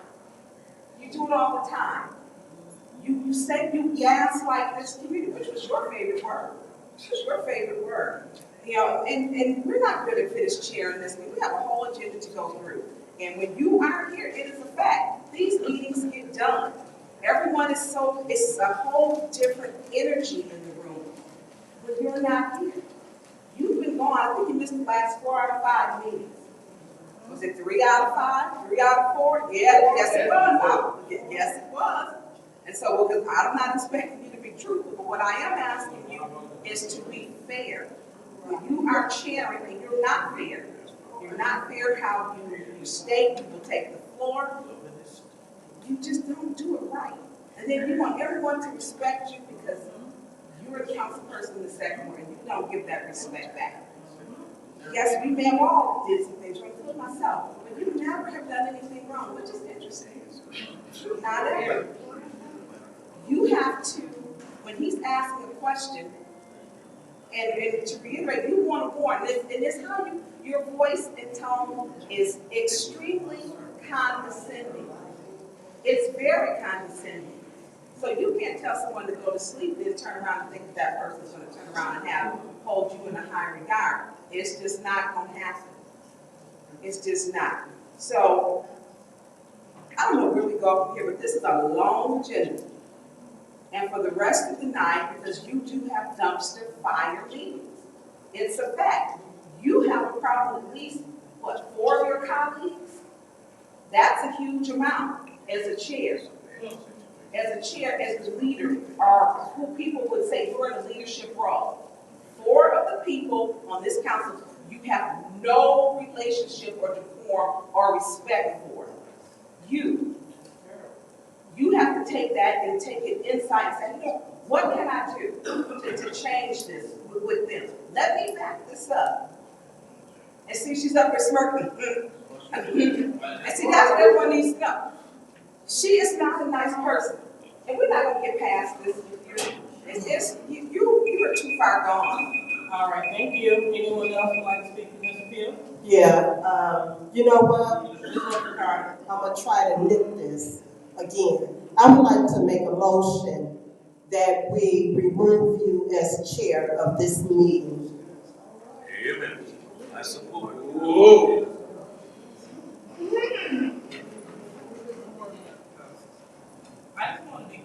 My motion is to remove the chair, Liddell Lewis, Councilwoman Liddell Lewis, from chairing this meeting.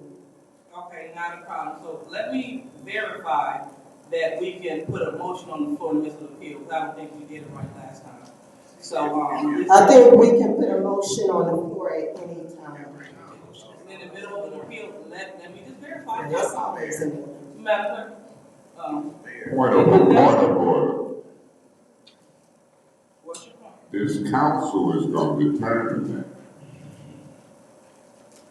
Well, what we have council rules, Robert rules, and the charter. So we want to make sure that we follow whatever rule is in place. So we want to make sure that this is in line with Robert's rule. I know the council don't really follow the other rules, so I want to make sure that we're. Point of order, Madam Chair. Yes. I think if your job is there a second. I definitely will. So give me 1 second as I attempt to chair this meeting.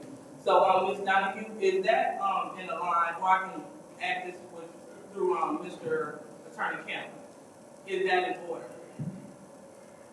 In the middle of the appeal? For the motion. Okay, excuse me, Madam Vice President.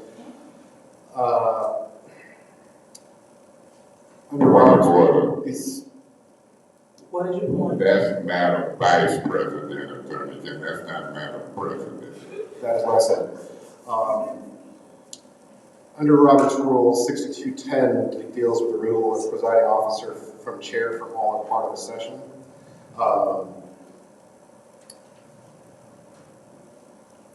This motion is a question of privilege affecting the assembly and is an incidental main motion requiring a majority vote for its adoptions. When I look at section 19 of Robert's Rules. Point of order. That's not the question we asked. That's not the question that was asked.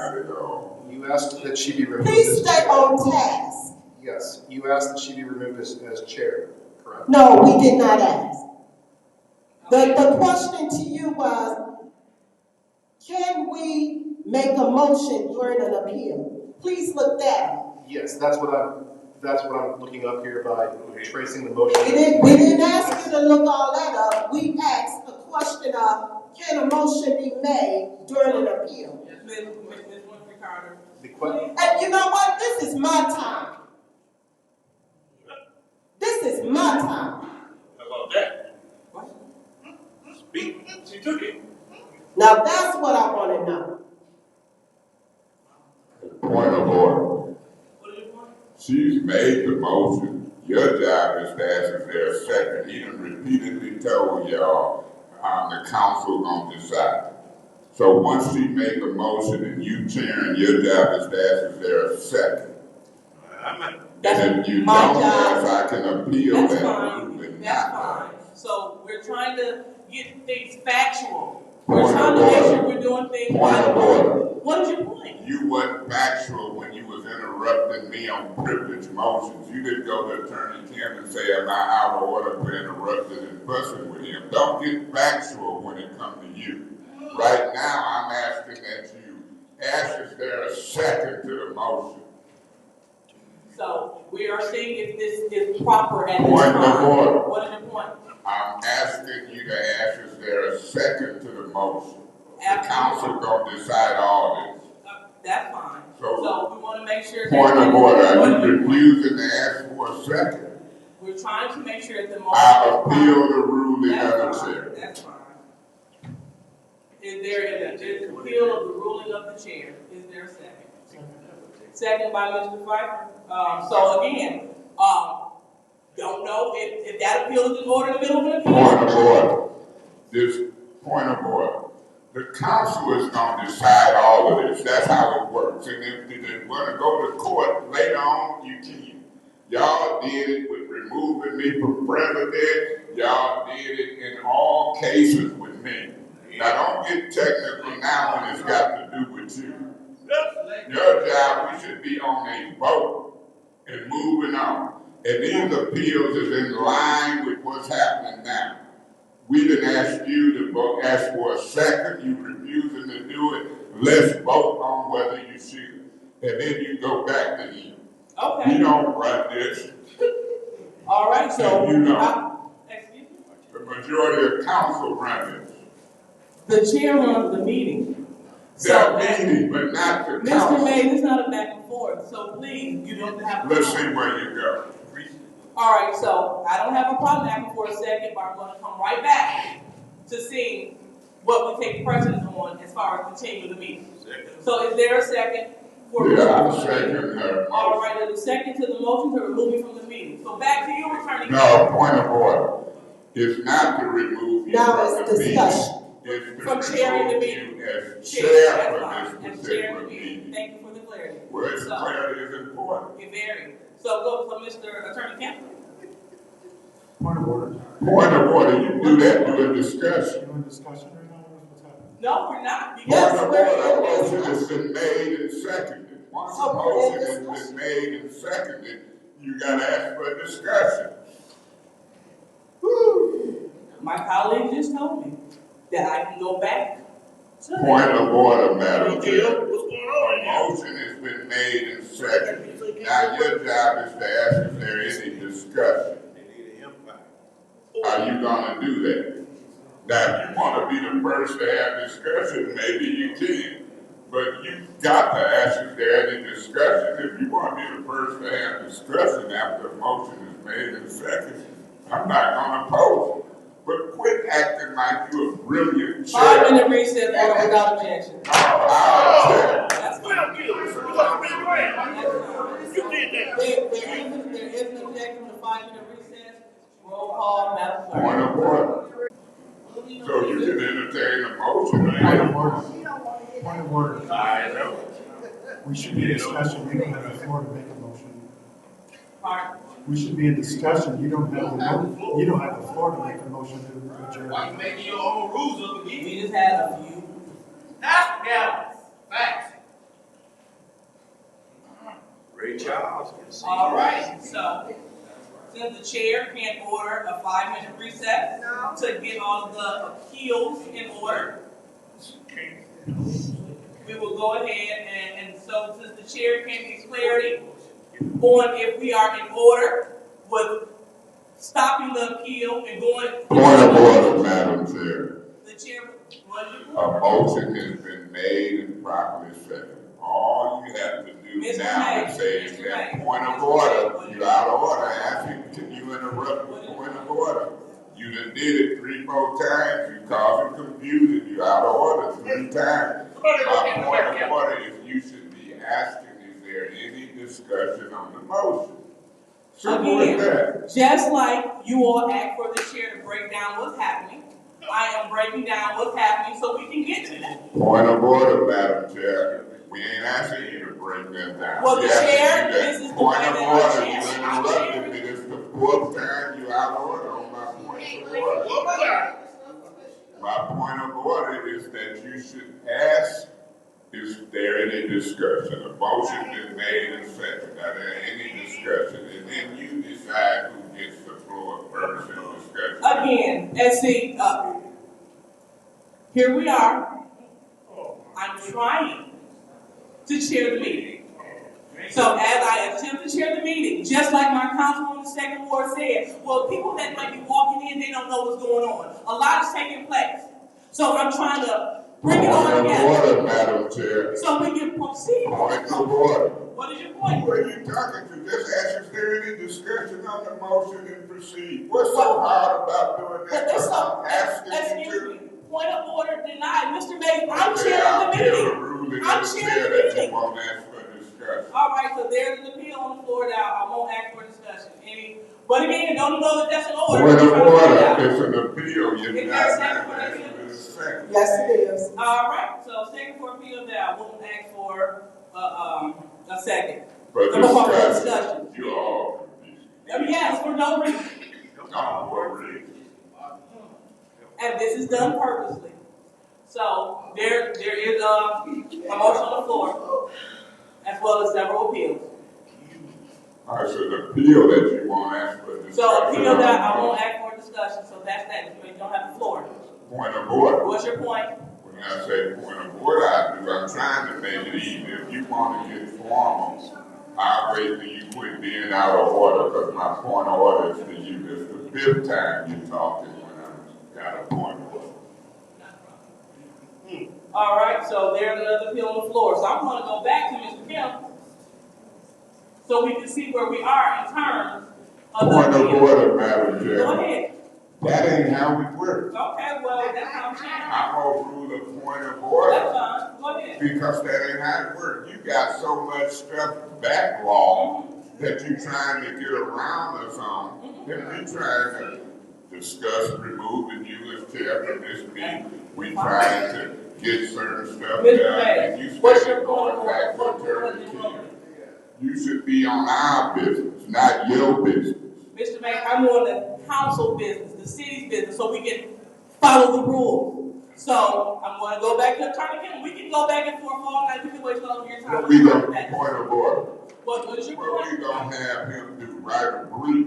If we gonna adjourn for 2 hours till he can get with his legal team and research it, it's gonna come down to council. Evidently, you don't know. Again. It's crazy. Thank you. So, Attorney Kemp.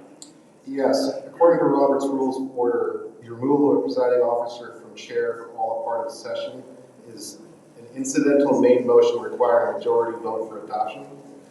Incidental main motions are defined under section 10, which, to put that in brief, is a main motion is one of the types of motions that is allowable under Robert's Rules. When I look at the rules, section 24 of Robert's Rules, which deals with appeals, an appeal takes precedence over any question pending at the time the chair makes a ruling from which the appeal is made. It yields to all privileged motions, provided that they are in order at the time according to the order of precedence of motions, and it yields to incidental motions arising out of itself. An incidental motion is also different from an incidental main motion, so I would advise that the appeal should be resolved first, which would then be followed, and after that point, the motion to remove the presiding officer as chair would then be in order. Thank you, Attorney Kemp. That's all that we're trying to figure out. Point of order, Madam Chair. What is your point? The question to him was, can you make a motion during an appeal? He just answered yes, it's an incidental motion. And he said that the appeal should be resolved first, then you get back to the incidental motion. That's what he said. And so the question that he answered really is, yeah, you can make a motion during the appeal. That's what I heard. Now ask him, is that what he said? That is not what I said. Okay, so you telling me that how we gonna get the appeal done first, if that ain't what you said? According to Robert's Rules, because it's an incidental main motion, it would not be in order until after the appeal has been resolved. I didn't hear you say that. So you telling me, according to Robert's Rules, you can't have a privileged motion during an appeal? No, that's not what I said at all. Okay, so you can have a privileged motion during the appeal, correct? You can have a privileged motion during an appeal. Okay, so the privileged motion during the appeal has to be ruled on by the chair, correct? A privileged motion is ruled on by the chair, correct? The motion to you just said you can do a privileged motion. Hold up, don't overtalk me if we don't be serious. You just said that a privileged motion can be done during an appeal. You just said that. And then the privileged motion has to be ruled on by the chair. And if the privileged motion is ruled on by the chair in an appeal that you say you can have, then you can appeal the ruling of the chair on that privileged motion. Councilmember Mays, the question that I was asked was whether a motion to remove the chair is in order while an appeal is pending. That is correct. And you stated that you must exhaust the appeal and then go back to the incidental motion. You used the term main motion and incidental motion. And you said, that's recorded, that you must resolve the appeal and go back to the incidental motion. That's what you said. That's what I heard. That's what I heard too, Pastor Trail there. The motion to remove the chair is an incidental main motion. That is not the same as an incidental motion. It's not the same as a privileged motion. Now you're stuck in the word incidental main motion. Your first narrative did say nothing about incidental main motion. The bottom line is this, Attorney Kim, and you answer this right or wrong. When this council is proceeding, this council can make mistakes, but if the majority rule, that's what's going to count at it. Yes or no? If the majority rule, that's what counts for now, right? And then you and Liddell can take it to court. But for right now, when we in proceedings, and you got to research and do brief from this council rule, that's what's going to stand. It done stood to put me out of me. It done stood to take my presidency, and you've been in the middle of it. Now here we is, and you bending over backwards trying to convince me that there can be no incidental motions. Now you done changed from incidental motion to incidental main motion. And I'm ready to cut this out so we can proceed. And you need to get out the way and let us proceed. Sometimes if you don't know, just say, I don't know. Okay, so as we attempt to regain order, so thank you, Attorney Kim. And so it has been said from our attorney that we have to finish out this appeal, and then as soon as we do that, we get straight to the motion, which has been approved in second, we can go straight to the debate. And that's the only thing we've been trying to do for all this time. That's it. So we will go back to the appeal so we can close it out.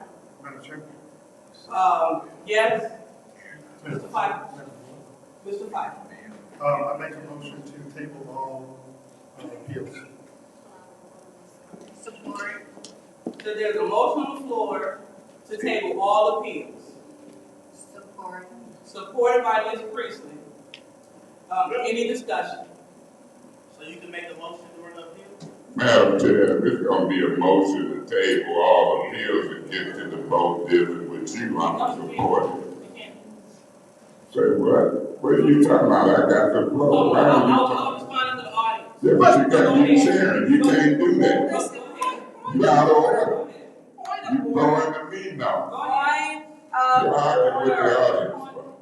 Madam Chair, you can't break your own rules. You cannot be argumentative with members of the audience. I wasn't argumentative after your question. You cannot have, excuse me. Go ahead. Go ahead. They're asking, listen. I'm in the point of order. You have to listen. What's your point? You have to listen. What's your point? And so maybe take a breath back, because you're taking in everything from all points, and I get it. Okay, here you go. See, no, she goes, good. I do, and I'm trying. But you don't give me permission. I'm making my point of order. And so I'm not trying to be mean to you right now. Please, just what's your point? You really do. At this point, you're not handling this well. I have the floor, and according to I do, and if you'd be quiet, I could get it out. So according to Rule 27.2, during any portion of any meeting, council members may not engage in any type of argument or discourse with members of the audience at any time for any reason.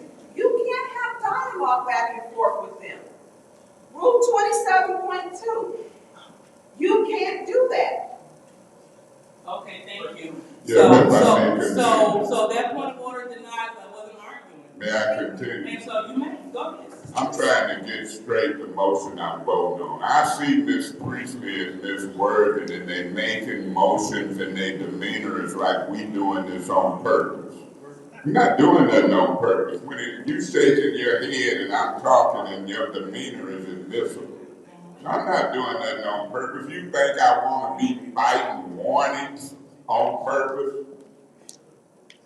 That's the foolishest thing I ever heard you and Ms. Priestley them believe, that we want to be warned and threw out of a meeting on purpose. They doing this on purpose. Nobody doing this on purpose. I'll wait till you and Quincy them quit talking. You remember Priestley said I talked to somebody. Point of information. Yeah, what's the point of information? She's supposed to be saying that, but she's too busy texting. You don't have to worry about what Mr. Murphy is doing. I'm minding my own business. You need to focus on whatever it is that you got on the agenda so that we can move this meeting. Oh, I'm worried about what you're doing. Don't worry. Mr. Murphy, Handkerchief Murphy, or whoever Murphy. Now you No racist remarks. racist. Handkerchief ain't racist. And that ain't racist, and I'm tired of y'all accusing me of saying racist. Mr. May, point of order. We should be ruling whether his request of permission You was. didn't finish. Madam Chair, point of order. Can you please vote for a recess? No, because we're not. So we wanna proceed. So we have. Ms. Burns, I got the floor. I put a motion on the floor for a recess, and I so moved, a 10-minute recess. A motion on the floor for a 10-minute recess. So there's support, Mr. Pfeiffer. Mr. Mayor, you may have the floor. We should be in a roll call. Yes, I did. It was on the discussion on the postponement of all the appeals. There's no discussion on the table. But she gave it to me. I'm just telling you, once I got the floor, I made a motion. Y'all sorted out. This is ridiculous. It is. It really is. And Ms. Priestley. So right now, we had a motion on the floor. Okay? So I disregarded the bill because we keep going back and forth, and Mr. Mays keep getting out of order with the point of order. What rule has been broken? Well, I know Mr. Murphy was talking slick to me, and I ain't studying, and I just heard Ms. Priestley, when you gonna wake up a sleeping giant and poke the bear, I'm gonna respond to him publicly every time, louder than they said some bull to Mr. me. Mays, that is your second warning. We could have been done with it. We could have been through this. That's fine. But that is fine. Anyone would like to second his appeal? I second it. Okay, Ms. Barnes second warning. And I'm gonna appeal your ruling not to give Mr. Murphy his first warning for talking stuff to me. I appeal that. All right, so Mr. Mays has been ruled out of order for taking the floor without getting the floor. Point of order. Another point of order. What rule has been broken? Point of order. Yes, what's your point? I'm appealing the ruling for you not to warn Mr. Murphy for shaking his head talking stuff to me. Oh, okay. So you're going to appeal? Yeah, because it's discriminatory. Okay, so that's going to be after your second warning. Whatever it is, I'm not gone, but I'm going to appeal it. Okay. And that appeal. Warning. All right, so Mr. Pfeiffer, we still haven't voted on. Point of order. You gotta answer this. Excuse me. Point of order. What is your You know what point of order mean? That means excuse me. Not when you put your hand in my damn face. I'm getting tired of it. Now, I done told you once or twice before, when I call point of order, quit sticking your damn hand in my face. Jackie Popular used to do that. So when I call point of order, I got my hand sitting here, and took your hand out of my face. Point of order. Point of order means talking cease, and I have got the floor. I'm asking you to answer there a second on the discriminatory treatment you behaving to me versus your buddy Quincy Murphy looking over here talking to me, talking about mind my business. I appeal your ruling not to give him a warning and call him out of it. And your job is to answer there a second to your buddy. All right. So here we are. So let's see. So we are at Mr. Mays is given. He said I didn't rule Mr. Murphy out of order. So this is after his second warning. So the chair didn't rule Mr. Murphy out of order. Madam Chair, question. Yes. We could not hear you. Can you repeat? Oh, not a problem. So Mr. May said that he is appealing the ruling of the chair because I did not give Quincy Murphy a warning. So you appeal it? Pardon? Do you second? Point of order. Yeah, I'll second that, but I'm trying to find out. Point of order. I'm trying to find out. Point of order. And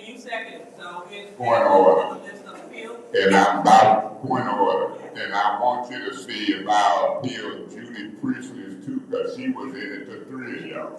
So I appeal your ruling not to give her a warning, but she's asleep now for talking to me out of line. So I appeal that because y'all was something else in that little second. All right. So here we go with the city's business. We are on. We had an appeal where you asked if there a second as it relates to Judy. Judy and Quincy was having a ball with me. So I'm appealing your ruling not to warn her. Mr. May, so as I share the meeting again, Ms. Winfrey Carter, she seconded your bill. So On Murphy. And one to Judy as well. But I'll ask you again. Okay, well, I let me sneak that in, but I just now appealed. Okay. No, did you, I second for Murphy. Okay, so you just call on Christie as well. You second that as well? Well, of course. Why we? Got it. All right. So we will go, wow. So Mr. Pfeiffer, he put a motion on the floor to erase all appeals. So that was the Point of order. His motion was to postpone the appeals, not erase them. You're making stuff. Postpone all appeals. Yeah, postpone. Table, postpone. You said table. Okay, so then a motion for to table all appeals. So go ahead. We will go ahead and open up the floor for discussion. He took point of order. He called a point of order and said when you look, a motion to table don't allow discussion. You had gave me the flow wrong. And that's how that mess jumped out. If he's right. So you ruling that it is discussion or it ain't? I didn't give you the floor. So we are on the motion to table all appeals. And there's no debate. All right, got that, Madam Clerk? Go ahead, Madam Clerk. Please. I just want to clarify, Mr.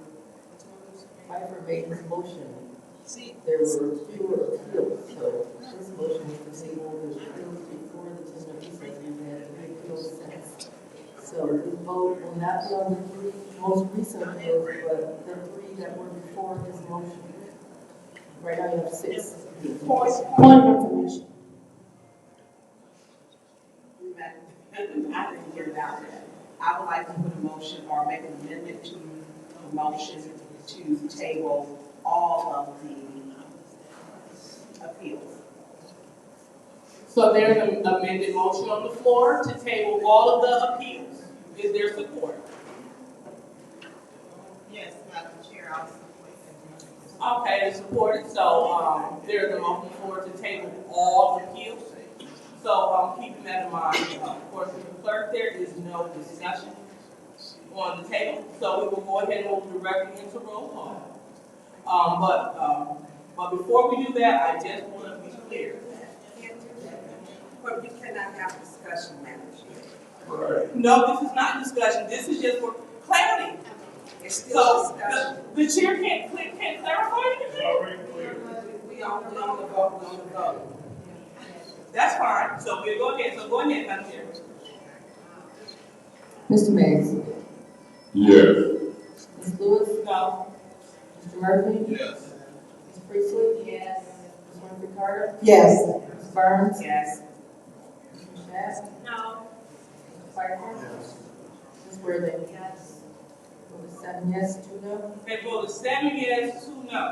So for clarity from the clerk, because we have two warnings for Mr. May, 2 separate warnings. So when we table those, are those not tabled appeals? So after we table those appeals, do those warnings go away, or do we still go? So I know we just tabled appeals. Point of order, Madam Chair. Point of order. Quit putting the clerk on the spot. We voted as a council to table them, they table. They sit there till we get back to them. Okay, thank you. So those are the appeals. Now we're talking about the actual warnings. We're not talking about. Point of order, Madam Chair. Mr. Mays, why are you interrupting me getting clarification? Why are you interrupting this? Point of order, What Madam is your Chair. point? The council didn't clarify that. No. So. No, point of order. You think she can overrule the council? Do you think she can give us clarity? We're trying to get clarity.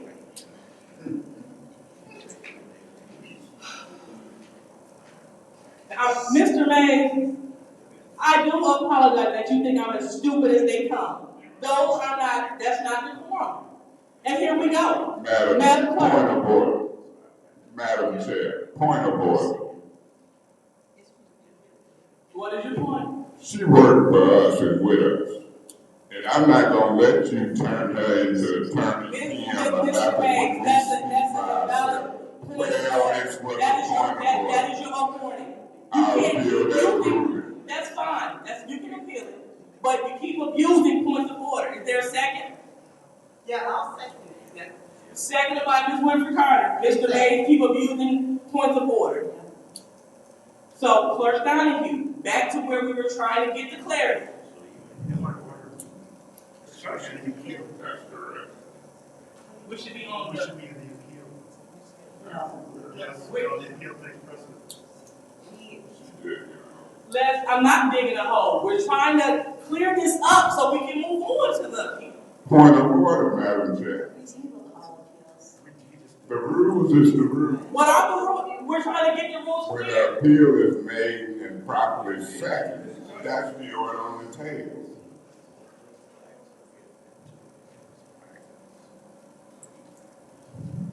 So, Clerk Donahue. You are. She has every right to ask the clerk a question as the chair. So point of order, you are interrupting the chair. Point of order. Are you going to order for a legal thing before? No, she said a point of order. No, she didn't. But yet, you can interrupt. There you go again. There you go. I can do that too. She keeps speaking. Okay, you know what? So, if we're going to talk about who's speaking without the floor, our colleague on the first ward been doing it all night. You know. So, let's be clear. We're trying to get clarity from the clerk. It's the chair's job to make sure that we have an understanding of what's happening. What is your point? I've been calling points of order. You've been ruling me out of order for that. I ain't been just speaking all night. I've been using proper etiquette. And I don't appreciate you lying on me. They got a song. You lying on me. Point of order. Now we're singing in a council meeting. I'd like to hear what Ms. Donahue has to say. This constant interruption, everyone's out of order. And it's purposeful because they want us to leave so that they can just vote without us. It is purposeful. So, point of order, well taken. So, as the chair, I heard another point of order. She's illegally taking the floor. That point of order was invalid. Yeah. Warning. You won't. Won't rule. So, Clerk Donahue. Master, point of order. What is the point? Rule on my point of order. Okay. So, again, per what's going on right now, Mr. Clark, you're out. Per them, you're out of order. And I told you, you're not. Point of order. But just so we Point can of keep order. going, because you see how this is. Point of order. What is your point? You ruled out of order and you given her first warning too. No. I appeal the ruling of the chair. That's fine. That's fine. Appeal the ruling of the chair. So again, as we go back to Clerk Donahue. Your job is to answer their second. The appeal is not giving even word in her first warning. Is there a second? Oh, of course, I'll second. Ms. McCarthy, second.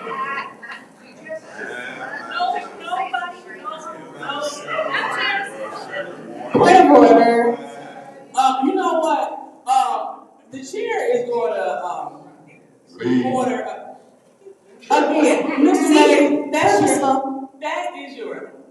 15th warning, and we're going to get to it. But the chair is going to order a 5-minute recess without objection. What is your point? I'll appeal the 15th warning. Okay, that's fine. Your job is to ask if there's a second to my appeal of the 15th warning. It's not funny. No, it ain't, because it ain't no 15th warning. This is the language. Point of order. Our order is we're going to ask if there's a second to my 15th warning. Yeah, you have one. This is Winfrey Carter second. Hey, y'all ready to go home? Did I say I second his? No, I did not. Okay, Just ask for a second. Don't just assume I'm going to second. I think he has another second. Yeah. MIC. It's stupid. That's fine. Yeah, great. No, he doesn't kill it. All right. All right, so Mr. Mays, he had, well, he had 2 seconds. Okay, Madam so, Chair. here we go. Yeah. I'll support his appeal. Yeah, Yeah, I'll support all his appeals. Councilman Mays, stay seated. Okay, so Let's you do this. support all of the appeals. I'm tired of it. Well, we also heard the councilwoman say she wanted to break quorum in the ninth ward, so where are we at? Well, let's be clear. So Mr. Mays said, come on, y'all, let's go home. So that came out of She stated that she wanted to break quorum. She said she wanted to break quorum. She told you to break quorum. You didn't hear that? You didn't hear that? You didn't hear that? Mr. Mays, you're in the audience and you don't have the floor. It's no wrong. She said this. Can you warn her? What? She not out of order? I'm sorry, but I hope she understands that's what she said. Point of order, Madam Chair. You should be giving her point of order. Point of order. Point of order. You should be giving her a second warning, a 15th warning. I don't care if she is the white road dog. We not to be discriminated against for white people. The charter say white people, black people, sexism, racism is illegal under the charter. Now you said it in front of all of us, discriminate at this white lady because she's white, pick at us, you picking at us and you discriminate, won't warn yourself, won't warn the white lady and she having a ball. And I'm going to speak loud against discrimination and different treatment. She should have her 15 points. Mr. Mays, Well, you warn her, I appeal your decision not to warn her. According to this only person subsection, Mr. Mays, you are continuing to disrupt this meeting. You're not allowing the chair. You're not allowing the chair to chair. The chair is blaming on our clerk and our legal team, so we can make sure that we are in order. And so, according to the subsection, you are in violation. So go ahead, Ms. Burns. Madam Chair, you're allowing her to mock and point. She's out of order. You need to warn her. And she's stating she wanted to break quorum, and she's down here front. Tell the teacher, you need to warn her. I waited till I got the floor. She's taking the floor illegally. You're not addressing that. I said it quietly in between. You saw her. Nobody heard it. You need to give her a warning. Okay, I'll give Ms. Worthing, you have a warning. Point of order. Now we're going back here. Point of order. So, Point of order. Mr. Mays, That would be a second warning. No, Point of order. No, it's not. Point of order. Point of order. I'm not arguing. I'm talking And I'm not point of order. Mr. Mays, you don't have the floor. According to this Point of order. subsection, Mr. Mays has received more than one warning. And according to our procedure, the rules that were read earlier, the rules say, any person that persists in disrupting this meeting will be in violation of the Flint City Code, Section 3110, disorderly conduct, assault and battery, and disorderly person, and will be subject to arrest for a misdemeanor. Any person who prevents the peaceful and orderly conduct of any meeting will have been given one warning. Mr. Mays will give several warnings. If they persist in disrupting this meeting, That individual will be subject to arrest. Violator. Mr. Mays is violating the subsection. And it says, violator shall be removed from meeting. So with that being said, I am calling on our law enforcement. Mr. Mays, you are removed from this meeting. According to the disorderly person seating code subsection. There is no Mr. Mays, you don't have the floor. Mr. Mays, you keep disrupting the meeting. Peace be still. Mr. Mays, you hear my point? I don't know why they're not moving quick enough. 5 minute reason like that.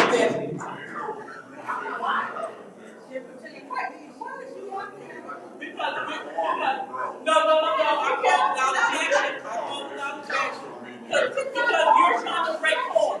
You're trying to break form. You said time to get up. We heard. We heard. That's the stop. I'm telling you. So, 5 minute recess. Without objection, and I get to hear 5 minute recess. Thank you. 5 minute recess. 5 minute recess. I'll open it without objection. Thank you.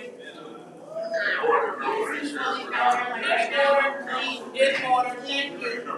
So maybe we can get the business done. So maybe we can get the business done while you're trying to break the yeah, sure. So 5 minute recess. Yeah.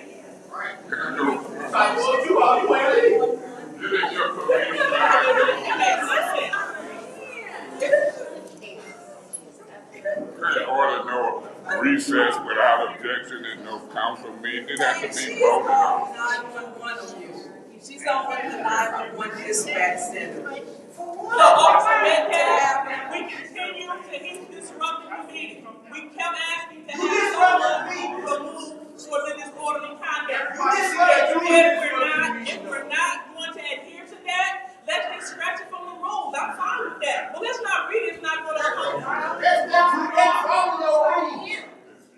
It's all going to be when you enforce it on other people.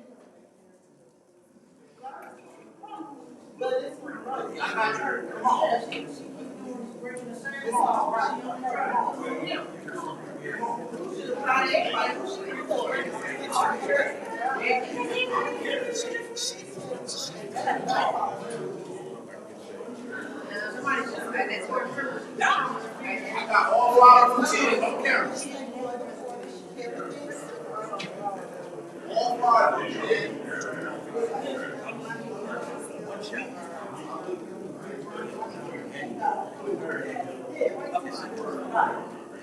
You gotta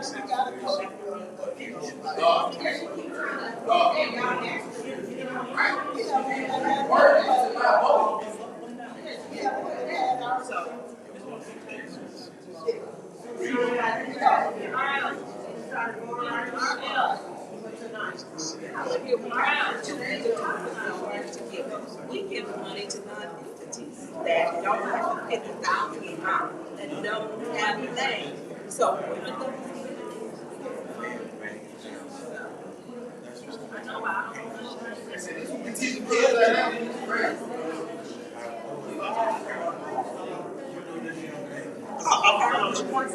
yeah, you know I do.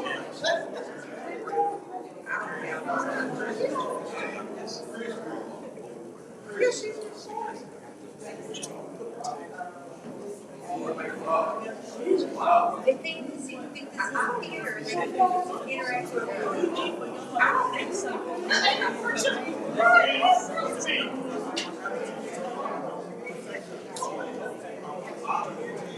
Wow.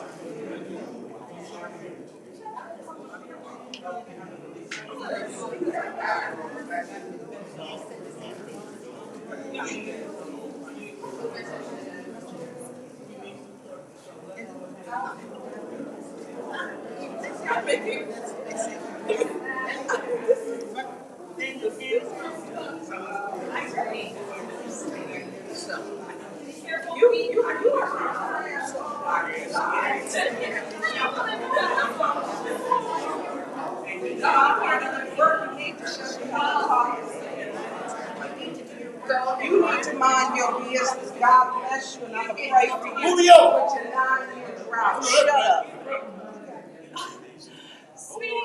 I'm not your sweetie, and I'm not your friend. Yeah, I'm sure you haven't gotten it. Nobody, but listen, you might want to watch your mouth because you're miserable and bitter. No, I don't talk about you. Because I don't care what you say. Woo. I ain't seen you.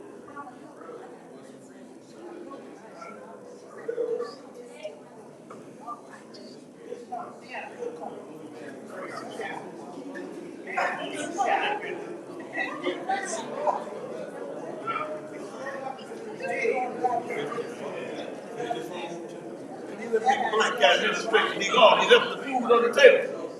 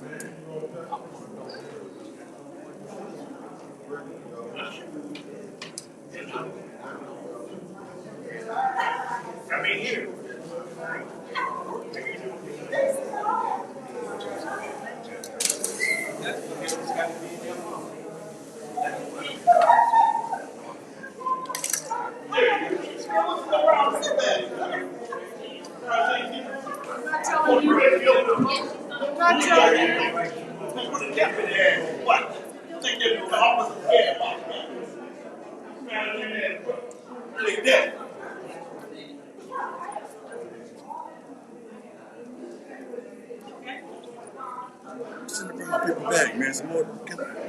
Water. That's all. Damn, I could have got a water then. Yeah, you could.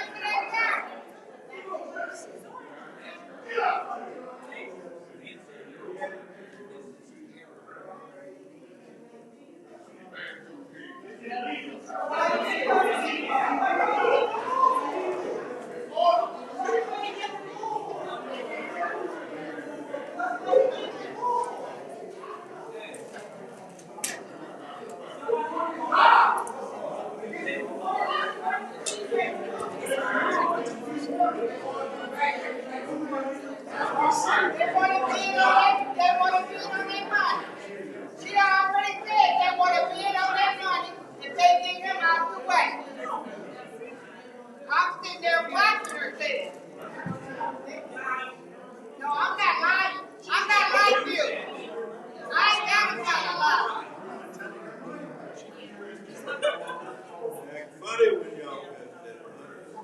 don't care about you recording me. You can record me all you want. If we can just go ahead and adjourn, not adjourn, but bring back the order, so our 5 minute recess. You can record me all you want with your screen and black on.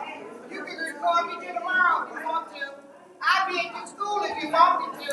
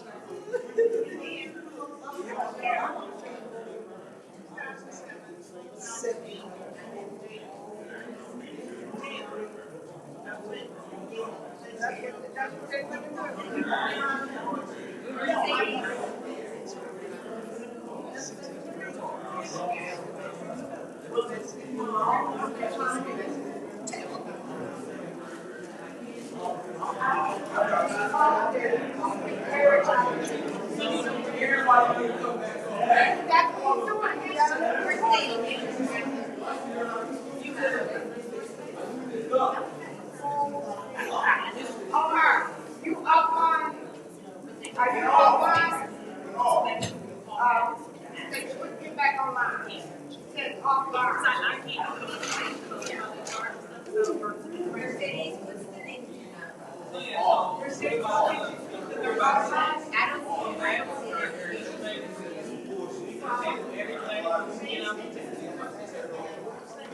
I know, but I'm saying that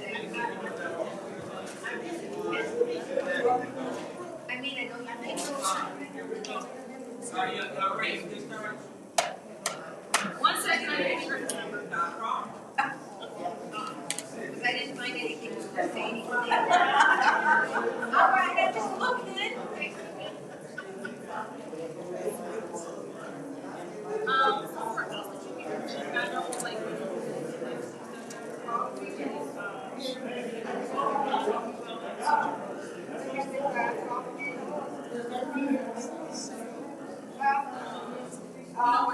All 5 of you gonna say yes.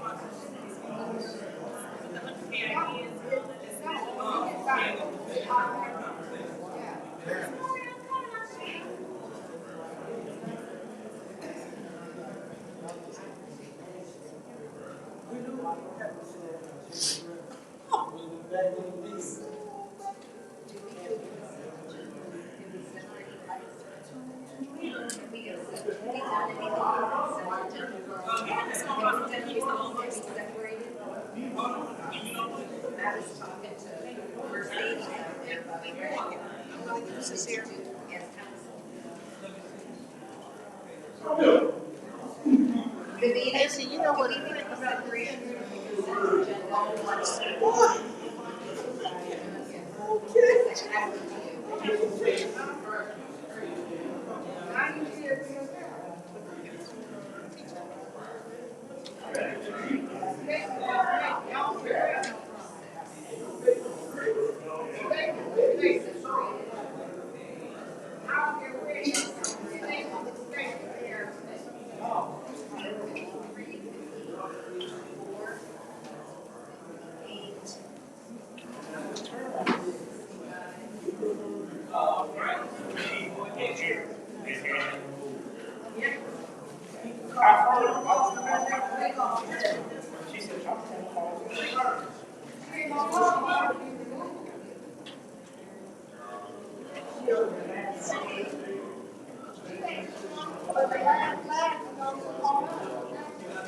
What's crazy is Literally,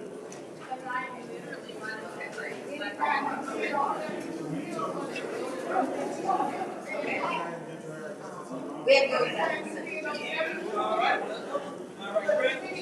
session. Second one, take quick glance through what was, just give you a minute.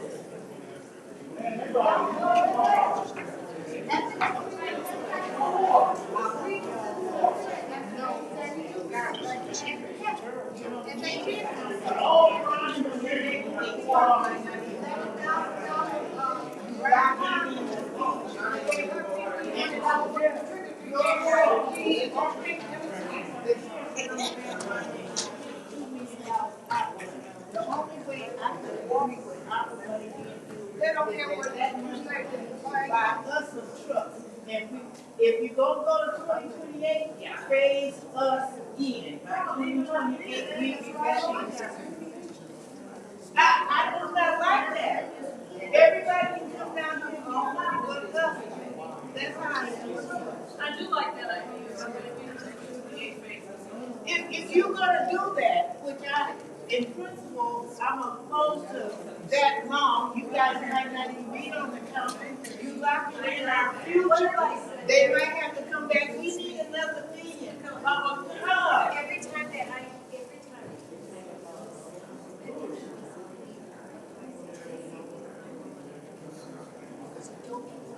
Yeah, okay, so you'll need to do when I get 1 million for bathroom and 2 million for the garbage. So Ms. Claire, and we got 13 million. Ms. Claire.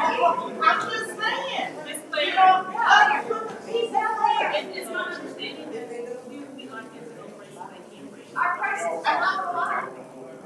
They are gonna go up. They are gonna go up.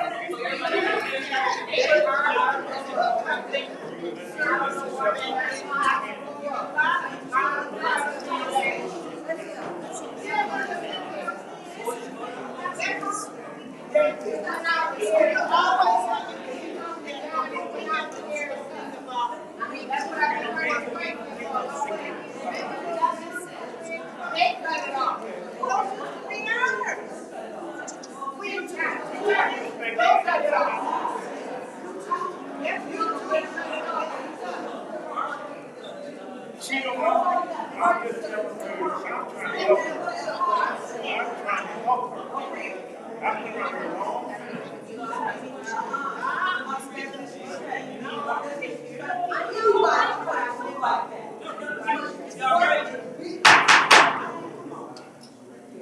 So the city council meeting is now being brought to order. We wait for Attorney Kim. Attorney Kim, please report to your seat. Attorney Kim, report to your seat. We want our stuff back in house. We'll do that. He's been saying it all the time. You will be addressed with respect. No. Come on, we can get on the block. We out there. What happened?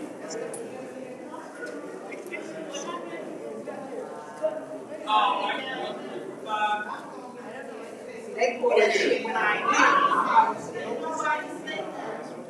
It is now 10:35, and the city council, Flint City Council meeting is now being brought back to order. Roll call, Madam Clerk. Mr. Mayor. Grace Lewis. Present. Priestley, present.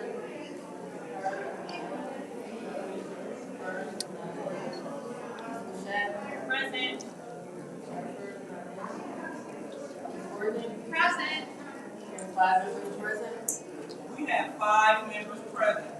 So upon the recess, we were in the midst of several appeals. Is it a motion on the floor to table all appeals in warning?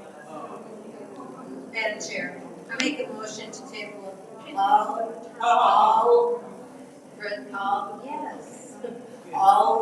appeals pending the return of Mr. Mays to the floor, to the council meeting. All right.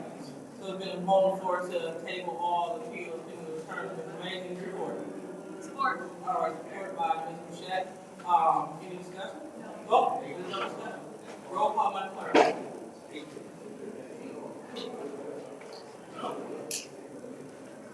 Lewis. Yes. Mr. Murphy. Yes. Priestley. Yes.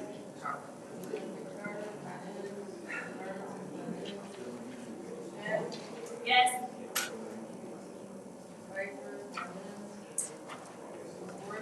Yes. 5 yes, 0 no. The vote is 5 yes, 0 no. So, before we were inundated with a lot of appeals, we are at the consent agenda. Did we vote? Madam Chair. So, there is a motion on the floor to approve the consent agenda with these separations. We have several separations. So we will go ahead and vote to approve the consent agenda. Madam Chair, point of information. Can you tell me which ones we are voting on right now? Because it's like a mess. No problem. I'll go back over. All right. So in the consent agenda, we have 230347. We have 230349, 230350, 230351, 230. You got it. I'm sorry. I'm right up on top of it. All right, so just let me know. Okay, so I'm just going to start at the top. 230-350, 230-351, 230-357, 230-366. We have 230-252.1, 230-312. We have 230-331, 230-332, 230-333, 230-335, 230-336, 230-337, 230-338, 230-339, 230-340, 230-341, 230-342. Y'all with me? 230-360, 230-361, 230-363, and then we come to 230-334. Oh, and then we got to forget about these. Yeah. 334. I'm sorry, you were right. That's a big failure there. Thank you for that correction. We are at 230-371, 230-372, 230-373, and we are at 23. Nope. That's it. That's all. 30375. Is that separated? Yes, it was separate. Point of information, Madam Chair. What is I your want to what? verify. I'm just kind of going through my notes, making sure I got everything. 230355, was that separated? It was not, so it's part of the consent. What about 474? I can't hear you. Wait, let me just going through making sure that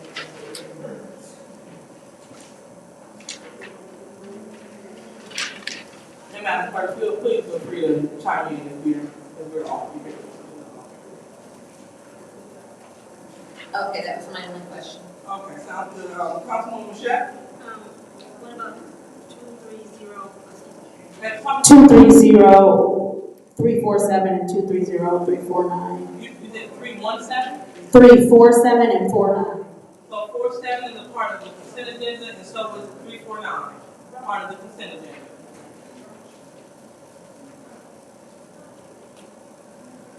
Yep. All right.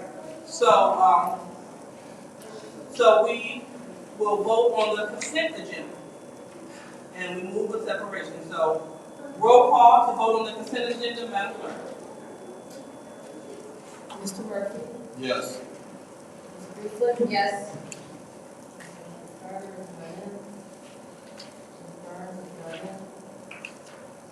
Ms.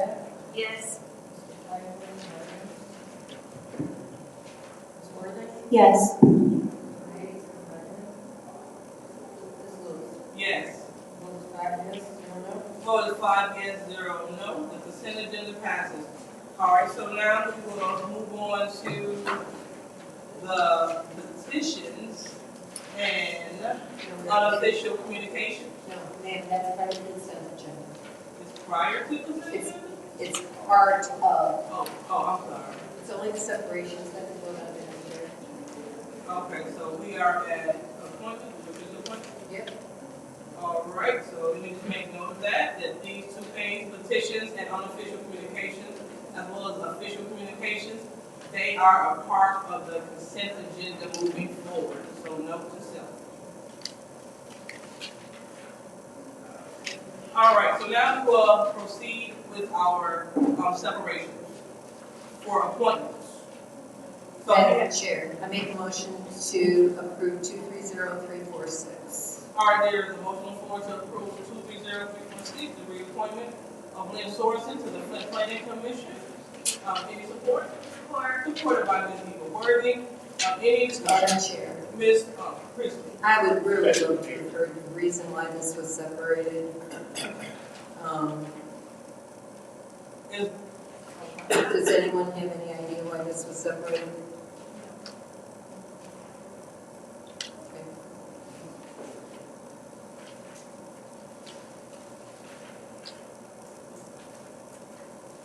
Is that all? It's all. Oh, okay. All right, so anyone else like to speak in the first round? No one like to speak in the first round? Okay, seeing no one, I'll go ahead and speak. Is Ms. Lynn Sorensen here? Is Lynn here? Oh, okay. All right. All right, so anyone else would like to speak in the second round? Madam Chair, Ms. Priestley. I'm gonna make a substitute motion to send this back to government ops because I would like to know why it was separated. Okay, so there is on the motion to send resolution 230346 back to government ops. Any support? Any support? All right, so there is no support, then dies for lack of support. Like a second. So you still have support on this. Well, I just, it's in regards to these appointments, I really would like to hear why they were separated. I know one or two reasons,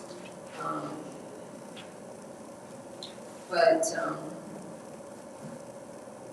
I don't know the reason, and so it's kind of making me hesitant whether I want to vote for the most of the appointments or not. So, thank you, Madam Chair.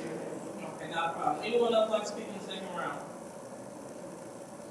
Okay, so seeing none, I'll be the last to speak. So who recommends Mr. Sorensen? Is this a mayoral appointment? Yes? Okay, understood. Okay, and this is to fill the remainder of the 3-year term ending March 31st, 2026. All right, so seeing that Ms. Sorensen was submitted for reappointment, I remember the conversation that we had with Ms. Priestley before, saying that if people appoint individuals, unless we see a reason not to, or hear a reason not to, then we go with people that put the people up for appointment. So I'm going to go ahead and support this, so we will go ahead and call for roll call. So we're doing a roll call vote on Resolution 230, the reappointment of Lynn Sorensen. Roll call, Madam Clerk.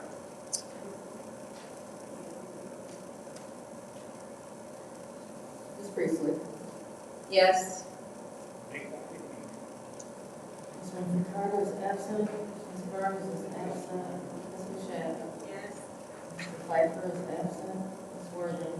Yes. Mr. Mays is absent. Ms. Lewis? Yes. Mr. Murphy? Yes.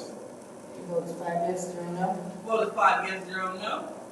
Resolution 230346 has been approved. Madam Chair, Ms. Priestley. I make a motion to move 230348, 230353, 230354, 230358, back to government ops. Second. Okay, so, I'm on the floor to move resolution 230-348, 230-353, 230-354, and 230-358 to move those, 4 to government ops. And it is supported by Councilwoman Shedd. Any discussion? Just the, Madam Chair, I just would really like to find out why these were separated. Not a problem. So, anyone else in the first round? No? Okay. Madam Chair? Ms. Morgan? So it was 230354 and 230358. What was the other one? Yeah, it's 348, 353, 354, and 358.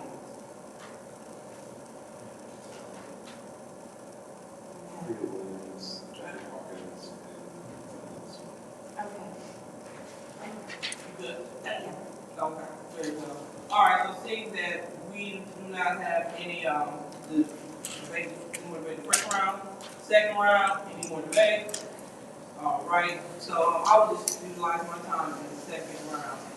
I just want to remind, when we're making our selection for these appointments, we have to take self out of it, because it seems like we are, we're putting the way we personally feel towards appointees and just towards people that are on our, is within our agenda.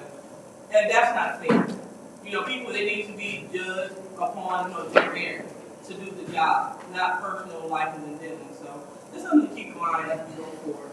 So we are looking to move 230-348, 230-353, 230-354, 230-358 back to government ops. Roll call, Madam Clerk. Mr. Shedd? Yes. Ms. Worthing? Yes. Ms. Lewis? Yes. Mr. Murphy? Yes. Yes. The vote is 5 yes, 0 no. Those 4 resolutions have been sent back to government ops. Madam So Chair, now, so go ahead. I'd like to make a motion to approve 230365. Motion on the floor to, sir. That wasn't me. Why you pointing at me? We can't hear you. No, they said they were gonna tell what the numbers was. Okay, this better? You just read it before. You're not. Oh, let me turn up the microphone, Madam Chair. You know what I'm trying to do? Excuse me. So, you all, let's make sure that we speak more into the mic so they can hear. And again, no yelling out. What it is. Speak it out, right? We want to know what y'all voting. You just said numbers. I said that was gonna change. Sir? So, please hold. So, I encourage you to go to the back and get a council packet, just so you can follow. And so, with that being said, public speaking is now over. There's no back and forth dialogue. Your time to speak at the lectern ended during public speaking. If the public continues to yell out and disrupt this meeting, you will be asked to leave after you receive a first warning. So we're going to go ahead and move on. So we have a motion to approve 230365, which is the mayoral appointment of Mr. Philip Moore for the CFO position. Was that a second by Councilwoman Shedd? Yes. Okay, second by Ms. Shedd. Any discussion? All right, any discussion in the second round? All right, seeing none, go ahead with the vote. Roll call, Madam Clerk. Ms. Worthing? Yes. Ms. Lewis? Yes. Mr. Murphy? Yes. Ms. Priestley? Yes. Ms. Shedd? Yes. The vote is 5 yes, 0 no. The vote is 5 yes, 0 no. On resolution 230365, the mayoral appointment of Mr. Philip Moore has been approved. So now we move on to resolutions. Resolutions 230313.1, the approval of the City of Flint Brownfield Development for the Carristown Neighborhood Project. And do I hear you, Ms. Priestley? Yes, you do. I'd like to move this back to government ops or wherever, what committee, excuse me, through you to the city clerk. Did this come from government ops or did it come from finance? Finance. Oh, okay, I'd like to move it back to finance. I'd like to hear more about this. Okay, so there is an amended motion to send resolution 230313. It was never, this is the first one. Ms. Mark? Okay. So, go ahead, Ms. Carter. I thought 230252.1 was. Go past. Yeah, it had to be considered. Okay. Okay. So, we're looking at moving resolution, and thank you for the correction, Ms. Priestley. 230313.1, moving that to Finance Committee. All right, is there any support? Support. Support from, who was that? That was me. Oh, okay, from Ms. Bouchette. All right, any discussion in the first round? Madam Chair, I just want to find out more about it. We have never, this has not had any discussion at council, and I'm just not comfortable here. Okay. All right, any more discussion? Madam Chair, Yes, Ms. Bouchette. I do want to have more discussion where this is concerned, and I will ask, because we did say earlier in the meeting that we at least, when we read off the numbers, that we at least read off the title as well. Okay. I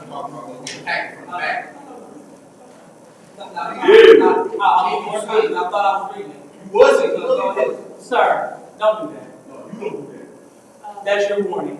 Thanks. What you looking right there for? That's more than I said thanks. All right, so we are first round. All right, one round. Anyone like to take the first round? All right, so seeing that we have no one else that would like to speak, we are looking at moving resolution 230313.1 back to Finance Committee. Roll call, Madam Clerk. Ms. Lewis. Yes. Mr. Murphy. Yes. Ms. Priestley. Yes? Yes. Yes. 5 yes, 0 no. Said 5 yes, 0 no, so that resolution has been sent back to Finance. And Madam that Chair. is 230313.1 has been sent back to Finance, and that is approval of the City of Flint Brownfield redevelopment for the Carriage Town Neighborhood Project. Anytime? Okay. So, we have Ms. Priestley. Yes, I'd like to table indefinitely 230328, suspension of Councilwoman Brenda Lewis, and 230329, suspension of Councilman Quincy Murphy. Support. All right, it has been supported by Ms. Worthing, so we are talking about resolution 230328, 230329, the suspension of Councilwoman Liddell Lewis, and suspension of Councilman Quincy Murphy to be tabled indefinitely. So if there's no discussion on tabling, is there discussion on that? Yes. Okay, go ahead, Mr. Murphy. For you to the city attorney Kim, in this resolution that they have for suspension of myself and the resolution on here, it says for charter violations. Did you approve this resolution as the format that we violated the charter? No, the resolutions were never presented to the law department for review as to form. Because these two resolutions have suspension of Liddell Lewis and also suspension of Quincy Murphy for charter violation that was drafted by my colleague or someone. So for the record, you did an inquiry and you gave us a legal opinion. I don't believe I was here when the legal opinion got made public, but you did give us a legal opinion, and based on your legal opinion, we did not violate the charter.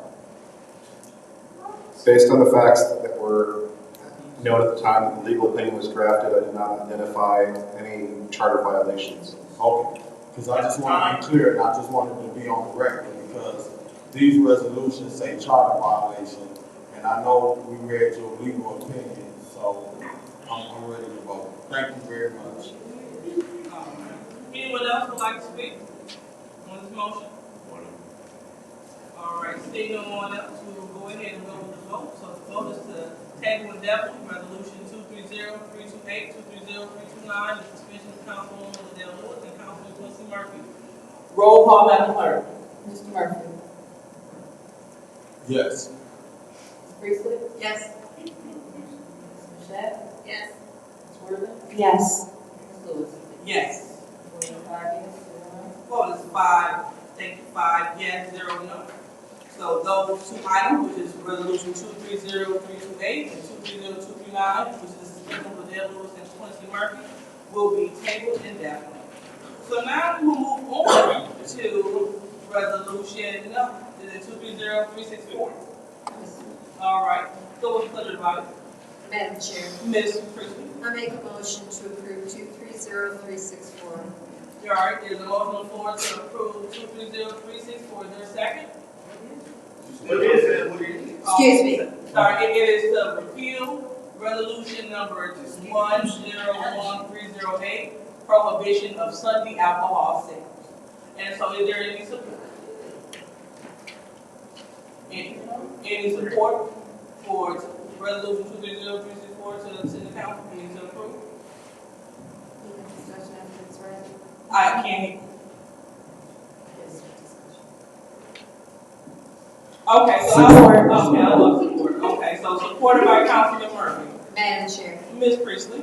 through you to the city attorney, why do we have this? What is the purpose of the repeal of this? The state law was changed, back when Resolution 101308 was enacted. State law on alcohol sales changed to allow for Sunday morning sales, but there was a caveat provided that local governments could opt out of that within their jurisdiction. The council at that time elected to exercise that opt-out provision and prohibited sales of alcohol on Sunday mornings. This would repeal that and essentially allow Flint's businesses to engage in alcohol sales on Sunday mornings. That would essentially put them on the same playing field as similar businesses in local other businesses in Genesee County that can engage, do brunches on Sunday mornings and stuff. That would be prohibited here in the city. I believe there was at least one business that was recently cited for this because they were essentially unaware that this was the rule, and so to put our businesses on the same playing field as the rest of those in Genesee County is the purpose behind this resolution. Mimosas are good. So, I mean, I can understand the resolution or why it was happening at the time, but you can buy beer at gas stations. You're not supposed to drive and drink. And so I have a problem. So, I mean, if you can do that, I have no problem with this one. Thank you. Not a problem. Anyone else would like to speak, Mr. Murphy? So you saying if we support this tonight, this will allow people to buy liquor in the morning on Sundays? They already can do it now? They can do it by basically going into a number of other communities in Genesee County. If you pass this resolution, what this will do is essentially, once the notification is sent to the Michigan Liquor Control Commission, our businesses will be able to apply for what I believe is called a Sunday, it's called a Sunday morning permit or Sunday sales permit. And the MLCC will then, will process that permit and is able to issue those permits to businesses that would be permitted to sell alcohol on Sundays. My understanding is it's not an automatic process. It's not like it passes and every business in town will be able to start doing that. They will have to apply to the Michigan Liquor Control Commission and receive a license to do that. So if we don't pass this, they can sell liquor on Sundays, but after a certain time, right? They would be prohibited from selling alcohol, I believe, from the hours of 8 to noon. 7 to noon, yes. I'm not supporting this, and I think they can wait until 12. All right, thank you. Madam Chair. Ms. Worthing. History has shown that prohibition never works. So I grew up my father grew up in Kentucky, and Leslie County had prohibited liquor sales. Lots of moonshine going on, and then also they would just travel outside of the county. So then Leslie County lost revenue. They finally just repealed that, like just recently. So they were a dry county all this time, but did that prevent anyone from drinking at 7 a.m. on Sunday? No. So if they're going to outside of Flint, so it's in Genesee County that they can still go? Yes, there's my understanding is that most of the local governments in Genesee County permit alcohol sales, before noon on Sundays. Burton, right across the street from me. I don't drink, but if I did, I could just go there and buy it. So why would we be the only city to say no and then lose out on the sales, is what I'm saying. Like, I'm not about legislating what people do. If they want to get drunk at 7 a.m. on Sunday, more power to you. Don't think it's cool or great, but it is what it is. I think we'd have some people a little bit upset that they're losing out on sales when they can just go right next door to any other city and buy it then. And I just really don't think it's gonna do any harm to let them buy it earlier. It's like a 4-hour window. It's like no big deal. So anyways, I'm voting to repeal this because prohibition, dry counties, dry cities, none of that has ever worked in the history of the U.S. So that's all. Thanks. Madam Chair, I would suggest that my colleagues try and put a motion on the floor until they have the votes that they need. Because the issue here is from 7 to 12, that's 4 hours. You have until 2 a.m. to buy liquor. You want to drink at 7 a.m., buy liquor at 2 a.m. and wake up and drink it at 7 a.m. The reality is, if we're honest, people are still buying and purchasing liquor in Flint between 7 and 12 on Sunday anyway. But I just, for me, most of the stores don't open till 10, 11 anyway. It's 1 more hour. It's not like they're open at 7 a.m. It's not like people are going to brunch before 12 o'clock. My thing is I'm concerned with what this means as far as public safety and a lot of other things. And so y'all should probably just make a motion to see if, when our other colleagues join us again, if you will have the votes that you need. So, seeing that I am the last to speak, I don't want to play moral police to anybody. Then at the end of the day, I know. I don't want to tell you when to drink. I don't want to tell you when you should buy.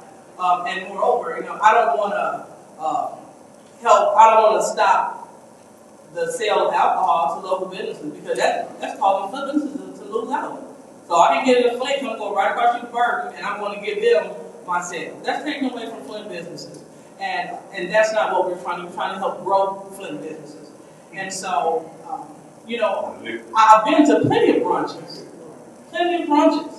And a lot of entrepreneurs, they use these brunches for fundraising, etc. And again, some people eat breakfast at noon, some people eat breakfast at 6 a.m. I can't dictate when you should have your brunch or have your breakfast. I cannot, and I don't want to do it. And so if this is just giving us the option to make sure that our businesses are being the ones patronized when people want to purchase their libations, I don't want to get in the middle of that, because again, that's on you if you choose to drink alcohol in the morning, in the afternoon, or whatever. Or, if you want to go, say if you're having a brunch, you want to go to Meyer and you want to purchase your champagne for your mimosas.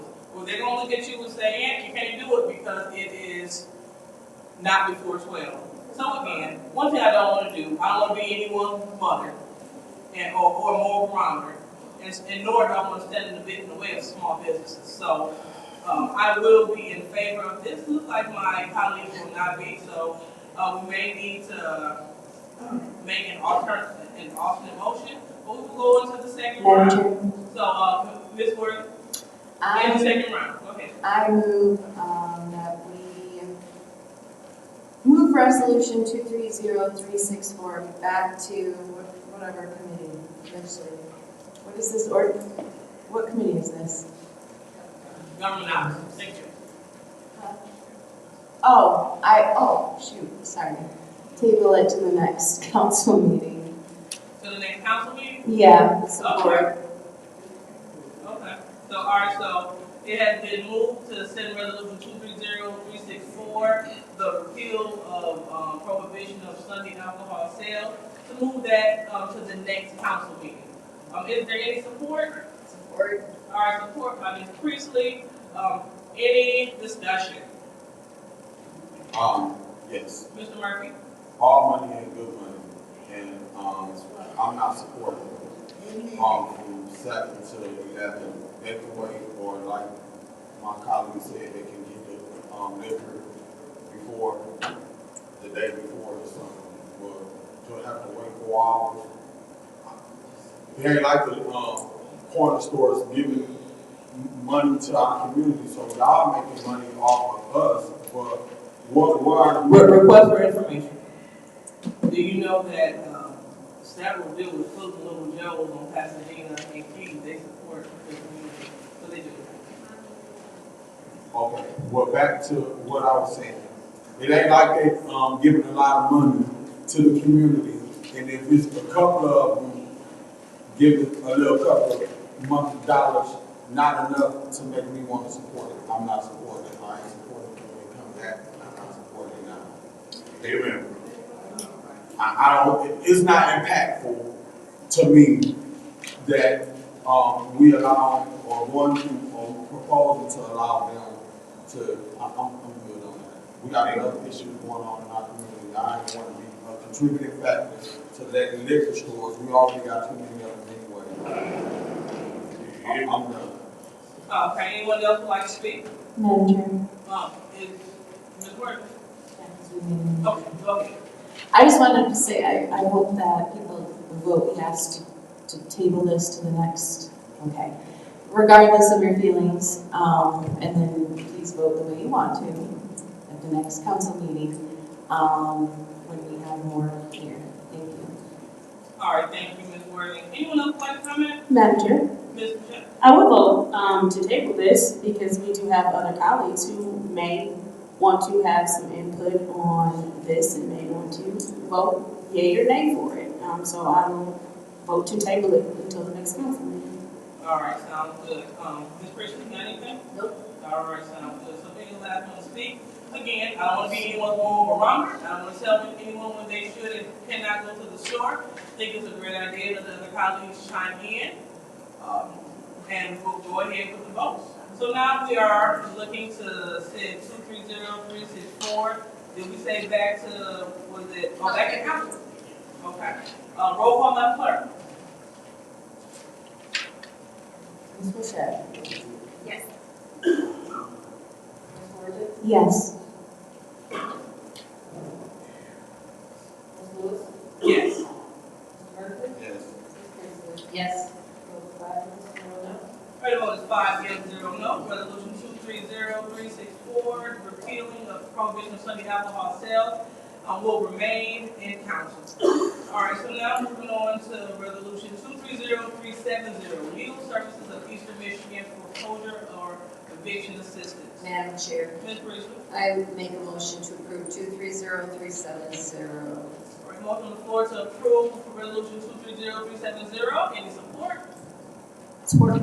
Support by Councilwoman in the 7th Ward. Any discussion? Madam Chair. Well, I heard Ms. Priestley first. I'm not a big fan necessarily of spending ARPA money for this, but we really don't have the funds elsewhere, I don't think. This will fund another attorney for the legal services of Eastern Michigan. And in light of the purchase of the properties, I think we need to do something for our residents because it affects all of us, all of residents in every ward. So I'm going to go ahead and vote to spend $50,000 to assist with the foreclosure or the eviction process if that's what the purchasers of the property here to do. I'm definitely fine, what happened is tasteful, but, this gives something to our residents. Okay.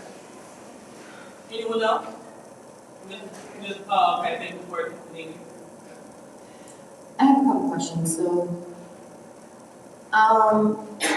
this is just for those who were part of that study. I can't hear. Somebody in administration, so I think maybe Mr. Edwards. Somebody.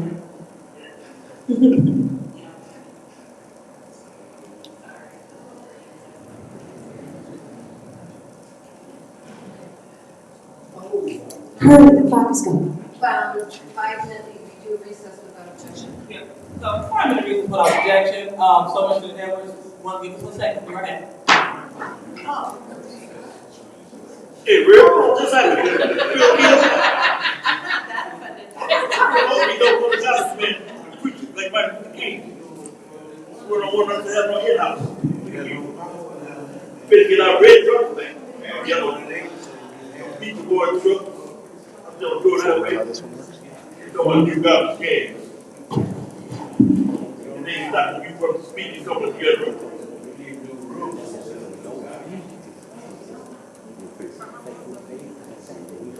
Whoa!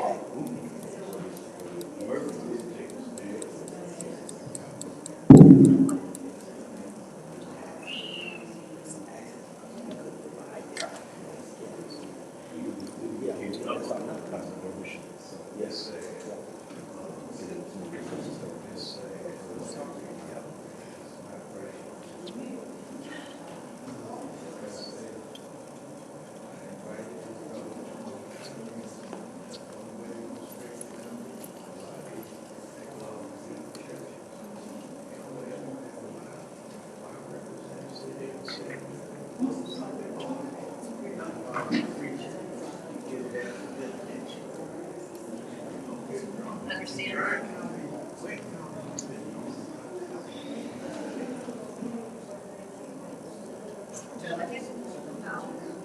Do I have to?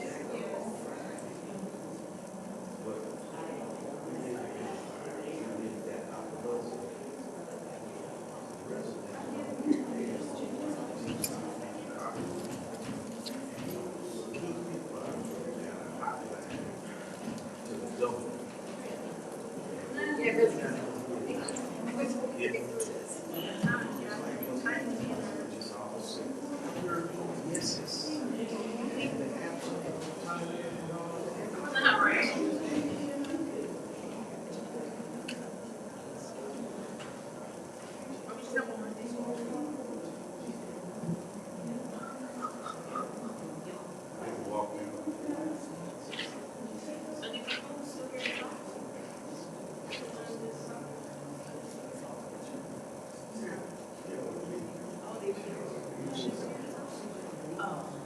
What they other people? Oh yeah, Liddell. Liddell? Okay. Oh, she's got me. What they gonna say tonight? All right, city council meeting is now over. Okay, I'll wait till 2 minutes. No, just go. No, just go. We're here. Got it. Attorney Kim, report to the front, please. Attorney Kim.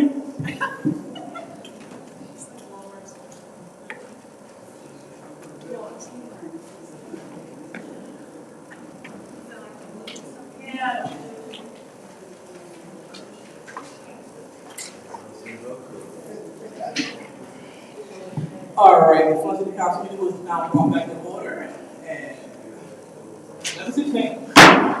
Go ahead, proceed. Me, it was me. Mr. Edwards, is this resolution 230370 just for those whose property was purchased by this outside group?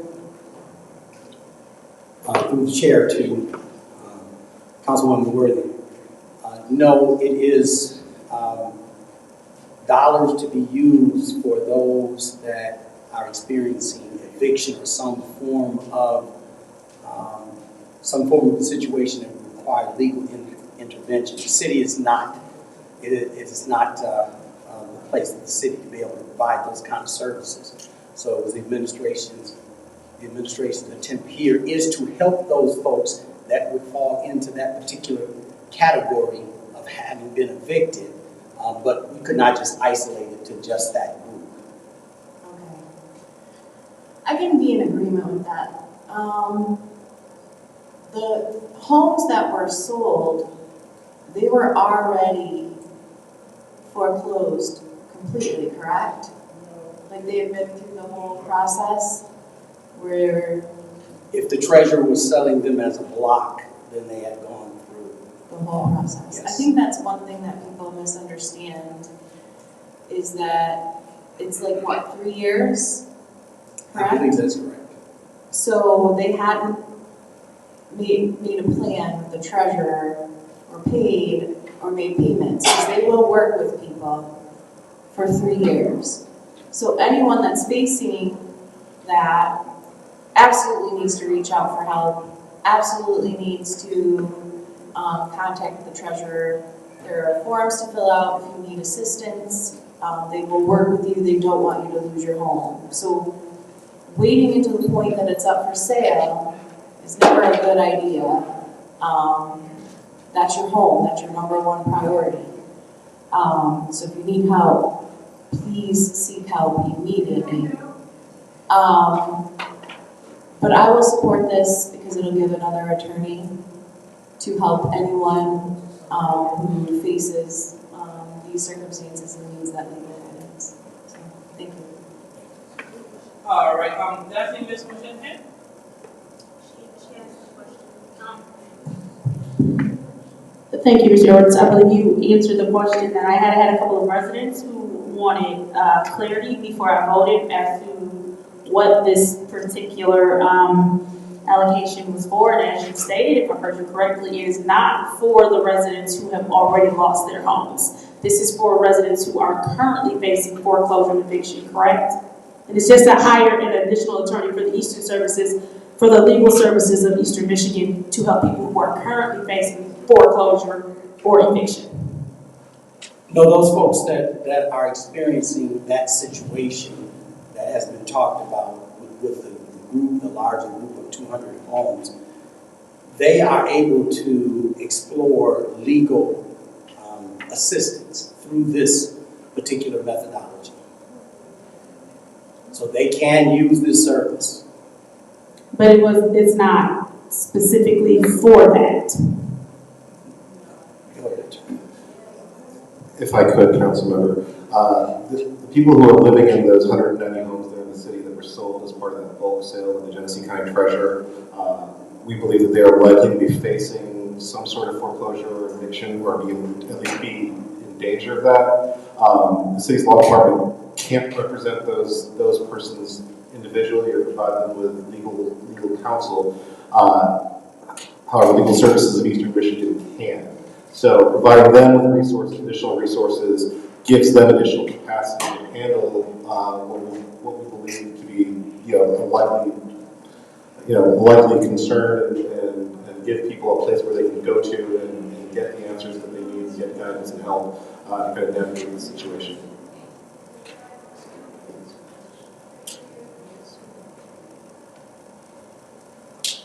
Does that make any sense? Mm-hmm. Any more questions, Councilwoman Michelle? That's it? All right. Mr. Murphy. So, for you to apply. So the $50,000, because based on the little, is it a press release or something that the mayor put out? My assumption is that the $50,000 is going towards helping the residents who is at jeopardy of being displaced.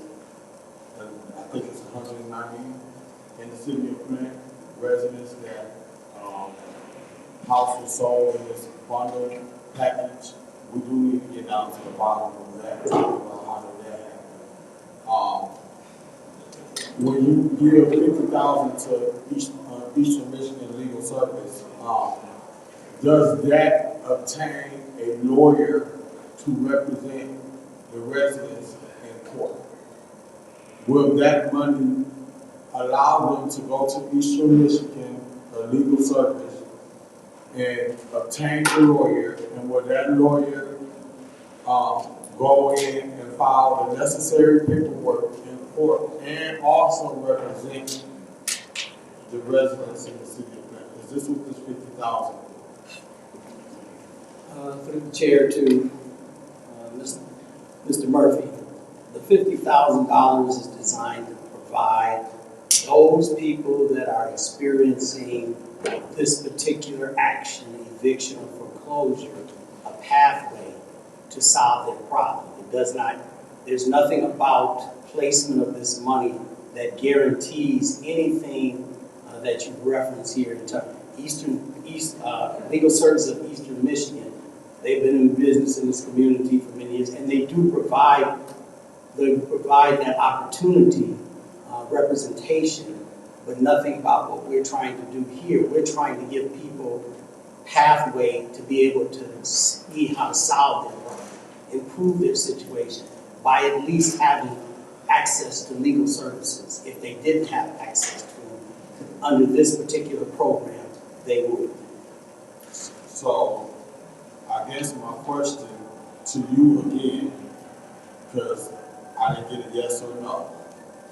If we give this $50,000 to Eastern Michigan and Legal Service, and they go in and consult with them, and they give them recommendation of what they should do they still gotta, in addition, obtain a lawyer that they have to pay for, or does this $50,000 help cover the cost and the fees of a lawyer for them to file any kind of paperwork in court? Is the question I'm trying to ask. Mr. Edwards, if I can. Councilman. That is the mission of the Legal Services of Eastern Michigan. So we're doing is providing them resources. They provide advice, they provide representation, they kind of do all that stuff. Whether or not that we require in every single case, that can't be determined until the people who are impacted get a chance to talk to them. But that is what Legal Services of Eastern Michigan does, is represent low-income persons who are facing various legal issues, including foreclosure and eviction.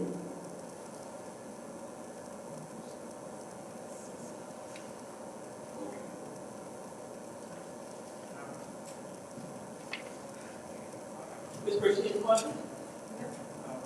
So, Mr. Evans, so I just want to make sure that I'm clear on this, because definitely a tragic situation seeing individuals lose their home, who were once owners and now they have the option to rent. Very sad. And I do understand this resolution for $50,000. Now, I just want to be realistic. Realistically, is there anything that can be done? Because the homes have been turned over. They have lost in the foreclosure process. So is this just a symbolic gesture to say, hey, the city's trying to do something, but really nothing, it doesn't look like anything can come of this. So I'm just being real. So what can the lawyer that Eastern Michigan do for these people that have already lost their home because they received the proper notice and but they lost their home? But let me also add this. I'm not against the funding, because too bad it was just a day late and a dollar short. That's what it seemed like to me. It seemed like it's too late, because these ARPA dollars, I believe this money is coming from ARPA, yes. This money is set aside for COVID relief. So if we look back to COVID started February 2020, we're in 2023. So these people, they are within that COVID range in terms of being able to, just not losing track of their taxes, so being delinquent. So that's what the funds are for. COVID funds are to help individuals with COVID-related issues. And the fact that it typically takes, 2 to 3 years to lose your home, which was within the window, we are within that range. So these funds can be used for something like that. it appears to me that if we could have helped them before then, we could have helped them. But right now, we're allocating this money set aside to help people with COVID, but it doesn't look like this is going to do anything. So, I would definitely vote in favor of it, but it just looks like it's a day late and a dollar short. And I just want to encourage all residents. Well, for one, I want to encourage residents to come out to the second ward community conversation. Let's start there. Because we have the county come. We have the county clerk. We even had the City of Flint Treasurer and Assessment Office at the meetings. They were breaking down taxes, breaking down how this whole process goes. We want to make sure that the community, that they are informed, because no one should even be in this spot if we have information out here. So, regardless if you like the council person throwing it, come get some information so you can know what's going on. We don't talk about people at our meeting. We talk about situations and solutions. And we bring pertinent issues that's taking place within this city. We bring it before the people. So the people say, hey, we want to hear more about this burning home. We're going to reach out and we're going to talk to the clerk, have her come in so she can break this down in detail. So we want to encourage residents, if you are behind, please contact the city, contact the county to make accommodations. Many people have benefited just from reaching out, because if you wait too late, then we'll be here and you'll be in limbo. And this is not a great place to be. This is not any place to be, because we have too many people that are homeless in Flint. So many people living in their car. And so if we can avoid this, please do that. We got to be proactive, not reactive. Unfortunately, this is reactive. And I can't even guarantee that this is going to get anybody anything. But we're doing something. But something, we need to do something better than something. So I just want to encourage our residents to, if you're having tax issues, please reach out to the county treasurer. The county treasurer will work with you, will set a payment plan. I heard council members have reached out to the treasurer and made arrangements. So if council can do it, you can too. So let's make sure that we are properly informed. I'm totally for it, but this doesn't look like, and I pray that something can happen, but the deal has been made. Money has been, exchanged. So we'll see where this goes. Hopefully the law firm will, the investor will have mercy in his heart to make a deal with these residents. All right, so with that being said, anyone else in the second round? Madam Chair. Ms. Michelle?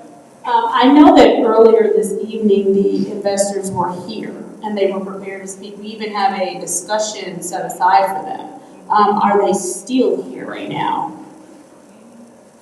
Okay. Have they reached out to the mayor's office, as far as you know, as far as talking about what some solutions are? Because this is, like Dr. Lewis said, it looks good. It looks good on his head, like it'll help someone. But the thing is, if they were here and they were willing to talk about the fact that they were willing to make some arrangements with some of the residents, I don't want to take this $50,000 that we don't have to take now and put it somewhere else if they are willing to make some arrangements. And I know that you all are probably going to say they probably need a lawyer or something to go over those arrangements.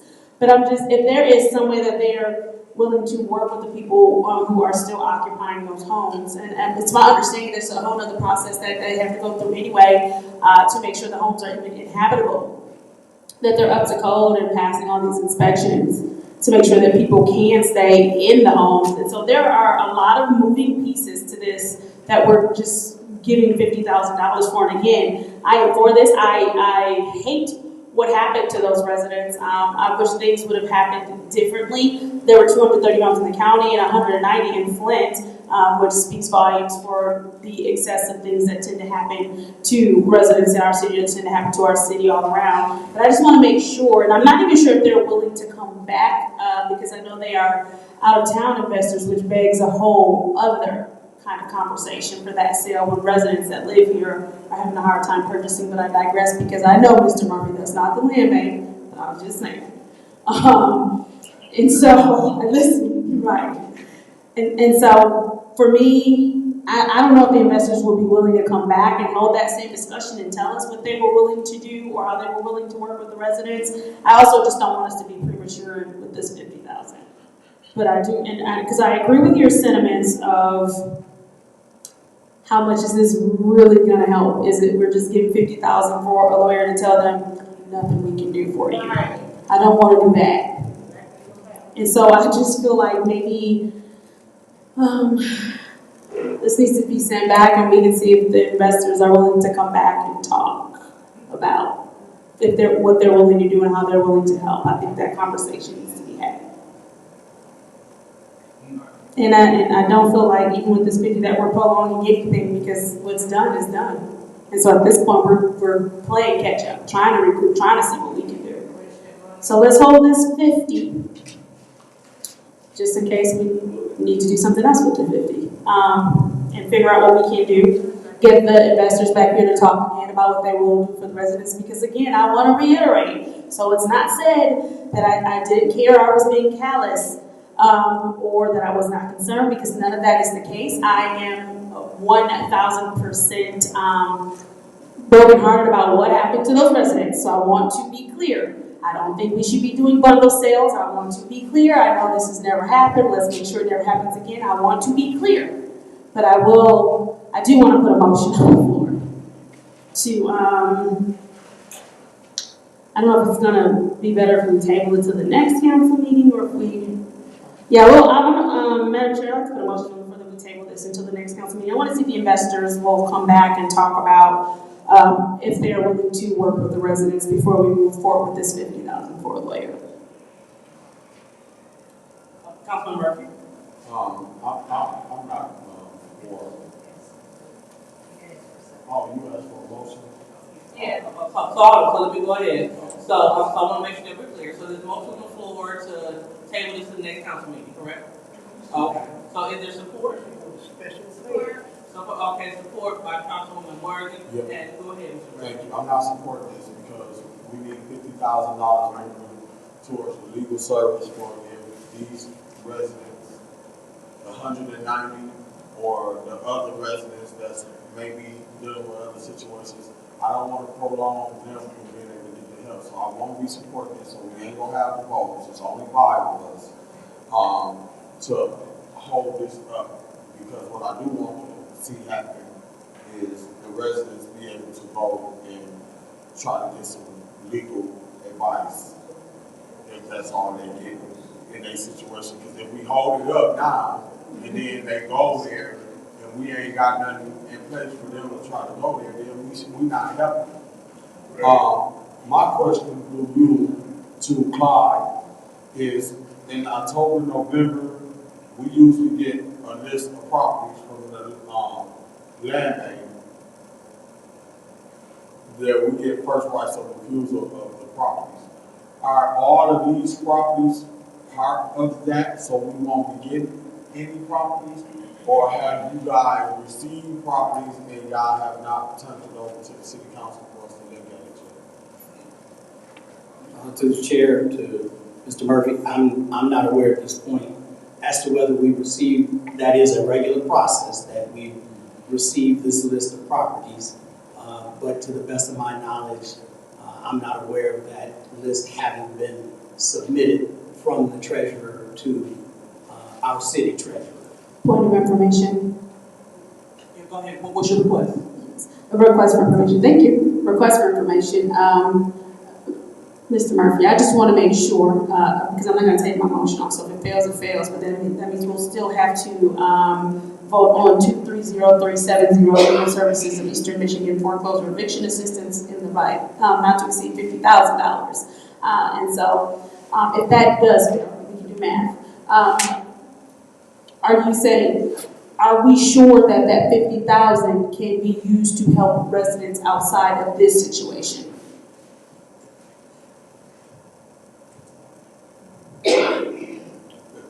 I can't ask you. It appears that the 50,000 is general and it's not specific to the 190 residents, but they can be part of going to get assistance if that's what they need to do. right now they probably scrambling trying to figure out what to do. So I'm thinking that they can go to Eastern Michigan Legal Service to talk to someone about their situation. So, request for information. So, are you saying that, yes, residents who do not fall within this 190 homes, they will still be able to utilize what this 50,000 is for? Based on what we're saying, the 50,000 is more general than the city. Okay, so even if Anybody that's facing any kind of foreclosure. so even if my motion does fail, then. All right, I'm ready to vote for it. I'm done. Okay, anyone else like to speak on the motion to keep it in council? Okay, seeing none, we go ahead with the vote. Madam Chair, we would like to, we would like to do a roll call vote for a motion to keep resolution 230370 in council. Roll call, Madam Clerk.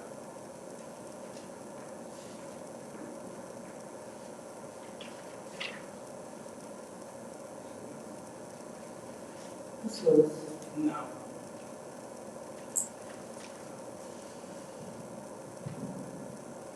Mr. Murphy? No. Ms. Priestley? No. Ms. Mashat? Yes. Ms. Worthing? No. Whoa. The vote is 1 yes, 4 no. 1 yes, 4 no. The motion fails to keep resolution 230370 in council. So now we are back to the second round of resolution 230370 and approving it. So we already had, 1 second, we already had Ms. Michelle speak. Go ahead, Ms. Priestley.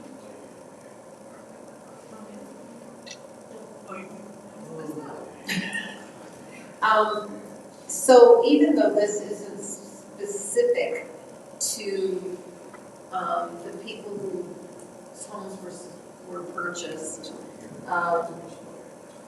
it's still there for them. In speaking with several of my residents over the past several years, they just don't feel that there's enough help for them with this agency. So I'm gonna go ahead and vote for it. And you know, it's not just homeowners. Let's make sure that we make this clear, that it's not just homeowners whose property was sold to these renters' property. They don't own the property, but their landlords lost their property, and those properties were sold as well.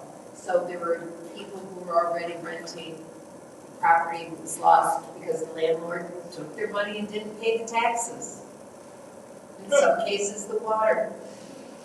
And so this is gonna help both the original homeowners as well as renters who are in those properties. Anyone else in the second round? Did I vote the second round? No. I didn't. So, I would like to do a referral, to the beginning to apply to see what is the status of the list of properties that the city council did, to do the first rights of review. What I don't want to see happen is, the 11th hour, and then in November, a day before, God give us a list of properties and tell us we got a day to refuse this list of properties. Because what I'm not sure of, that I'm curious of, is the list of properties that I guess don't get sold at the auction. They come to the Deb Cherry, she send the list to the administration. You guys review the list, and we get the opportunity to pull properties. Because what I was hoping, maybe we could have pulled these properties of these people who lost their properties. But if it didn't, and it got sold in bulk, where some investor got all of them we need to look at changing policy where that don't happen in the city of Flint no more. Because if that's the case and that's what's happening, the big fish go eat all of the property and we ain't gonna stand a chance. And they finna try to start buying up Flint and we gonna be hit. If you look at the trajectory right now, a lot of the new bills that y'all see going along in the city of Flint is rent. There's not a lot of home ownership being built in the city of Flint or homeowners, owner-occupied rehab going on. And if you rehab somebody's home, that can stabilize the tax base. Right. If you go in a block and you clean up 10 to 15 houses on that whole street and you spend $25,000, $35,000 per block and you pull those permits through the building inspection, that's what will bring the value of that community up. That value will raise that property, that tax value in that community. So when you invest in the community that way, that helps versus if I go and I call it affordable rental homes when we went to Richfield Road apartments, they look nice. But when he said how much the rent, 900, 1,000, I mean, you might as well get a mortgage for that kind of money. So I'm concerned that we are promoting rental property, and I'm hearing the word that we use, the wordsmith that we use is we lacking affordable, decent homes. Well, we also lacking affordable, decent home ownership for new owner-occupied or owner-occupied rehab. So I want to see a balance. And then if we let a firm come in and buy up a whole bunch of people homes, that's a problem for me. Real big problem. And I don't have people come to me at my job going off on us because they think it's our fault because it happened. But if we can do something to change policies or laws or whatever, we need to start bringing back houses in-house, and if people lose their house and come back to the city of Flint versus come to the county and we get those properties, we just need to look at that. This should not ever happen again. Thank you. I'm done. All right, anyone else? Okay, saying that there's no one else, I'll go ahead and be the last one to speak. Again, Councilman Murphy raises a great point. It was the first year that we came to council, Eric May and Dennis Pfeiffer stated, I mean, we all were against sending everything back to the land bank. We were not back, but to. I want to make sure my words are proper. We were against getting the properties from the county and give them to the land bank. We didn't want to do it, but we didn't have an option. The city does not have the capacity, we did not have a realtor on deck, we could not pay for the insurance to insure the home, we were not in a position to take the home. So Eric May and Dennis Pfeiffer said that they will find a solution, that they will work towards one.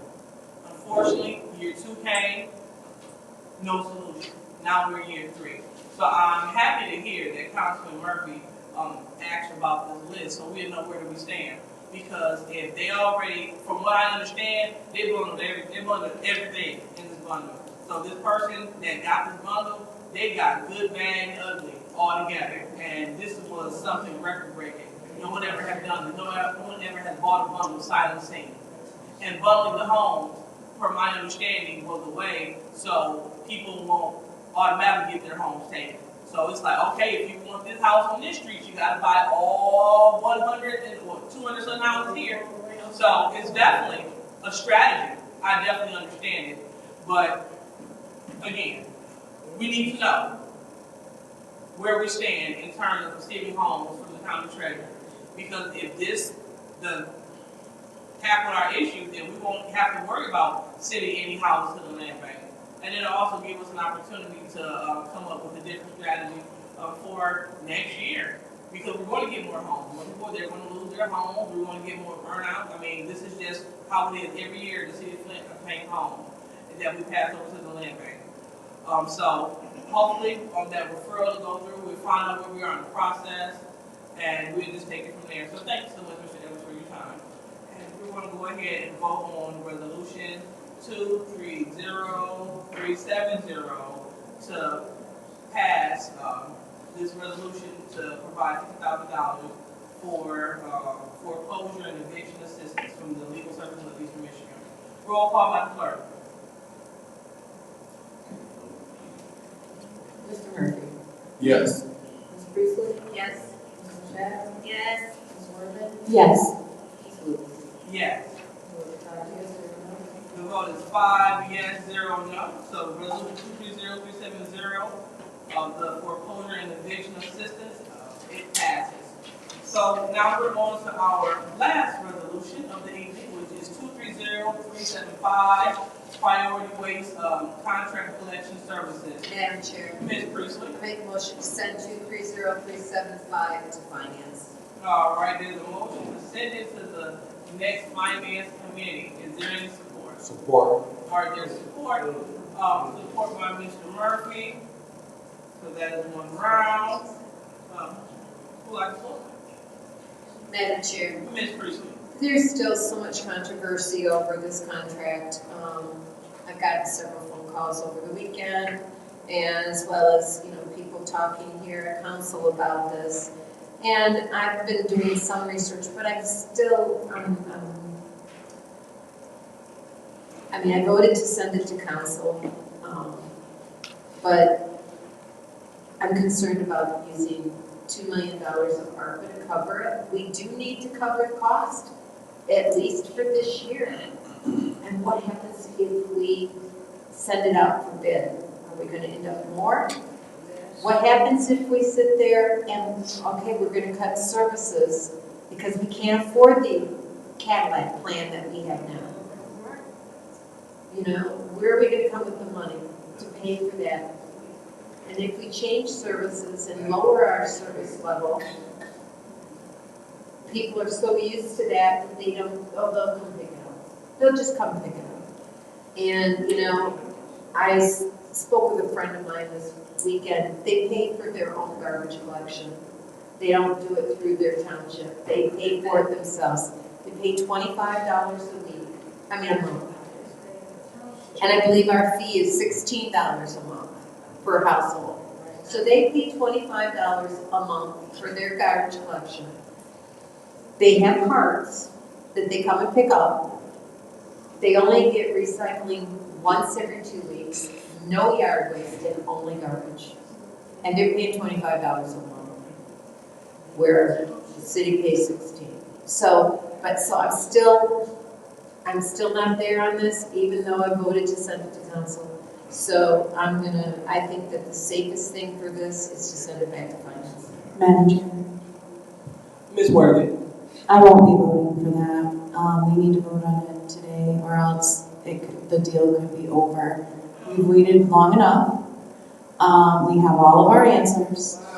I have a right to state what my thoughts are without the audience members yelling at me. Okay, you have your own opinion. This is my job. I have the knowledge that I need to move forward with this. I've had the knowledge that I've needed like a year ago. I don't know how long this has been delayed, but it feels like a year. And then yes, I would love to ask you questions, Ms. River. We can't see the time here, so I'm not sure. So, if we do not pass this today, what will happen? Is this like the deadline?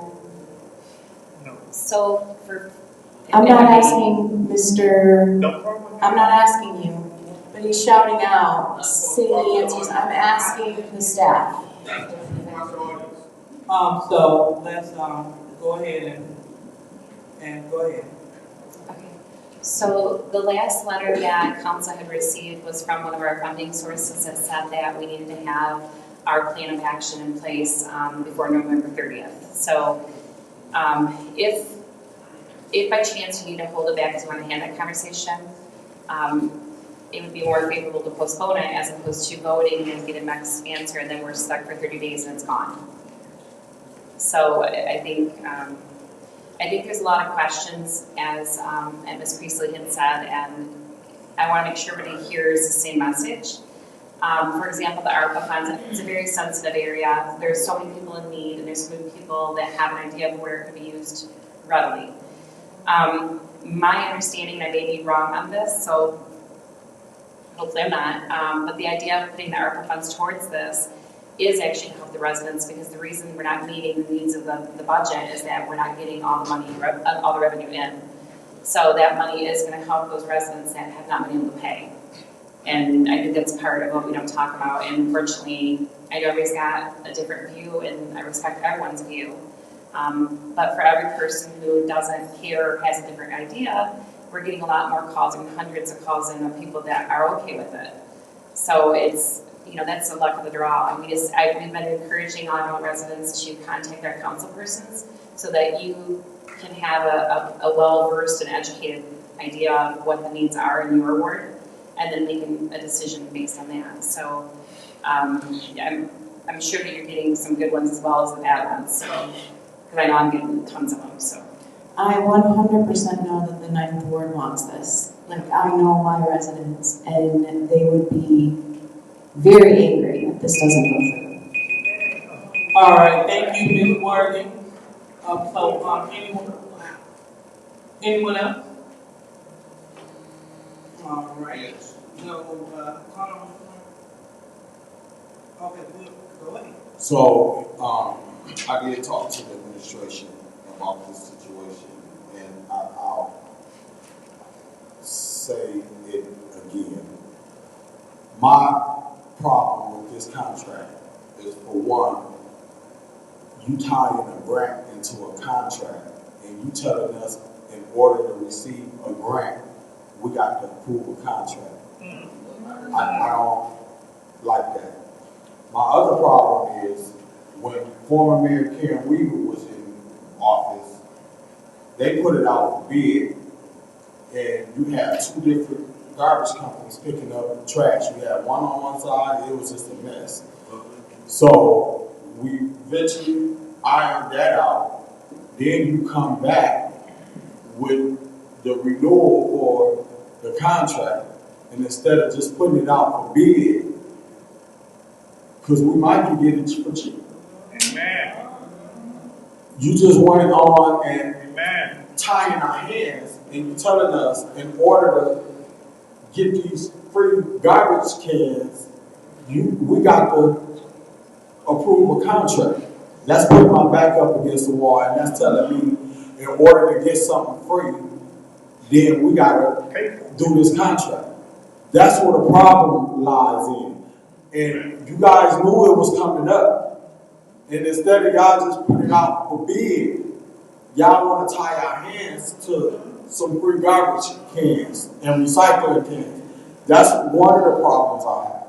The other problem is my colleague Pfeiffer asked for, and this is one of the questions I asked, are we going to have to ask the residents to raise their taxes on the special assessment on the garbage? We've been asking that. Show us some numbers. Even if we got to do it, be like, yes, we shortfall in the collection of what we collected in the garbage, special assessment for garbage, and we're going to eventually ask for $25 a year, $50 a year, $80. Just let us know what those numbers is, and this is what we can get, so we'll be honest with the residents, and we don't want to on one end tell them they got free garbage can, and then in November or December we come back and be like, we shortfall and we got to do something because we got a deficit in the garbage collection thing. We asked for the numbers. Where they at? I just asked the vendor, was it in my box? I asked them earlier today when they were calling me about this situation, show me the numbers. Email them to me. Those are the problems that I have with this situation, but I see both sides, so I just got some problems. I don't have enough information Thank you. Anyone else would like to speak? Like on the left first? This is the first round, right? This is, yes, the first round. One round, so one round on this? Commit, it's going to be. There's a motion on the floor? Yes. So again, we haven't spoken.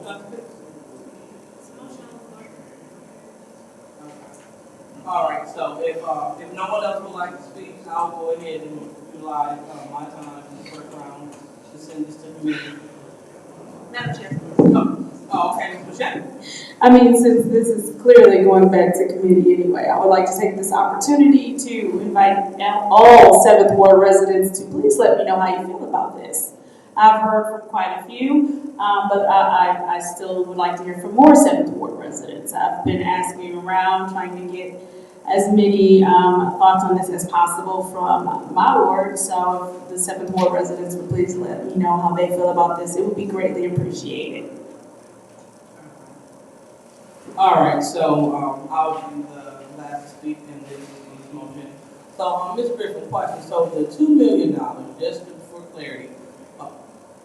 Yeah. So where would this go? What would that go towards? The $2 million. The $2 million.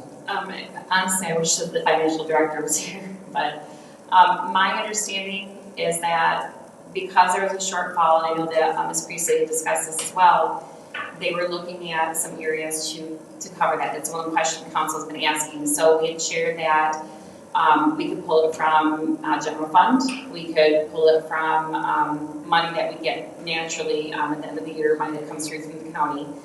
And then the other option is obviously the resident pay the bill. But in our conversations, we're hearing all the hardship that's going on, and that's my understanding of why the ARPA funds was being asked to be designated to help compensate for the persons that have not been able to pay. So that was my understanding, but. No problem. So, so with the $2 million, will this cover the residents? Remind me, if we locked in the rate, but will this cover the residents until 2028? Not my understanding. No. No, at the last meeting, unfortunately, we had a lot of changes and moving around, but when Flint was here, he was able to kind of go over some of that. I know he had more information today, but he's not here to share that. I don't know what that information is, but that is correct that when we came forward last time, that forecasting was only for the next 2 fiscal years. So it wasn't the, I'm sorry? You said the next 2 fiscal years? Yes, the one that we're in and the one we're going into, if I understand correctly, yes. Okay. I don't have that paper, so I'm not sure. And all that information was given verbally, unfortunately, so I know that there was a changing of council persons being available. So I guess one thought I would just, suggest to everyone, the cards, I keep hearing over and over again that we're doing this for the cards. And yeah, it is that we are asking for that extension so that we can manage the cart and the deployment of that. But the cart isn't causing us to have to get it increased or doing something different. The cart is just something that we're going to be supplementing or implementing into the program if it's something you guys vote on. So obviously, a lot of people have a lot more questions. It makes more sense to me that you bring it back, and then that will be our last opportunity. And so, so when will be the last time? When was the due date? When must they have an answer? My due date that I gave to everyone here was September 30th, where I would feel comfortable allowed to do what I need to do. September 30th? September was my number. And then when we met with Phil Moore the first time he presented, he was saying through the end of October. And then we got the letter from one of our funders stating November 30th is their cutoff. So okay, so we have a little time. Very little, but yes. I would rather you have the information and make an educated decision than make a choice that maybe you're not satisfied with. So. Okay, so didn't get a chance to finish, but I appreciate all that information. Very important. All right, so we will go ahead and we will vote on moving this back to the finance. Yes, ma'am. All right. Hearing that we have an open 30 deadline, at the latest. So let's go ahead and see what we're going to do. So we're looking at resolution 230375, the priority waste collection services, moving it to finance committee. Roll call, Madam Clerk. Ms. Priestley. Yes. Ms. Michelle? Yes. Ms. Gordon? Yes. Ms. Lewis? Yes. Mr. Murphy? Oh, yes. I was so Zero excited vote. about even words. All right, the vote is 5 yes, 0 no. Resolution 230375, priority waste collection services. We will move that back to finance. Madam Chair. Yes, Madam Priestley. Motion to adjourn. Motion to adjourn, any support? Support. So, okay, supported by everyone. So, we'll go ahead and give Councilwoman Michelle the credit. Go ahead, Madam Clerk, roll call. To adjourn. Ms. Michelle? Yes. Worthing? Yeah. Lewis? Yes. Mr. Murphy? No. Ms. Priestley? Yes. So Ms. 4 yes, 1 no? Come on, the 4 yes, 1 no. We're going to play too much and we're out of here. I mean, just like that. You let the public respond to you. Wow, that meeting is working real well, huh?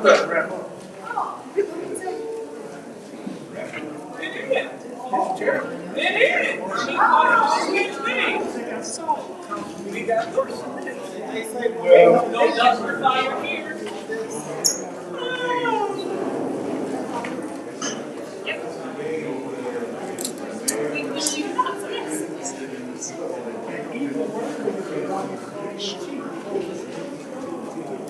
The meeting will always go smooth because everyone is in order. Everyone is in order. We can do the business.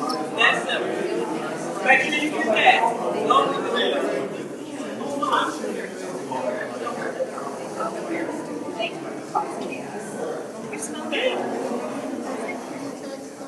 What are you doing with this?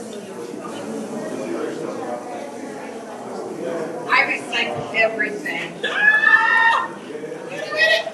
recycle everything. I even get shit ready to do my But yeah, I would love that. There you go, so you're recycling. Yeah. So thank you so much. I got big recycling.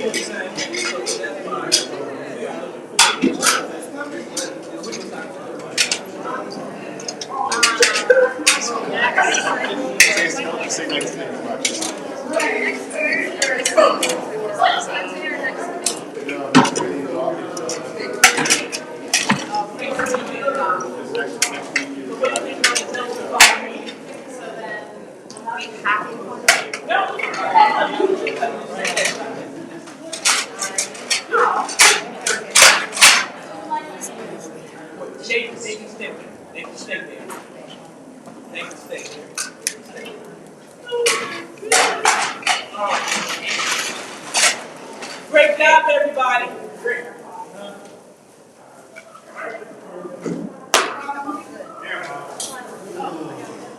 That's awesome.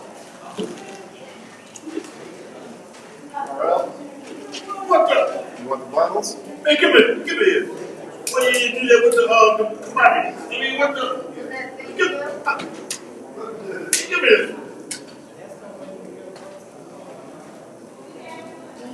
Great meeting, gang. Great meeting. It was perfect. Ooh, that's what I'm talking about. She never went nowhere.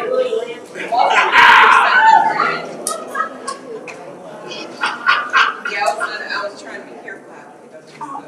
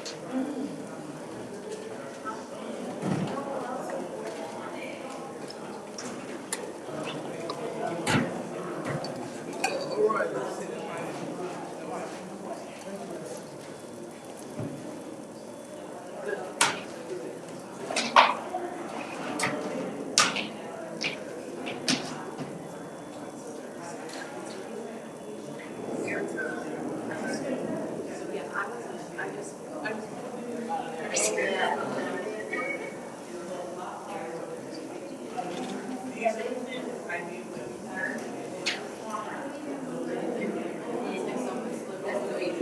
That was awesome.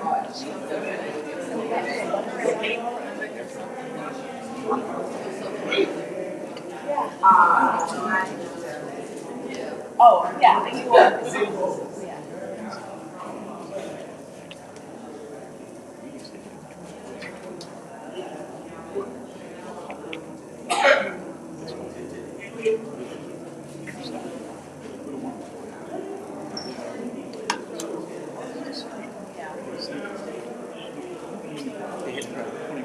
No, it's across the street. Yeah. I'm sitting there watching my customers. I wonder, 8 o'clock.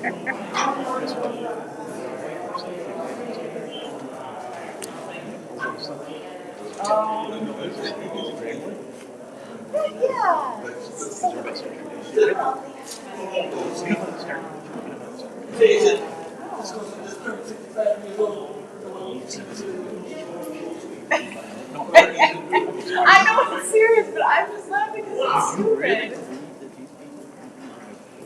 Across the street. Not 20 miles away. Not even. And they drive in Leslie County in Kentucky. They drive like a half an hour to get their liquor. Or maybe. Across the street. And it costs probably $500 every Sunday as business. Because you got people coming in at noon to go watch the football game, Yeah, of course. Now they go across the street. Yeah. It's been like that for. It doesn't make sense. It never makes sense. Well, prohibition never worked. We all saw that. It's like all you gotta do is look.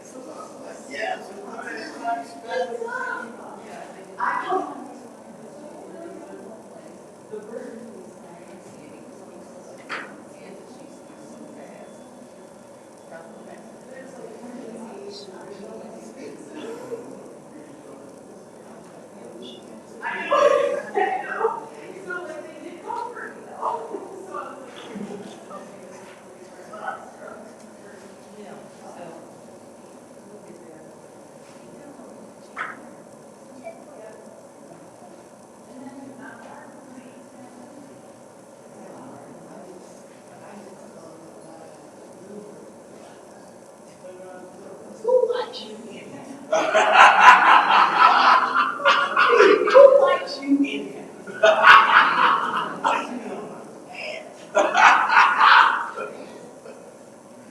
Look, I need a white paper and a black ink to make it happen. You know what I mean? That's a document. Yeah. This shit is insane.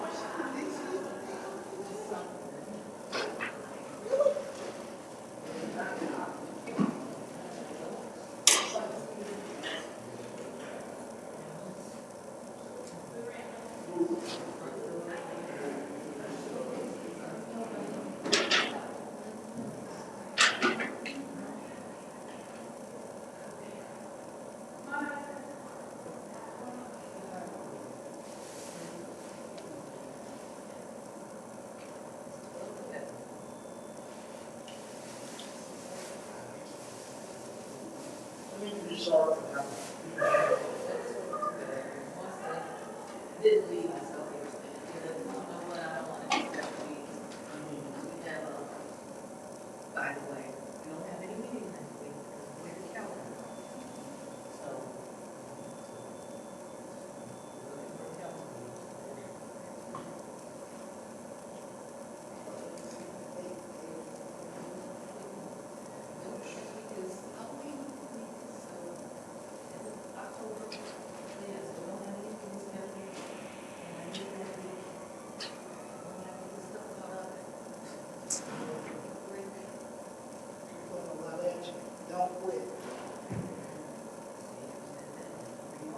Wow, no.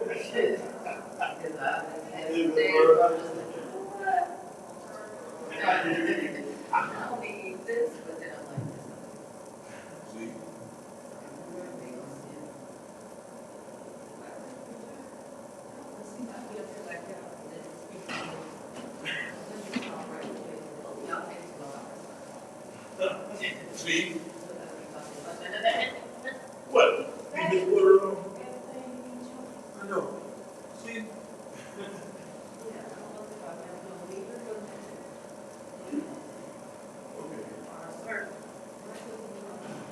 What? Here, here.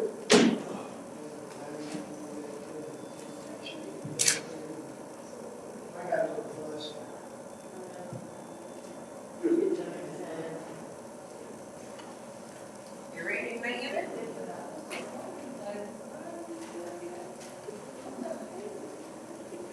Where's Paul? Wow, he still got that, the TV on. Good, they're filming everything. Keep it right now.